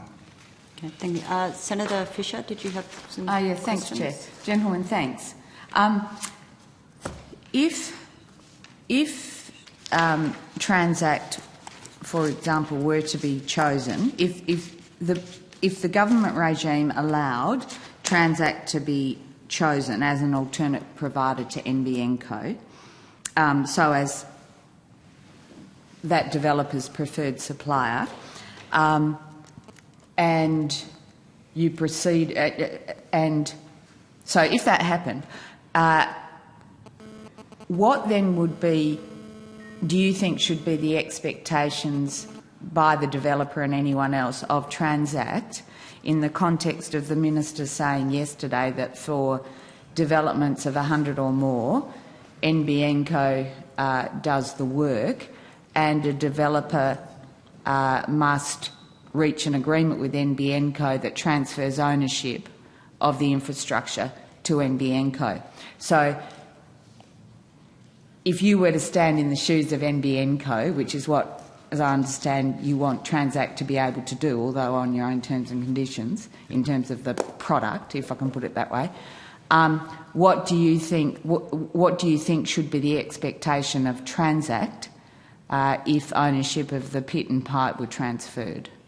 Our position on this is that, and we understand with that Minister's clarification, is that sites under 100 will be continued to be supplied via Telstra using copper, and over 100 NBN Co. It's not that NBN Co will be the supplier. It's our understanding that NBN Co will be the supplier of last resort, and I guess that's one of the issues for all the private companies, is that everyone seems to think that NBN Co will be the supplier of first resort into these greenfield estates. Indeed, at every resort. Yeah, and what private companies would like to see is that that we supply greenfield estates, and if we don't get it right, then NBN Co comes in as a supplier of last resort. If for whatever reason the development is in the middle of nowhere and there's problems with backhaul to that site, or if it's too far for us because it's from an economics perspective we can't make it work, then NBN Co should be the supplier of last resort. But it seems to be what's happening now is that developers are saying, okay, NBN Co is going to do this, all we need to do is put in the pit and pipe and they'll do the rest. Whereas what we've provided is a turnkey solution to the developer. We don't require developers to put the pit and pipe in, we do it. We put in the pit and pipe, we put in the fibre, and we provide them a price per dwelling, which I haven't disclosed because of commercial in confidence reasons, and we provide that turnkey solutions. And then only in the situation where or the private industry has failed to do that, that's when the NBN Co should come in. Now, if you get the opportunity to do that, clearly I'd have thought the inference of what you've just outlined would be that Transact would expect to maintain the pit and pipe as well as what's going through it. Absolutely, that's exactly. I mean, we have 16,500 premises under contract, of which 4,500 have passed. We've got pit and pipe there, but that pit and pipe we put in, and we own it, and we put that in place, and the fibre and so forth, and the optical network termination units, and so forth. And the GPON, gigabit passive optical network equipment, we've put in and supplied that as a turnkey solution. And what developers do is take that cost into account when they sell their blocks. Yeah, and so you're already shouldering that burden. Surely then you'd have some concerns about the fact that this bill doesn't touch that issue. Now, the government doesn't intend it to, yet yesterday the Minister, espoused forth that ownership of pits and pipes must be transferred back to NBN to NBN Co, without saying anything about who should bear the responsibility of maintenance thereafter. So do you have concerns about competitive playing field, because there seems to be a presumption that NBN Co will look after things thereafter, yet there seems to be no intent of giving them legislative compulsion to do that which you already do today. Well, one of the amendments that we've asked for is that going back to the original draft legislation, which is whereby a capped financial contribution methodology or a price threshold is provided per development, rather than the requirement to put in pit and pipe, and that avoids that whole issue of pit and pipe and maintenance and transfer. And I think at the moment we provide that turnkey solution, whereas by having this pit and pipe concept, you've introduced a third party again. So the developer needs to go to a third party, put in the pit and pipe, and then the fibre operator comes in. Why do you call it turnkey? Total end-to-end solution. Yeah, so total end-to-end. So we silly me, of course. And look, it's one of those things that. And developers really value that as a proposition because they don't need to worry about the pit and pipe. We do that per our standard, and as I said, we'd be happy to comply with the Comms Alliance standard. Okay, thank you. Thanks, Chair. Thank you very much. Well, thank you for attending today to assist the committee with its review of the fibre deployment bill. I don't think we had any questions on notice to our witnesses, which is great. So thank you very much for your time. Okay, thank you, Chair. Our next witnesses will be the Department of Broadband Communications and Digital Economy. Yep. Sorry. Yeah. We're almost done.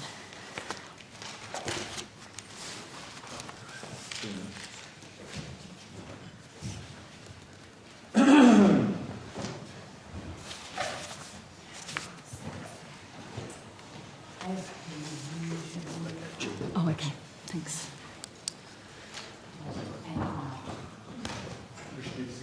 And Susan's leaving us by the looks of it. We're still right with numbers. How many do we need? 1, 2, and we've got... Okay, so we've got 6 at the moment. And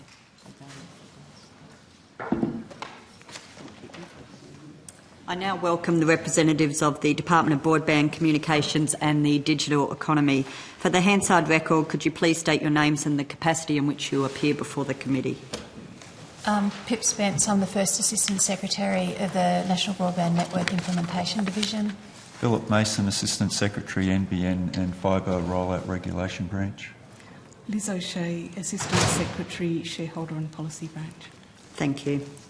Although the committee does not require you to give evidence under oath, I advise you that these hearings are formal proceedings of the Parliament and warrant the same respect as proceedings of the respective houses.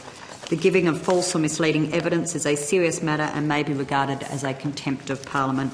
The evidence given today will be recorded by Hansard and attracts parliamentary privilege. We welcome the Department back before us today. And Ms Spence, would you like to make an opening statement to the committee? Thank you. Yes, Thank I would. you. Thank you very much for the opportunity to make a statement. I just have a few brief comments. The Department has previously explained the purpose of the Fibre Deployment Bill at the committee's hearings on the 16th of May, and we have also provided clarifications around some misunderstandings about the bill and its policy context in our submission. We're happy to expand on those matters as the committee wishes. There are a couple of comments that I'd like to make in terms of framing our evidence. The first is that we should remember that we are moving from a world in which the default in new developments is the provision of copper infrastructure by Telstra and moving to a goal of the provision of fibre. The second comment is that the fibre in new development policy needs to be understood as part of the wider national broadband network policy. That policy, as the committee will appreciate, is directed at providing significantly improved broadband nationally at nationally uniform wholesale pricing and on an open access basis that supports retail competition. The government has established NBN Co as the vehicle to deliver its national policy. Following extensive consultation with stakeholders from April 2009 to June 2010, the government decided that NBN Co would need to provide an active role in the provision of infrastructure in new developments. A key benefit of this approach is that NBN Co can bring to bear in new developments the strengths of its national approach and scale. In many ways, this is similar to the approach that Telstra in the past has taken to servicing new developments as a national carrier. I know the committee has already asked some questions about a media release issued this week by the Minister for Broadband, Communications and the Digital Economy. I would like to emphasise that the media release does not make any fundamental changes to the implementation arrangements announced last December. Further, the statement does not affect the bill that is currently before the Parliament. Basically, the arrangements announced yesterday clarify the division of provider of last resort responsibilities between NBN Co and Telstra in new developments in the light of experience on the ground in the past few months. The key points of this clarification are that NBN Co is responsible as fibre provider of last resort in new developments of 100 or more lots approved after 1 January. Telstra is responsible for developments under 100 lots approved after 1 January. Telstra will also look after any remaining developments that were approved before 1 January 2011. These clarifications address some uncertainties that stakeholders had about the juncture between NBN Co and Telstra responsibilities. Developers are, as always, free to use any provider. These arrangements refer only to NBN Co and Telstra as providers of last resort. I'd like to thank the committee again for the opportunity to make this statement, and we're happy to answer the committee's questions to the extent that we can. Thank you very much. Questions from members? Mr Turnbull. Firstly, Ms Spence, what is the arrangement with multi-dwelling units? And if there was a block of flats with more than 100 apartments in it, what's the arrangement there? The arrangement is the same. Basically, the thresholds relate to lots, for example, if it's just land, and units, including if it's in multi-dwelling. So if you have a block of apartments with 100 home units,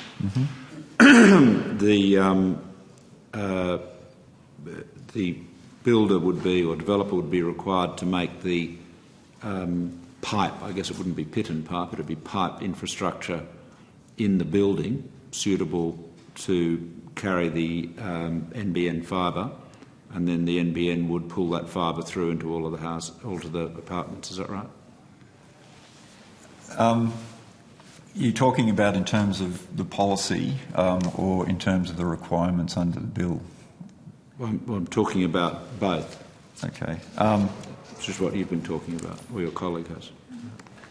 Under the bill, the objective, as has been discussed, is to ensure there's fibre-ready pit and pipe. So that's both within the development up to the property boundary, and then within the property boundary, basically from the outside of that boundary up to what's the network boundary point. So in a multi-dwelling unit, that can vary, but usually there's a kind of distribution frame there. So that's what's covered by the bill. Well, sorry, does that mean a distribution frame in the basement, you mean? Yes. So some kind of equipment. So you're not proposing to have fibre into apartments now? No, that's not what I said. No, well, just explain to me what you mean. Yeah. I mean, as I understand it, the objective is to have fibre into each apartment, correct? Yes. That's correct. Right. So is it the obligation of the developer to provide the fibre-ready NBN standard conduit that goes presumably from the street, the beginning of the buildings lot, into each apartment? Yeah. I think it actually goes to a question you asked one of the earlier witnesses. The bill goes to that demarcation point within the basement of the building. You know, with a fibre network, you would have some kind of fibre splitter or facility there. And then in relation to the building generally, there are already standards in relation to the distribution of fibre, as I recall. I think there's a document that's been put out under the auspices of the Australian Building Codes Board, which I think was developed by Victoria. Okay, but the NBN will pull the fibre through into each apartment? That's the objective of the NBN, but that's not really a matter covered by the bill. Well, can you just answer that question? I mean, there's a lot. Well, yes. There are more apartments being built than houses on lots and subdivisions. The objective of the NBN is to provide fibre to the premises, and in a multi-dwelling unit, that would be an individual unit. Okay, all right. So the developer, if there's 100 units or more in the building, the developer makes the conduit available, and then the NBN will come along and pull that fibre through into each apartment. Yes, but I think it's no different really to the way telecommunications is provided today. If a developer builds a multi-dwelling apartment block, they put risers in and so forth, conduit to provide for the reticulation of whatever infrastructure is installed there. Yeah. So, for example, Transact in Canberra, I believe, services a large number of apartment buildings, and I would assume they have access to those risers. Yeah, look, please, you don't have to debate with me. I'm just trying to get a clear answer to the question. So the answer to my question, can you just tell me yes or no? If the developer provides the infrastructure, the conduit infrastructure to NBN standards in a apartment development for 100 units or more, will the NBN then pull the fibre through and terminate the fibre within each apartment? think yes. The answer is yes. Yes, within that's the all, 93%. That's all I needed to know. That's all. Now, the second thing I wanted to put to you is thank you. I'm sorry that took so. I'm sorry it took so long. I'm sorry it took so long. But the next now. Were you here when I was describing? Because I don't want to waste your time. Were you here when I was describing an amendment that we've been considering, which would have the effect of requiring or enabling a developer to get a contractor to do pit and pipe and fibre in accordance with the standards suitable to the NBN, to do that themselves off their own motion and then have the ability to, in effect, require the NBN to acquire that from them? We weren't here. Oh, you weren't here? No, we were. We did hear some of it, but I don't think we'd heard the detail. Okay, well, let me describe it then. I'll just try and be very concise here. Okay. A number of developers have complained about uncertainty and delay, naturally, and a concern about the timeliness with which the NBN would respond to requests to put fibre in. There have also been concerns expressed, and most recently by Transact, about the efficiency of having a developer get a contractor A to do the pit and pipe, and then presumably for NBN to employ contractor B to put in the fibre. And Transact, you might have heard them say, Mr. Slavich just say a moment ago, it's much more efficient if one contractor does it all at once. That seems to make a lot of sense. Other developers have expressed concern that they will be disadvantaged if their development is, say, 99 units or lots, and they get Telstra copper for what could be quite a long period before the NBN fibre is completely rolled out, and the development up the road has got the NBN fibre, and so they're therefore at a marketing disadvantage. And they've said, why can't we simply get a contractor to put the fibre in and then require the NBN to, and then have the option of either running it ourselves, which, as you said, they do at the moment, and that's not being interfered with, but also have the option of putting that to NBN, in other words, requiring NBN to acquire it from them. Now that's been, or purchase it from them, yeah. Now that's been welcomed by the developers, naturally, and I just wanted to see what your reaction was to that. Well, first, I don't really think I'm in a position to make a comment on an effectively alternative policy proposal. I can talk about what the provisions in the bill are and how they operate. Well, can you, okay, and the next point that I wanted to make is really the model that you seem to be describing doesn't really line up with what the point of the bill is, which is silent on the responsibilities of which carrier does what. It simply focuses on making sure that the fibre-ready infrastructure is provided and leaves the way open for developers to ensure that fibre is made available, to make sure that the fibre-ready infrastructure is provided and then the fibre will be installed.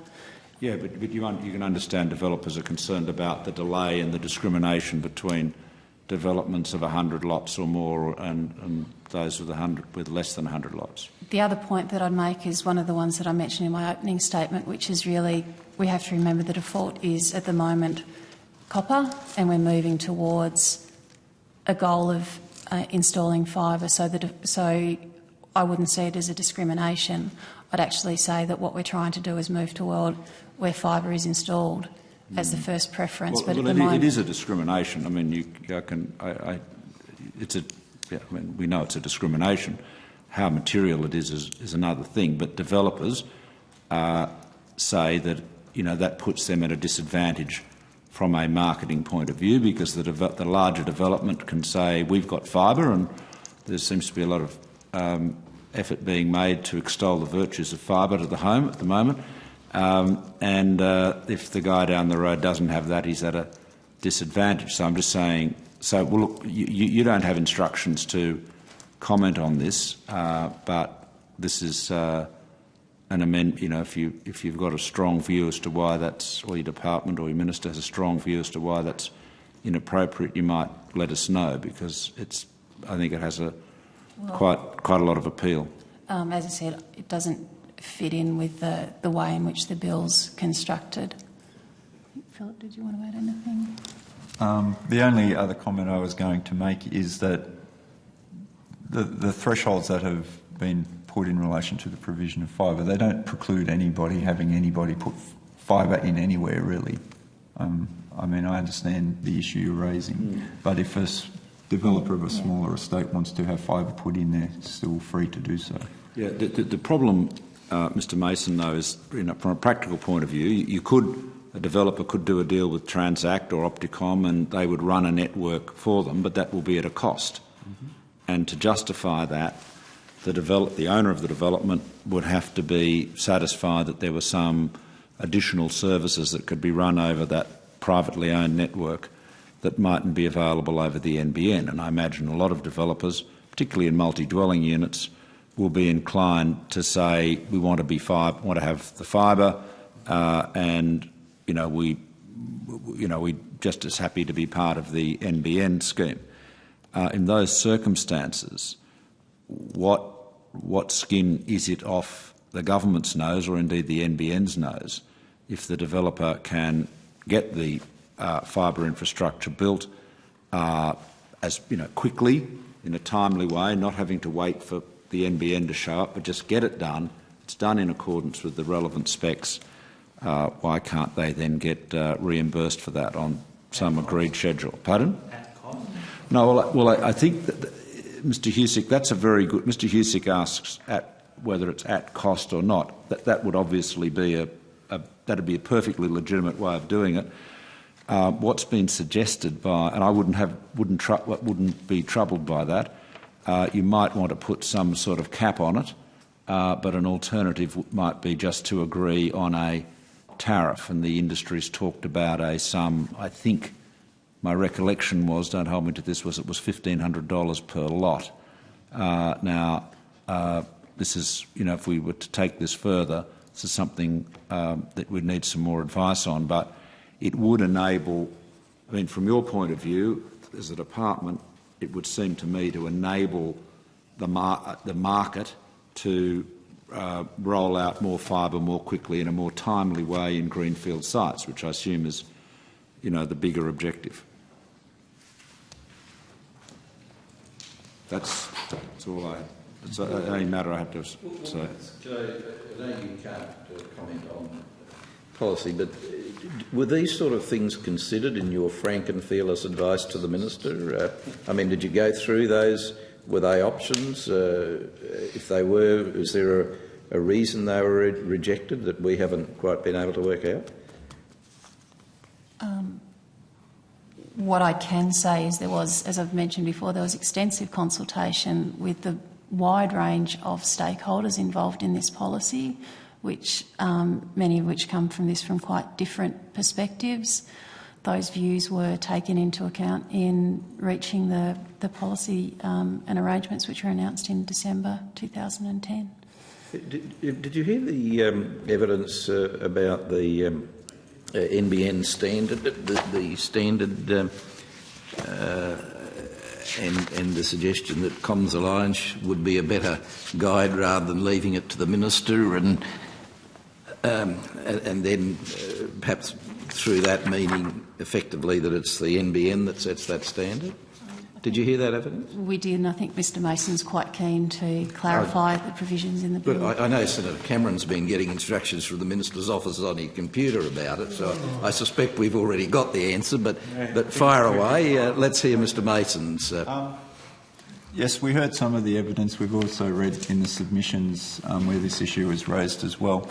Yep. The scope in the bill for the Minister to make standards, as we explained in our submission, is really there as a reserve mechanism. Yeah. I think as it became apparent from the testimony from some of the witnesses I've heard, there are actually multiple industry practices or specifications that a range of different carriers are using. There isn't actually a standard as I understand it.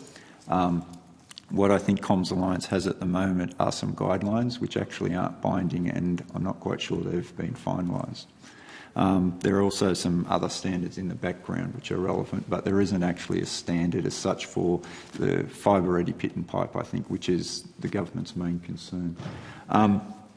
So what we're faced with, I guess, is a situation where we're trying to get developers to put in fibre-ready pit and pipe in anticipation of fibre being rolled out in the future, but we don't actually have an industry standard. And it may take some time to do, because the usual process for the development of standards and so forth are that Comms Alliance get together the interested industry parties, which they have done for some time and have been working on it, and I give them due credit for that. And then once they have a satisfactory document, it goes out for public consultation, as I understand it, and so there's that time frame required. And then usually there's further reworking of that standard to make sure all those views are taken into account, and then it goes off to the ACMA for codification or for registration as a code. And so then, from memory, the ACMA must undertake the consultation process as well. So that takes time as well. If the code practice, I think someone asked, well, what happens if the multiple carriers in the industry can't agree? The default then is that the ACMA can make a standard. And the ACMA usually can start off with the kind of Comms Alliance code or something like that, and then it goes through a similar process. So unless everything goes perfectly, it could take a very long time. In the meantime, we're trying to get fibre rolled out. We want to make sure the pit and pipe is there, ready for that fibre, but we might not have a standard. So the Minister's power was to deal with that possible gap period. In our submission, I think we pointed out that the government has said publicly its preference is for those established industry processes to work. In fact, the government actually amended the Part 6 processes under which these codes and standards are made in the NBN Co-Access Bill that was enacted in April to broaden the scope of things the ACMA can actually cover in those codes and standards. So I would, and those provisions were actually in an earlier version of this fibre deployment bill as well to again facilitate that process. Why were they? Why, on this Transact, we're making out, or putting the point fairly strongly that they were of the view that the Minister would make the standard. But can I just clarify? Did you just say ACMA would have the greatest influence in terms of the standard? Sorry, Senator. So I want to be perfectly clear. The bill does contain powers for the Minister to be able to say these are the codes that apply to this type of infrastructure. Okay. But it also says, and I was looking for the reference in the EM, but I'm sorry I couldn't find it, but the Minister can do that by referring to existing industry guidelines. So, for example, Comms Alliance have some guidelines that aren't actually codes or standards. If everyone was in agreement that they were fine, the Minister could say, pending something being done formally, that is the guidance. Well, he could do that. Yes, he could. But then he may not. Well, and that's what I think the industry is worried about. I mean, were you attracted to the suggestion by one of the witnesses that, you know, perhaps it's a sunset clause thing, that, you know, the Minister should have power, but if the industry can get a recognised standard by X a date, then that standard will apply and the Minister's power will thereafter abate? I don't see any problem in principle with that. I think our concern is the lack of the industry code or standard. And sorry, there's another point to be made as well. I think, you know, both Opticom and Transact pointed out that they're established carriers who have done a lot of this work and have a lot of experience. That's perfectly true, and you know, I agree with that. They do very good work.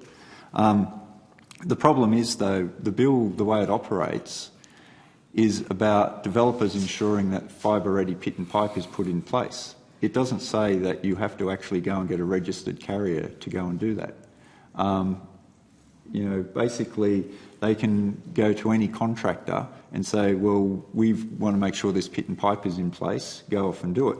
And so the contractor says, well, what standards do we use? And then the developer says, well, not quite sure, because the Comms Alliance have only got guidelines. So that was another mechanism. Well, yes, I mean, another role that it would play. You've said that, but as I understood from the witnesses, they're not far away, and perhaps given a bit of sunset clause encouragement, perhaps it could be done much more quickly. Or perhaps, as I say, it could be, the Minister will apply until such time before a certain date this comes, and if it isn't there by a certain date, then it stays as it is. But the industry is naturally, I think, concerned that as time wears on, that it becomes the Minister's standard, which, taking his advice, no doubt, from his principal advisors, the NBN code, becomes the NBN standard, and the industry is concerned that the NBN standard may be too severe, not severe enough, or whatever. And there seemed to be some merit in what they were saying about their concern of the Minister, i.e. the NBN standard, becoming the norm. Well, I can only say that the stated preference is to use industry codes and standards, and the provisions in the bill are there as a reserve power, and I understand those concerns, but I don't agree with them. So, well, you don't agree with them. OK, I was going to say, so your advice to the Minister would be, and I know I shouldn't be asking you what your advice to the Minister might be, but if an amendment came that said, let's encourage the industry to get their standard together, it's a peer-reviewed standard as opposed to the NBN's minister standard, which would hardly seem to be peer-reviewed, perhaps there might be some merit in trying to accommodate the industry. Senator, I agree. We have been actively encouraging the industry to come up with these standards and specifications, and as I said, we've actually amended the relevant part of the Telecommunications Act to make it easier for it to happen. And look, I think everybody has all been very diligent and keen to get on with this. I'm not criticising the industry players. It has actually been happening. It's just taking time. And so in some ways the issue is about getting in place a framework to get fibre-ready infrastructure put in place as soon as we can to facilitate the rollout of fibre, and the time it actually takes to get standards and codes and things in place, given the way it operates. But in relation to that question about NBN code specifications, I think one of the proposals in the Transact submission, for example, was that you could say any code or specifications of a licensed carrier would be appropriate. I mean, if you did that, you would actually be saying for NBN code, then NBN code specifications are fine for it. Similarly, Transact. So, well, I accept that, and that's why the peer-reviewed Comms Alliance thing would be, in my view, or in the view of the witnesses, which they've convinced me would be a better way. But perhaps your evidence might be an invitation to the industry to actually get their well, let me put this in parliamentary, to encourage the industry to hasten their efforts to come up with some sort of proposal that might attract the support of the majority of Parliament with an amendment. And I understand that, and I just wanted to make clear that I think the industry players are actually very active in trying to resolve this issue through the Comms Alliance. People like Transact and Telstra and NBN Co and Opticom, and Phil Smith mentioned he was the chair of that development group, are very active. I don't want to cast aspersions on their enthusiasm. It's just the process actually takes time. Well, you haven't, but I mean, all of them seem to have made a point about it, so they're clearly worried for reasons that they understand better than I might say. Anyhow, look, thanks for that.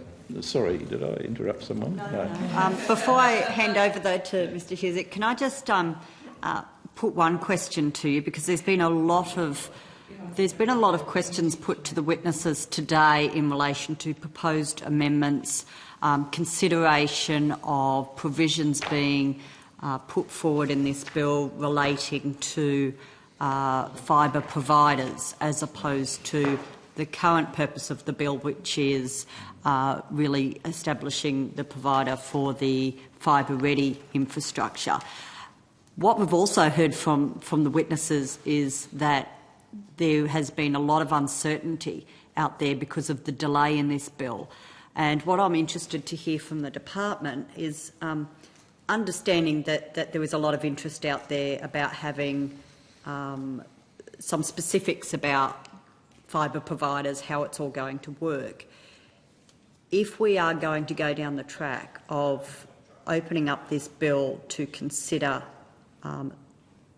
it widening its scope and dealing with fibre providers as well as the fibre-ready infrastructure, what sort of delays are we expecting in this bill? And do we expect that that's going to, because we've seen some submissions that it's really a critical point, they need some certainty. What this is going to do for industries out there as far as uncertainty if we go down that path? Well, I think clearly the desire for certainty around this entire arrangements has been raised by witnesses today and previously, and our view is the mix between what's in the policy statement, which provides clarity around provider of last resort responsibilities for Telstra and NBN Co, while leaving it open for other providers to meet developers' needs in terms of rolling out fibre networks, is one part of the equation, and then the other part of the equation is the bill in its current form, which sets out the framework for the provision of the fibre-ready infrastructure. To change those arrangements would be quite a fundamental shift in the nature of the bill, is my view, and would slow things down and add to the potential lack of clarity for developers going forward. If we were to go down the path, because obviously you'd need to make substantive amendments to the bill to start looking at widening its scope to deal with that area as well, we would be looking at this bill not being enacted till near the end of the year. Would that be a reasonable expectation? Considering we're about to go into the winter break? Yeah, it doesn't seem an unreasonable assumption that it could. It would take it would depend on drafting resources, but could potentially significantly delay. Drafting resources if you don't have the sufficient ones. Thank you, Senator. Thank you. Mr Hughes. I was just going to ask, Senator McDonald put forward two propositions. One, I think I wouldn't mind pursuing further. The other one I think would be problematic. And the problematic one would be this sunset arrangement, which I think contains within it an element of risk if the industry doesn't get its act together on coming up with a standard. But given that standards do evolve, I come back to the other point he advanced to you, which I think wanted to follow up, and that is, as the standards evolve, as industry consensus develops or forms, is there a scope for those industry standards to then become embraced within legislation or within terms of the way the department's working, based on, I think, some of your comments from earlier, Mr Mason? Yes, look, I think the bill and the minister's powers in the bill really are reserved power. The default is if there is an industry code or a standard, then it will actually apply to a carrier in particular. So what you're saying is there is a prospect that so it's reserved power, the preference is that the industry put forward what it believes is workable? Yes. Okay. In relation to... So to set out a timetable, for example, if there weren't an industry code or standard, then the minister could put in place some kind of default arrangement which might apply to the guidelines, which are actually currently voluntary at the moment. If the code and so forth came into force, then they would actually apply to carriers and people generally. And because they apply to carriers, the people who put in the pit and pipe for carriers would have to comply with them. And then those things evolve over time. That's how Comms Alliance codes work. Well, I know Minister Conroy can do a stack of different things, but I don't imagine he'd want to be spending all his day coming up with standards on his own. So in the instance... See, I threw the bait out and in comes a barracuda. But barracudas are nice fish. But if I can just say, if I can ask you, in terms of like if he was to exercise his powers, how would he go about doing that? That is, this would not occur in a vacuum. Am I right to understand that? Yes, that would be correct. What would inform his decision-making process? Well, the usual process would be to consult with the stakeholders and identify what any kind of relevant specifications would be, and I guess from our perspective, we would be looking at pre-existing models, and again, I would refer to the Comms Alliance guidelines, or other carriers' specifications, and there's a range of those, and then you would draft up some kind of instrument that would probably refer to those documents, and then the usual process would be to consult on it. And given the nature of this matter, I'm sure there would be lots of feedback. And that in itself is actually a time-consuming process, so maybe Comms Alliance will have its code and standards in place by then. Well, because there is a great degree of risk if they can't get their act together, you then need to scramble to develop your own standards, don't you? If there are well, I don't think anyone would presume to do that. I mean, we would obviously look at the work that exists. Otherwise, if you had to go back to start from scratch, it would be a very time-consuming process. Okay. The other question, the other thing, just following on from this too, is NBN, from memory, you may be aware of this or not, they're members of the International Telecommunications Union, right? I'm not sure of that. Sorry. But the ITU does. Australia is a member. Australia is a member, but the ITU is also involved in setting standards based on what occurs internationally too, correct? Or observing what is.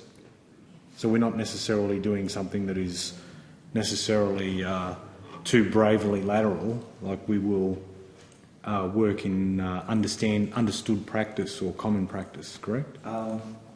Yes. Or is that more about broadcasting? Well, no, I think ITU standards. I don't know. The main issue that seems to be in contention at the moment is in relation to pit and pipe, which is actually pretty, basic infrastructure in some ways. I don't know personally if there is an ITU standard in relation to pit and pipe infrastructure. And the cabling. It's well, usually, the cabling probably, but there could well be. And I think the other issue of ITU, because it's a global organisation, obviously it's at a very high level as well. The sand in Mali may not be as quite the same as. The other thing I wanted to ask was about while Transact has a capability to perform pit and pipe and cabling, that's not is that the standard configuration in terms of companies performing this type of work that they would have on board, besides the people who would do the boring, that have people who could do the backhaul, all in one, the cabling within the pits? I think usually, I think a lot of that work is actually subcontracted out. And I think one of the issues with the standards question is that because this pit and pipe can actually be sourced from people other than carriers, that's why the standards question is actually a bit of a larger question. So yes, if a developer went to, and it goes to how a developer wants to tackle the issue as well. It could go to a provider that offers a turnkey solution like Transact or Opticom or somebody like that, or NBN, or it could go say, well, we actually can get the pit and pipe done separately under a tender or something like that, and so it goes off to somebody else to get that done, and they need to have some guidance as to what the pit and pipe is that's put in place. I know many years ago there was the regulator in its previous form as Austel put out, or they had shared duct protocols. Those protocols evolved, and that within developments, there would be space allowed for, in terms of one duct, the provision of different utility services, be it electricity, like telecommunications asset. Is that shared duct type protocol still in existence? I don't know about that protocol itself, I'm sorry, but I do know that it is of interest to the participants in the early stages development working group in Comms Alliance, and it's actually being considered in the context of this, the specifications they're developing. So it is a live issue, but I think the point is they actually are trying to pin it down better. The only reason I ask is because I imagine that there'd be huge cost savings in being able to get that asset where you're able to get the providers ready to do all that work simultaneously. Yes, the objective of the Working Comms Alliance is to facilitate that kind of access to shared trenching. Right. Okay, thank you. Senator Fisher, you had some questions? Yes, thank you, Chair. Thank you, Department. My questions are largely around the Minister's press release of yesterday. I think it was yesterday, wasn't it? Sorry, 17th, to which I referred with some of the witnesses earlier. So is it the government's intent, so is it policy that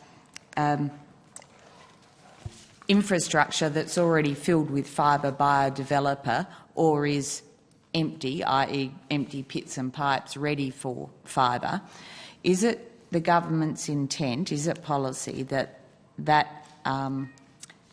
infrastructure be acquired by NBN Co or Telstra, depending upon the size of the greenfields development, be acquired by NBN Co or Telstra prior to, is it the intention that it be acquired, ownership of it by Telstra? Sorry, by NBN Co or Telstra, depending. Yep. The answer to the question is the press release is responding to new pit and pipe, not pre-existing pit and pipe that has other people's facilities in it. Or so the scenario would be a new development is established.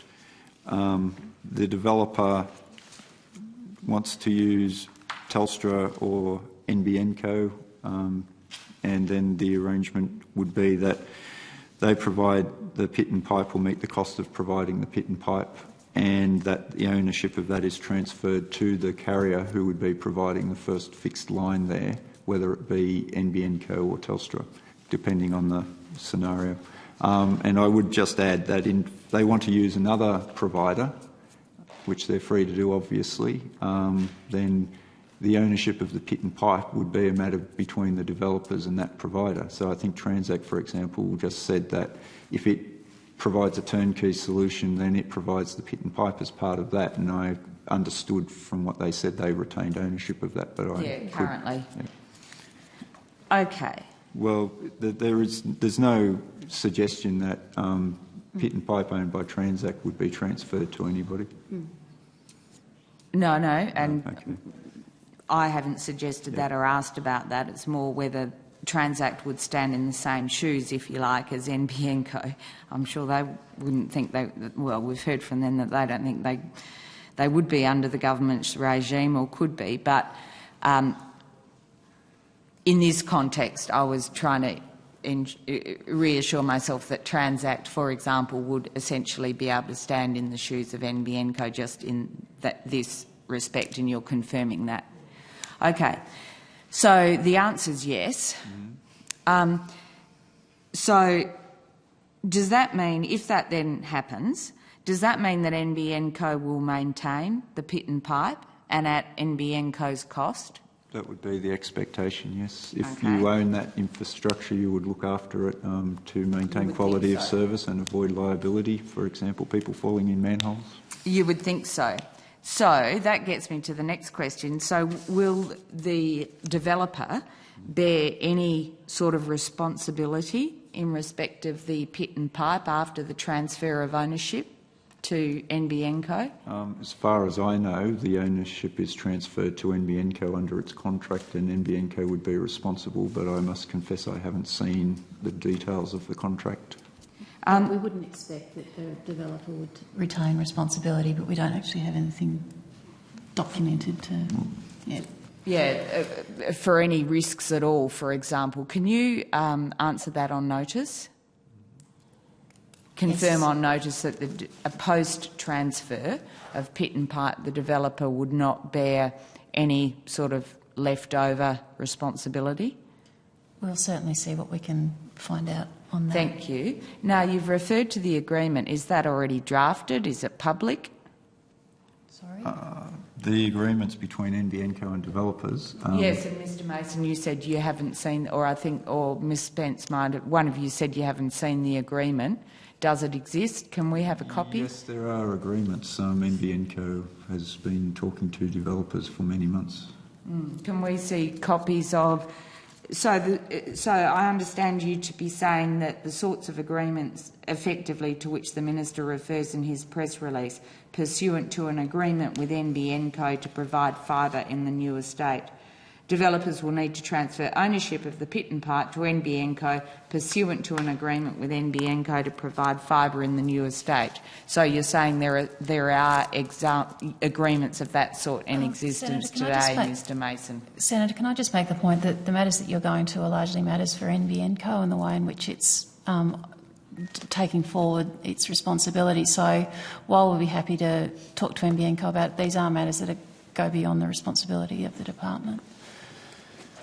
I hear you on that, Ms Spence, but I guess in the view of some previous witnesses, they'd be saying, well, it falls within the province of this bill. So I guess that's why I'm asking you. It should fall these issues should fall within the province of this bill, even though they don't. Well, so that's why I'm asking you about it. And as I said, we will talk to NBN Co, but they do go, and also they fall into the sort of the broader policy as opposed to the provisions in the bill. But we'll certainly, as I said, we'll talk to NBN Co and come back with any further information that we can. Well, actually, I guess I'm still in time to ask questions on notice in an estimates context of NBN Co, given the belated hearing last night. So what I might also do to make sure we get a response is ask the same question of NBN Co. In terms of copies of agreements, please. But if it comes as rapidly as answers to questions on notice have in the past, in an estimates context, I'd look forward to getting it a whole lot earlier from you guys if you can. Okay, so you don't think that developers would bear any risk post-transfer, then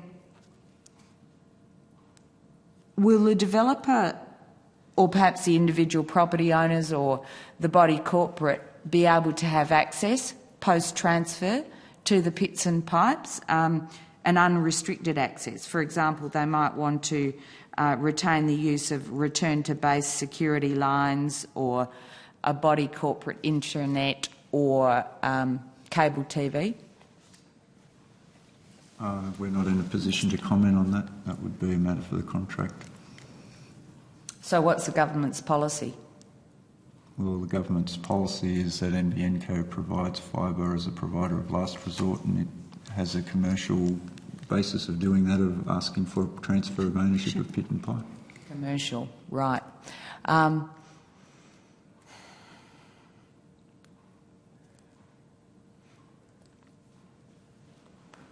So it's a matter for the contract, did you say, Mr Mason? Well, I would assume that it would be covered in the contract if it's covered.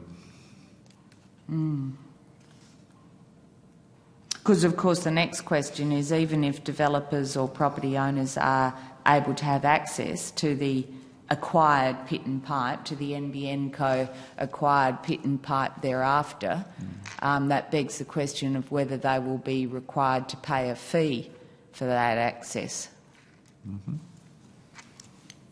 Do you have a response to that? Or a commission, or a maintenance charge, or money, however you carve it?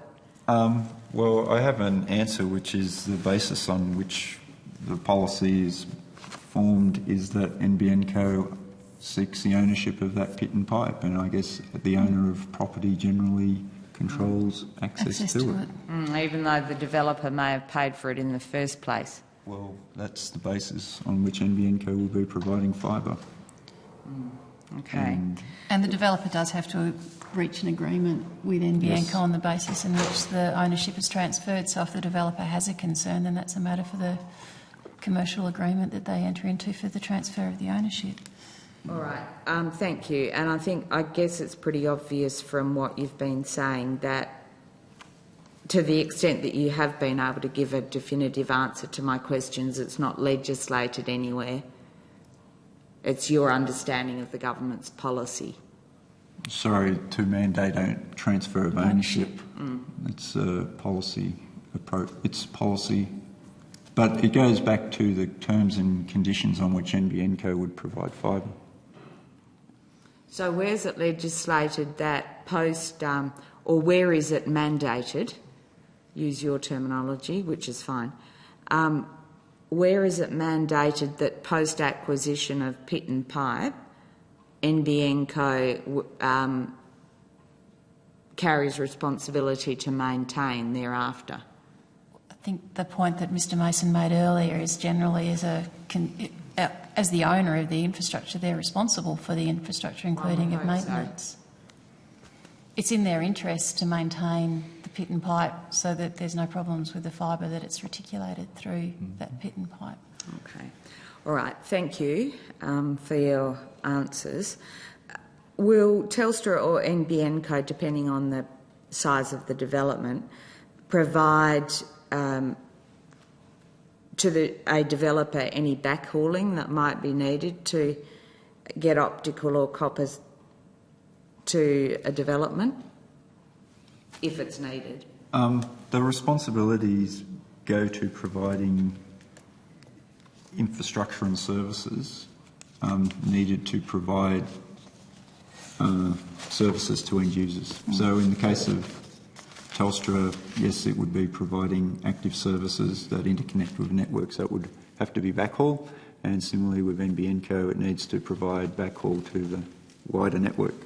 And I just make the distinction because obviously NBN Co is wholesale only, whereas Telstra also has a retail. They wouldn't be charging, neither would charge the developer for that? That's right, Senator. I think if you go back to the June 2010 policy statement, it made that clear. Yeah. Okay, thank you. Thanks, Chair. Thank you, Senator. Yes?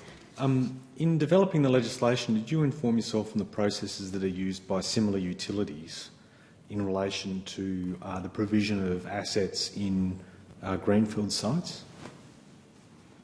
Yes, we did actually look at how other utilities are provided, but as you mentioned, it was in the process of developing the legislation, and this is actually the second time we've been through this bill. So my memory of some of the details is a little hazy, but we certainly looked at those arrangements. Okay.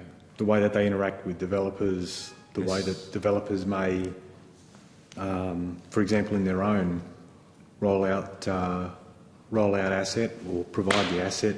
Yes. And then what developer contributions were made to, for example, roads, footpaths, parkland, power utilities, water, gas, etc. Yes. Because this is again not a foreign concept. I mean, from memory, I think in New South Wales, the New South Wales regulator IPART has a say in developer contributions when they're rolling out asset and then hand them over to a distributor, for instance.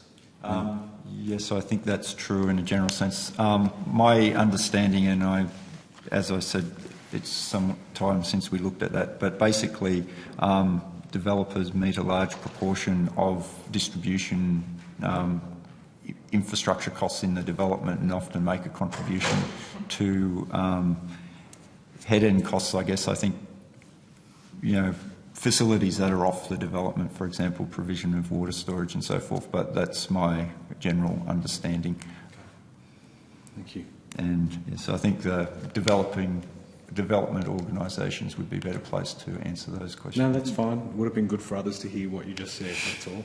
It's all on transcript. Thank you for attending today to assist the committee with its review of the fibre deployment bill. Thank you very much. Thank you. Is it the wish of the committee to authorise for publication, including publication on the parliamentary database, the proof of the transcript of evidence given before it at the public hearing today? There being no objection, it is so resolved. I would like to thank my colleagues and all witnesses for their time today and declare this public hearing closed. Thank you very much. Thank you, Chair.